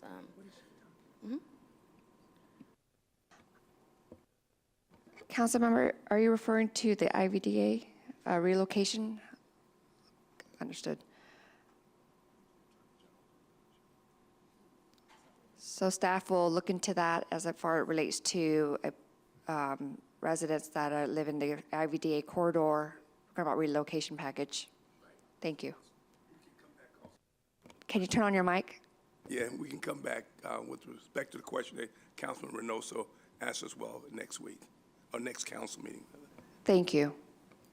Any other questions from any? Yes. Yeah, oh, I'm sorry, Councilmember Alexander. No worries.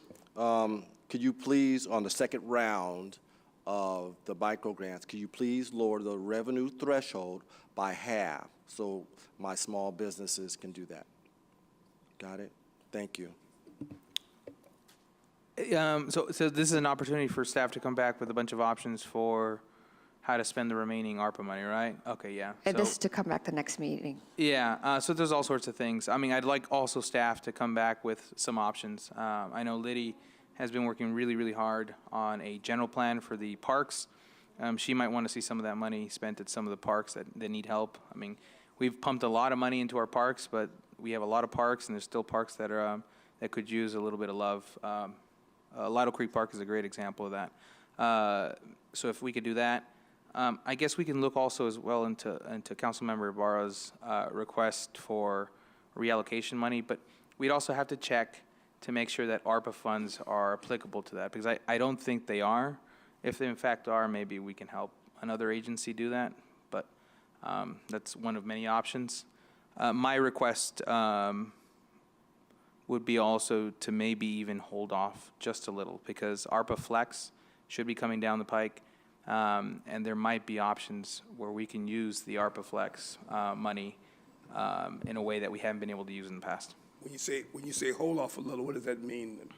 Yeah, so we have, when is the federal government going to hand down ARPA Flex? Yes. I wish I had that crystal ball. They were legally required to hand down those rules 60 days after Congress passed ARPA Flex, which was in January of 2023. So technically, we should have had the rules in March. Okay. They said we'll have them by April 15th. So now it's July 19th. We still don't have anything, and those rules still have 4 layers of approvals to go through. So I don't think we're going to get them anytime soon. All I right, mean, in that I would case, love maybe- to say maybe we don't. But I'd still like staff to Yeah. come back if there's any projects that are we can apply ARPA funds to, that they present those as well, because we might look at Hernandez and say, oh, wait a second, that's a great idea to spend the ARPA money on. Why didn't you tell us that? And you say, well, you guys had your own ideas. And I just want to finish off with the micro grants. Something that was crucially important that went missing from the from the micro grants was the proof of effort. So I know that we have very responsible business owners, small business owners who applied, were awarded, amounts of 10, 15, 25,000. There's very little in the current rules we wrote up that prevent them from using that money to buy a Cadillac. And I don't think they did, but what we need to do is maybe implement a metric, what's called a proof of effort. And we apply very stringent rules, because this, at the end of the day, is still taxpayer dollars, all right? It might not have come from the taxpayers of San Bernardino, but it's still someone's tax dollars, and it should be reflected in a positive way that everyone can enjoy, right? Whether it's the facade improvements, whether it's electrical grid upgrades, something that if if a patron to that business was to come in, they can say, wow, it looks like they invested $25,000 in this place, because this needs to be for everyone.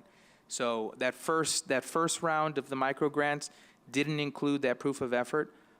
In the second round, if you can come back with a pretty comprehensive proof of effort metric system, and, you know, things that would include also, like I said, an outward appearance improved because of that money. All right? I mean, I hope everyone's okay with that. I'd like to make sure that that money is being spent the right way.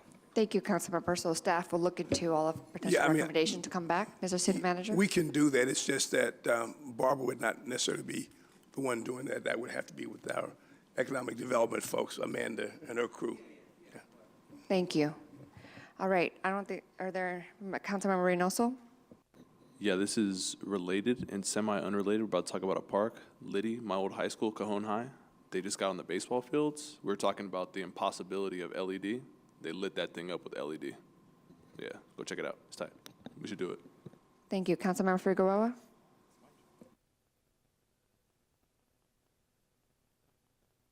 Councilmember Figueroa, did you have any further?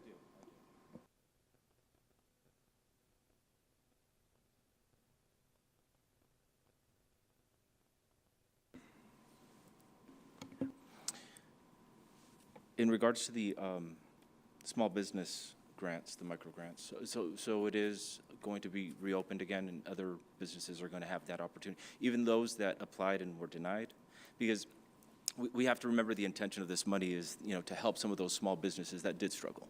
And the feedback that I'm receiving is that it was a little too difficult. The process was a little too difficult. It was, I mean, these are small businesses.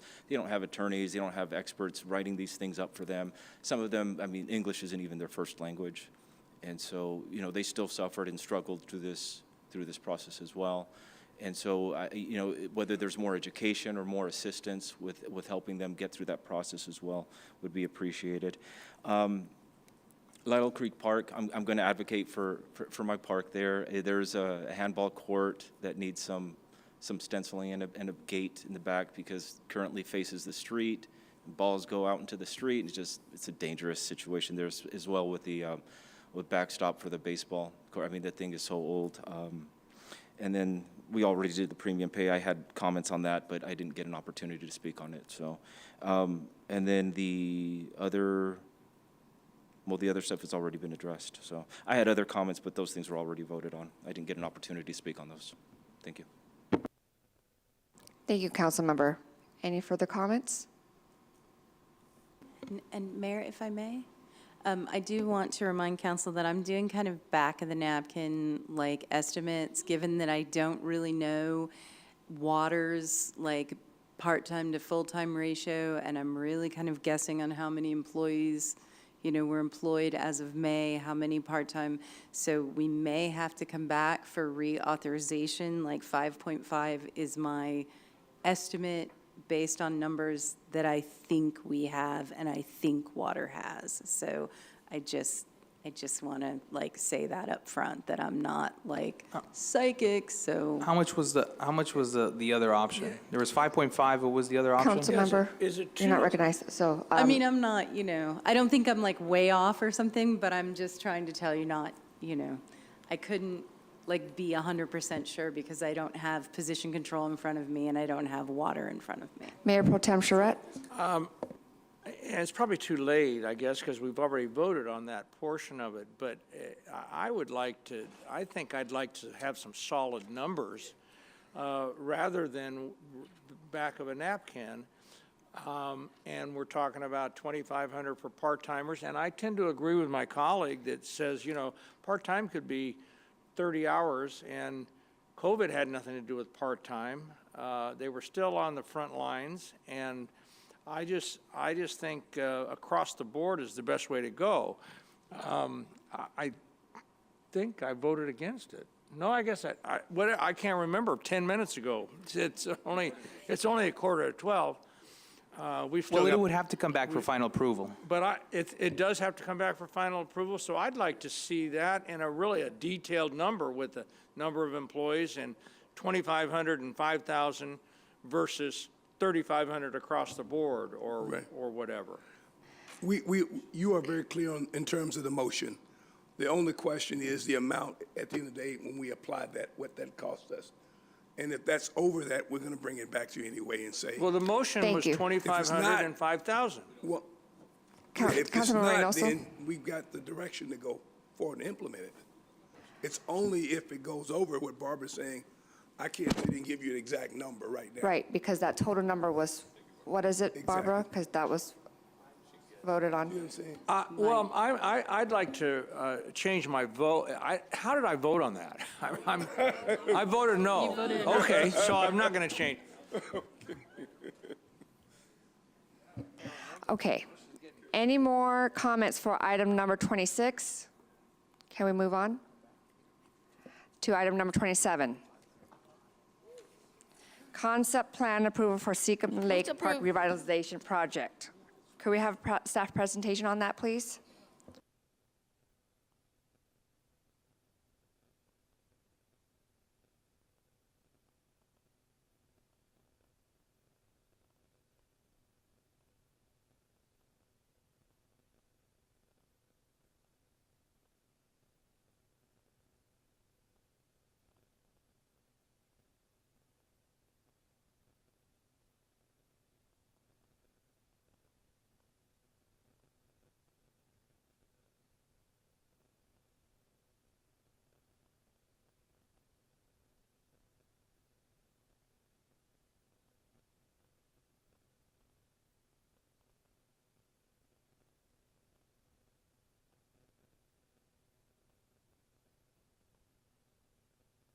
Yeah, all right. Good evening. This is Susan Pan, Acting City Engineer. So I'm going to kind of give you an update on an exciting project that we have with the Parks Department under the direction of the Parks Director Liddy. And this is for the Seacom Lake Park Revitalization Project. And this is a concept plan that we're bringing to you. So I'll go through this brief PowerPoint presentation, and then we have poster boards that we can get into details. I also have with us is the principal landscape architect, Greg Meek, who will be kind of getting into the more detailed discussion of the concept plan.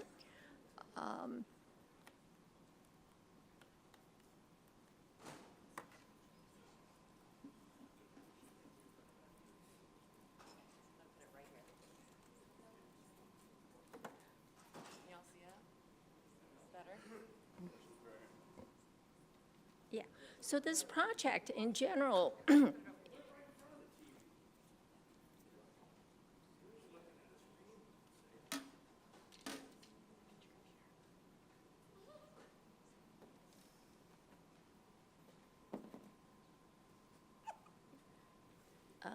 yeah, okay, so this project in general will revitalize the Seacom Lake Park with new amenities and restoration of existing infrastructure. The project will recreate a sense of place and become a gathering point for people living and working in the downtown area, and will even be able to hold events at the park. So that's very exciting. And this park will help build a safer community, provide a place for children to play and interact, walkers to walk and exercise, and a place to relax and enjoy the outdoors.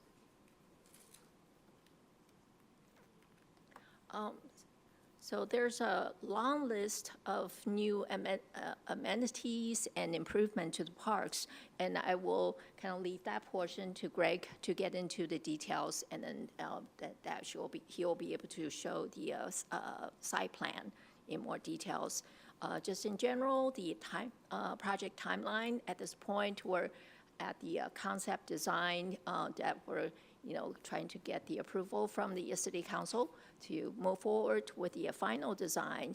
So if we get approval, the final design can be completed by September of this year. And then the bidding, advertising, and contract award, that takes about 3 months. So it'll be by end of the year, December this year, that we'll be able to award the contract. At that point, we'll be bringing that back to the city council, because we'll have a low bidder for this project. And the construction can start in January of next year, and then it will estimate to complete by the end of the year. So for this project, as was mentioned by Barbara's staff, that we have $9 million of ARPA funding, and then another $1 million from the Salmon Well Indian Band. So it's about total $10 million, and this concept plan is, with the conceptual engineering estimate, is close to about $10 million to build the project. So with that, I would like to turn that over to our principal. Okay, let's see. Yeah, that plan's fine. Okay, so maybe we can use the poster board to kind of demonstrate the details of the conceptual design plan. And at this point, I'll turn over to Mr. Okay. Well, it's, Mayor and council members, it's great presenting this to you. We've really enjoyed working on the park, especially with your park director and the birthday girl, Liddy.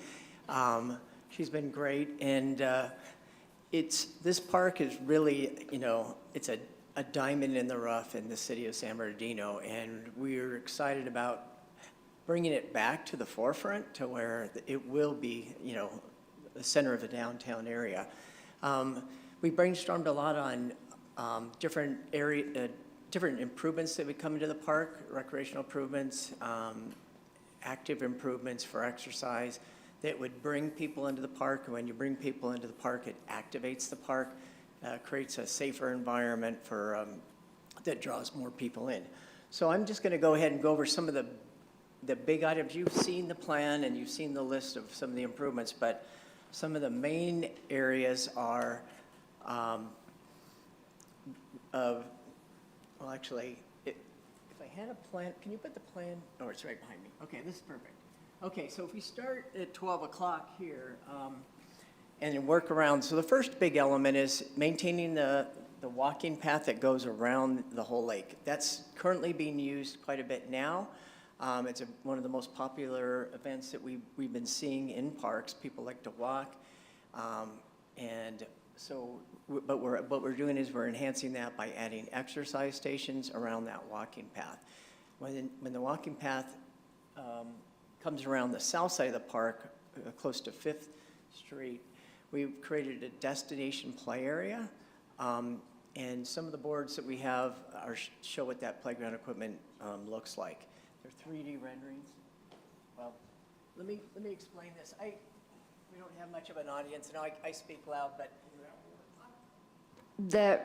those who are viewing remotely can't hear you. Okay. I'm sorry. All right, I can do it. I can help too. Okay, so Can you turn this on? Perhaps you could stand and use this handheld mic. Hold on. Well, the play area, there's a discovery area which has some dinosaur skeletons and eggs that kind of take you back to a prehistoric time, and then it moves on into an area that could be. Can you hear me now? Yeah. Oh, yes. That's great. Okay, so starting here, we with the rubber safety surfacing, we're using a color that kind of looks like sand and lava and sort of a prehistoric theme. And the structures that are in here also could represent, dwellings from native Indians or the native people. But to kids, they're forts, they're castles, they're whatever they imagine them to be. So it kind of moves from the dinosaur eggs hatching in the skeleton to these structures, and then a structure here. It's a climbing structure with a giant slide that 3 or 4 kids can go down at one time. So then when we get into this area, that transfers into kind of the lake, sort of a nature play and riparian area. And if you want to pull that one off. Okay, got it. So this area has a series of mounds and bridges and climbers and slides, and the surfacing kind of simulates a river running through there. And we like to create not only just great playground equipment, but play environments. The kids use these areas. They make games where you can't touch the water, or the sharks get you, or the alligators get you, and they jump from the different colors, and they make their own rules, and they interact with each other and play chase games. And the biggest complaint we get is the parents said, I can't get my kid out of the park. You know, it's getting dark and I need to get him out of there. So anyway, we also have a lot of accessible areas. Like this is a we-go-round where a wheelchair actually can get on. It's like the old merry-go-round. It just doesn't go as fast as the other ones. So it's an interactive play element that kids can spin and push around.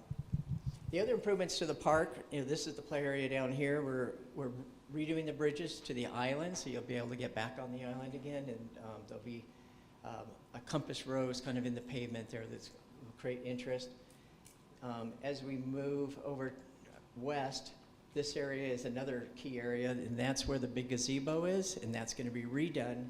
An amphitheater will be reestablished on the west side, and then where the restroom building that's been burned down is, there'll be a new restroom building, kitchen, and storage area. So this will be a great area for doing special events or even weddings or and just different events in the park.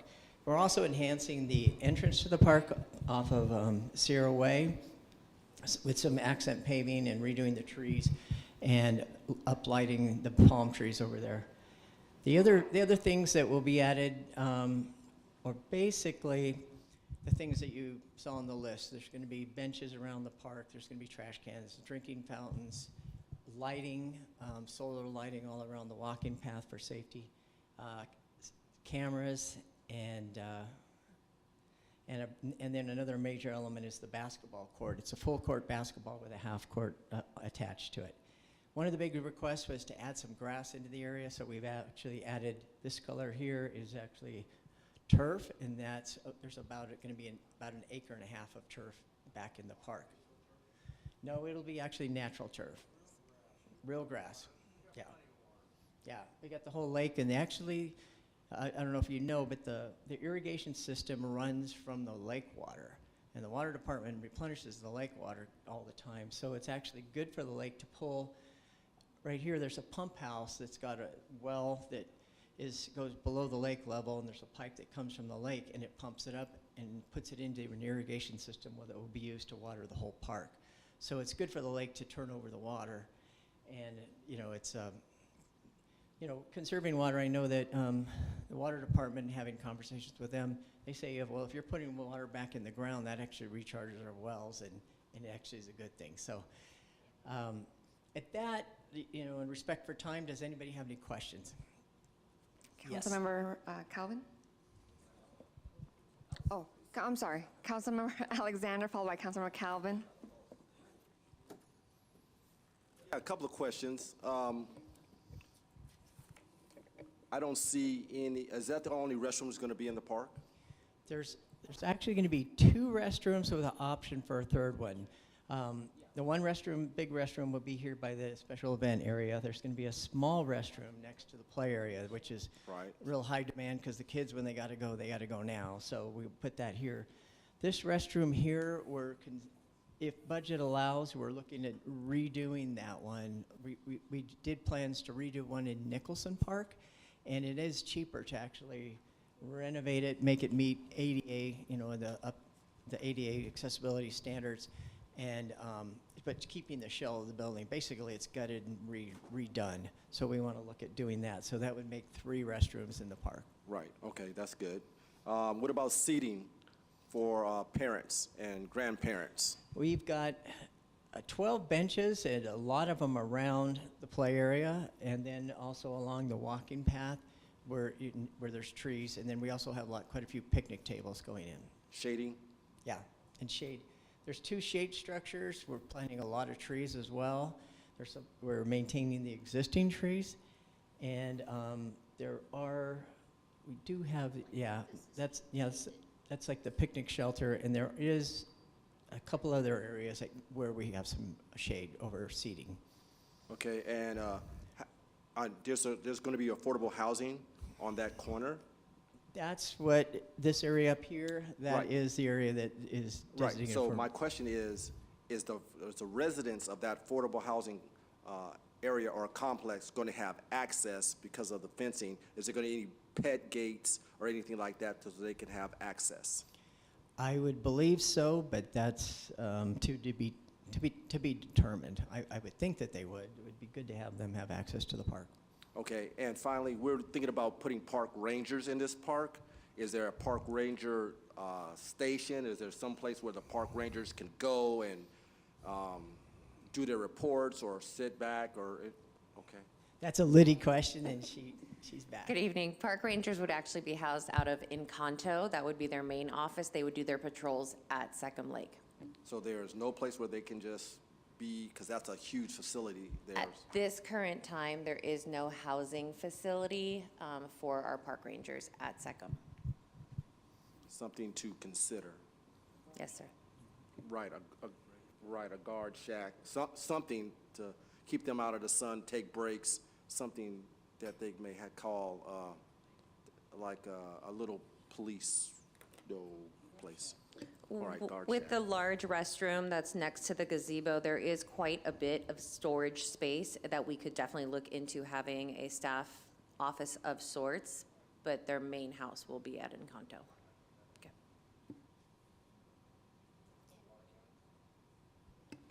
Greg, would you like to tell them about the water fountains in the lake? It's still to be developed, but we were looking at doing art in the lake, but also we had Lake Tech, a company that does a lot of lake work. They came out and did a sonar scan of the whole bottom of the lake, and they did made all kinds of recommendations to how we can improve the water quality. And part of this project is to take all of the surface debris that's in the lake out. So remove all the leaves, all the trash, and everything that we can get out. With the sonar, I was surprised we identified a lot of fish structures that we later found out when we had the plans when the lake was built. At first, we had suspicions they were, I don't know, dinosaur bones or things, but we knew that that's what they look like. But then we identified them that they were fish structures. And we're also looking at, there's an existing aeration system. We're looking, trying to get that going again, which cleans the water. So if I could ask just about you're going to take the trash out, but trash goes back in. How do we keep it out? Councilmember, you're not recognized, but go ahead and answer, then Councilmember Calvin is next. So that would have to be, we'd have to work with the maintenance staff and get a program or even hire a contractor that could do that on a regular basis. Thank you. Councilmember Calvin? Thank you, Mayor. Thank you also for this report. Everything looks really nice. I do have some constituents texting me right now, so they're still up watching, and they want to know about shade sails over the play areas specifically, because that equipment does get extremely hot in the majority of our parks. So will there be any shade sails to keep kids, keep those structures cool? We don't have them now. Can we add shade sails? Please. So shade sails are going to take us definitely over budget. They're very expensive. When we're talking about this type of playground, there is a lot of adventure risk play. We're looking at a tower, I believe that is about 25 plus feet high on a regular day, on a hot day. So where can we pull that money from then? Because if they're non-usable because of the heat, it's 107 right now today, nobody's going to be playing out there. So if we had that, and we know our summers do get hot, so there's no way around that, we're going to need to figure out something in order to protect the equipment so that kids can still play on it.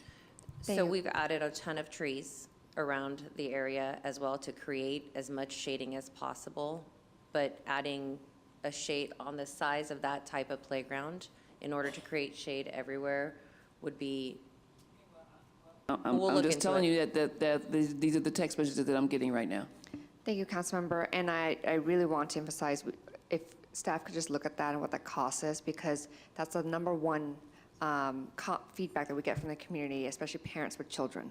And that's even for myself, with young kids, even Councilmember Reynoso. I mean, it's very important. So please look into that and what the cost is, and then we can really address that when the time is there. Thank you. Any other comments? No? If no further Councilmember Ibarra? I just wanted to move to approve. There's a motion to approve. Second. There's a second.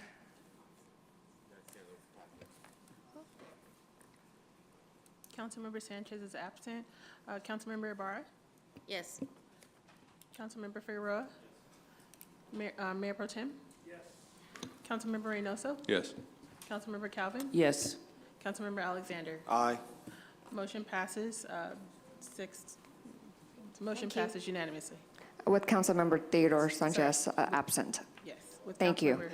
Councilmember- Moving on to items to be considered for future meetings. Item number 30, San Bernardino Regional Housing Trust. Councilmember Alexander, would you like to speak on your request?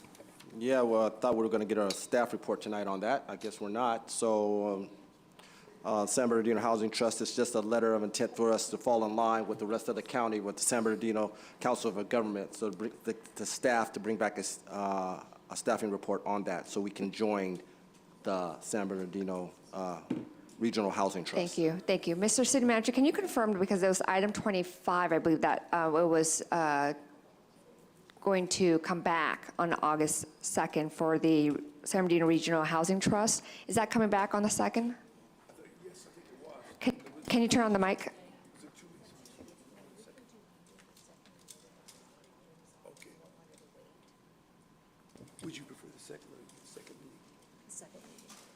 Second meeting in August would be better. The second meeting in Yeah, August, we've got a okay, pretty jammed because we're not agenda on the- prepared, is that correct? Yeah, and we've Okay. got a pretty full agenda on the first Okay. first meeting in August. It would be better than the second meeting in August. Okay, and this is not going to cause any issues with No. the schedule to be part of that? Okay. No, it's not. Awesome. All right, well, thank you. Moving on to Mayor and City Council updates, I'll start with Councilmember Ibarra. Thank you, Mayor. Yes, last Thursday, I attended the Sizzling Summer Nights over at the Roosevelt Bowl at Paris Hill Park. It's a great, they're still going on for those who are watching at home and haven't gone out. I highly recommend it. We're going to have it again tomorrow. The band name is going to be Amanda Castro Band, which is a high jazz energy band. That's going to be tomorrow at Paris Hill Park at the Roseville Bowl. Concert starts at 7 p.m., free for the whole family. There are some vendors out there, so if you're hungry around that time, make sure you come on and support those vendors. Also, tomorrow, there will be a final housing plan workshop meeting. It is scheduled at 6 p.m. at the Seminole Gateway College. If you want to be involved in the housing plan that the city is getting together, I highly encourage you to attend tomorrow. That starts at 6 p.m. and the address is 250 South East Street, room number 2 on the 3rd floor. If you have any questions, you can call the city, and this is the last workshop for the housing plan. Call the city at 384-5313. And then on July 22nd, also at Paris Hill Park at the Jerry Lewis Swim Center, we are having a movie night. It does come with a small fee. Children pay, it's $3 for a child, $5 for adults, and for a family of up to 5, $12. And the movie is going to be Luca, and the movie Luca starts at 7:45. That's going to be on Saturday, July 22nd. I think it's Saturday. And I think that is all for me right now, Mayor. Thank you, Councilmember. Councilmember Sanchez, did you have anything to know? Yes, SBPD and Parks will be hosting National Night Out August 1st from 5 to 8 p.m. at Rudy Hernandez Community Center. On Monday, the city partnered with the Black Chamber of the IE for a business mixer at BBOB Center. Attendance would be great. The next community dump day will be July 29th from 8 a.m. to 11 a.m. at Blair Park. And we unveiled over the weekend the new mural at Ruben Campos Community Center. The artist Arturo Orellano unveiled a mural of Ruben Campos at the location where Project Fighting Chance operates. It's a beautiful mural. Get a chance, make a visit to that community center. Oh, actually, and finally, Habitat for Humanity is having a cleanup. Oh, August 12th. August 12th. What's the location? 9th and H. August 12th. What time? 9 a.m. 9 a.m. So everyone come out, put on your work boots, show up early. Luis Ojeda is going to be there picking up tree trunks. So come out and help clean up that part of town. Thanks. Thank you, Councilmember. Councilmember Reynoso? Yeah, and I'll be brief. Just want to let the Fifth Ward know what I've been working on. A lot of sidewalks, a lot of tree stumps that are being graded into the ground that have been uprooting a lot of our kind of cul-de-sacs specifically, especially around the neighborhood near Farmer Boys. A project we're trying to get done, it's probably going to take a couple years, is Kendall Boulevard from Little Mountain to University Parkway. You have just foliage that just is totally overgrown. There is no sidewalk anymore. And we need to come into compliance with not only ADA, but just so people can walk on both sides of the street. And I want to thank Ernesto and the Public Works team for cleaning up a lot of the encampments, a lot of the hot spots that I noticed, especially behind T-Mobile. It's not there. And I check it like every day on purpose. I get off on the university exit. Thank you, Director Hernandez, for your team's diligent work. But I've been seeing a lot of proven results here. I also want to thank the people who finally painted. I'm trying to get the IHOP and McDonald's shopping center. The sign is raggedy. The other sign across the street, though, with Ralph's and everything, they repainted it, at least. And I appreciate that because people come to the city and they see the aesthetics, and you feel like what it looks like. You know, like when you dress good, you feel good. Like, for example, we don't always look good, but we're getting better at it. And lastly, I know the summer's getting shorter and shorter for the youth out there. I know a lot of them are going back to school next week. A lot of parents who are extremely grateful for it. But I know as a youth it's not fun, but I encourage them to be very excited about it. A lot of people are going to senior year, you're going to that next grade, and it's exciting, you're becoming adults. And so I just want to thank the school district. Didn't make it to the extravaganza this morning, but I want to thank the school district for their continued collaboration with any and everybody in the whole region, and constantly being extremely inclusive, especially around not only hiring of teachers, and I see a lot of events being facilitated specifically for new hire teachers, and just appreciating the pipelines that we've created here to keep our own. We grow them here, let's keep them, let's employ them here. And so thank you. Thank you, Councilmember. Councilmember Calvin? Thank you, Mayor. Appreciate it. I got definitely a lot of thank yous. I definitely want to thank Economic Development for coming out into the community. You guys have really been at a lot of community meetings with the San Bernardino City Tenant Workshop, and then last night, the Housing Element meeting that was held at the New Hope Life Center. Really appreciate you guys coming out. That information was very, very informative.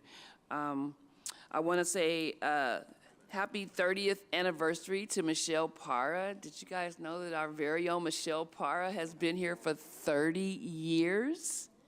30 years here in the city of San Bernardino. She says she started when she was 16 as an intern. Turned 16, she said, matter of fact, as an intern. So we got to bring that internship program back. So that we can get 30 more years out of these young folks that are now graduating and from college and from high school. So that's important. I want to say congratulations to the San Bernardino Unified School District. They swore in their new youth school board members, and Mayor Tran and I were there, and that was very, very exciting to see that happening. Congratulations to Project Fighting Chance with their grand opening. We all were out there as well. And I want to say thank you to Pastor Shepard and Music Changing Lives. Every Wednesday they're giving out food in the community. But this Wednesday was very important because we had a lot of community members that lost food due to the power outages. And so I made a phone call to Pastor Shepard, and he just stepped right in with the food that they had at their church. So I really want to say thank you for all the resources that he brings to the community. I went to Coffee with a Cop that was held at Dignity Health yesterday. Thank you to Lieutenant Echeverria for all the work that he's done in rotating our meetings around. I really, really appreciate all the hard work that everybody's doing. And we did go to the Bebop Center, and that was phenomenal. That meeting was great and awesome, and I just wish them all the success, Ms. Kim Carter, in the work that she's doing with the community for black and brown women in the community. Thank you so much. Thank you, Councilmember. Councilmember Alexander? Yes, thank you, and I'll try to make this quick. I attended the NAC President's meeting at the first of the month. Today, I also attended San Bernardino Unified School District's backpack giveaway in 170-degree heat. It was hot, so all those out there who collaborated and who did a great job, all those vendors out there to help the community, there were... I think it was 40,000 people today. Okay, I don't know a number, but It was a lot of people out there, and I want to give a special thanks to all those people who came out there and served the community. Special to Karen Suarez. I spoke to those kids who were doing the EV program, so I look forward to speaking to them again. For as far as the brownout, or wherever we call it, brownouts, blackouts, go-outs, I called Southern California Edison. And Southern California Edison wants you to share this with you. The best place for residents to go before or during outages is sce.com/outage-center. If you want to find out what's going on with your brownout in your community, that's sce.com/outage-center. Okay, and to file a claim. What's also coming up is I attended the African American and Asian Pacific Islanders Scholarship Lunch, which was an outstanding event. Congratulations to all those scholars who received scholarships. Also, I attended the backpack giveaway at Cathedral of Praise International Ministries, which was on another hot day. So congratulations to all those people who attended that event. Coming up July 22nd, Omega Psi Phi Fraternity Incorporated will be giving backpacks away at Paris Hill Park. And then on the 29th, also, there's another backpack giveaway at Paris Hill Park from 10 to 1. And that's all I have, Mayor. Thank you very much. Oh, no, I'm sorry. One last thing. I toured, never mind. That's okay, Mayor. Thank you, Councilmember. My colleagues really just touched everything, so I'm not going to repeat, but I do want to say thank you to the staff for all of your hard work, and I want to thank Council for approving that one-time ARPA funds for our employees. It's a long time coming, and you do deserve that because you've been through the pandemic, and so thank you so much for your service and dedication. This is going to help with the retention too as well, how I look at it, so thank you. The meeting is adjourned. It's actually good morning. 12:16 a.m. The next joint regular meeting of the Mayor and City Council and the Mayor and City Council, acting as the successor agency to the Redevelopment Agency, will be held on August 2nd, 2023, at the Feldheim Central Library located at 555 West 6th Street, San Bernardino, California, 92401. Closed session will begin at 5:30 p.m. and open session will begin at 7 p.m. Thank you, and again, good morning.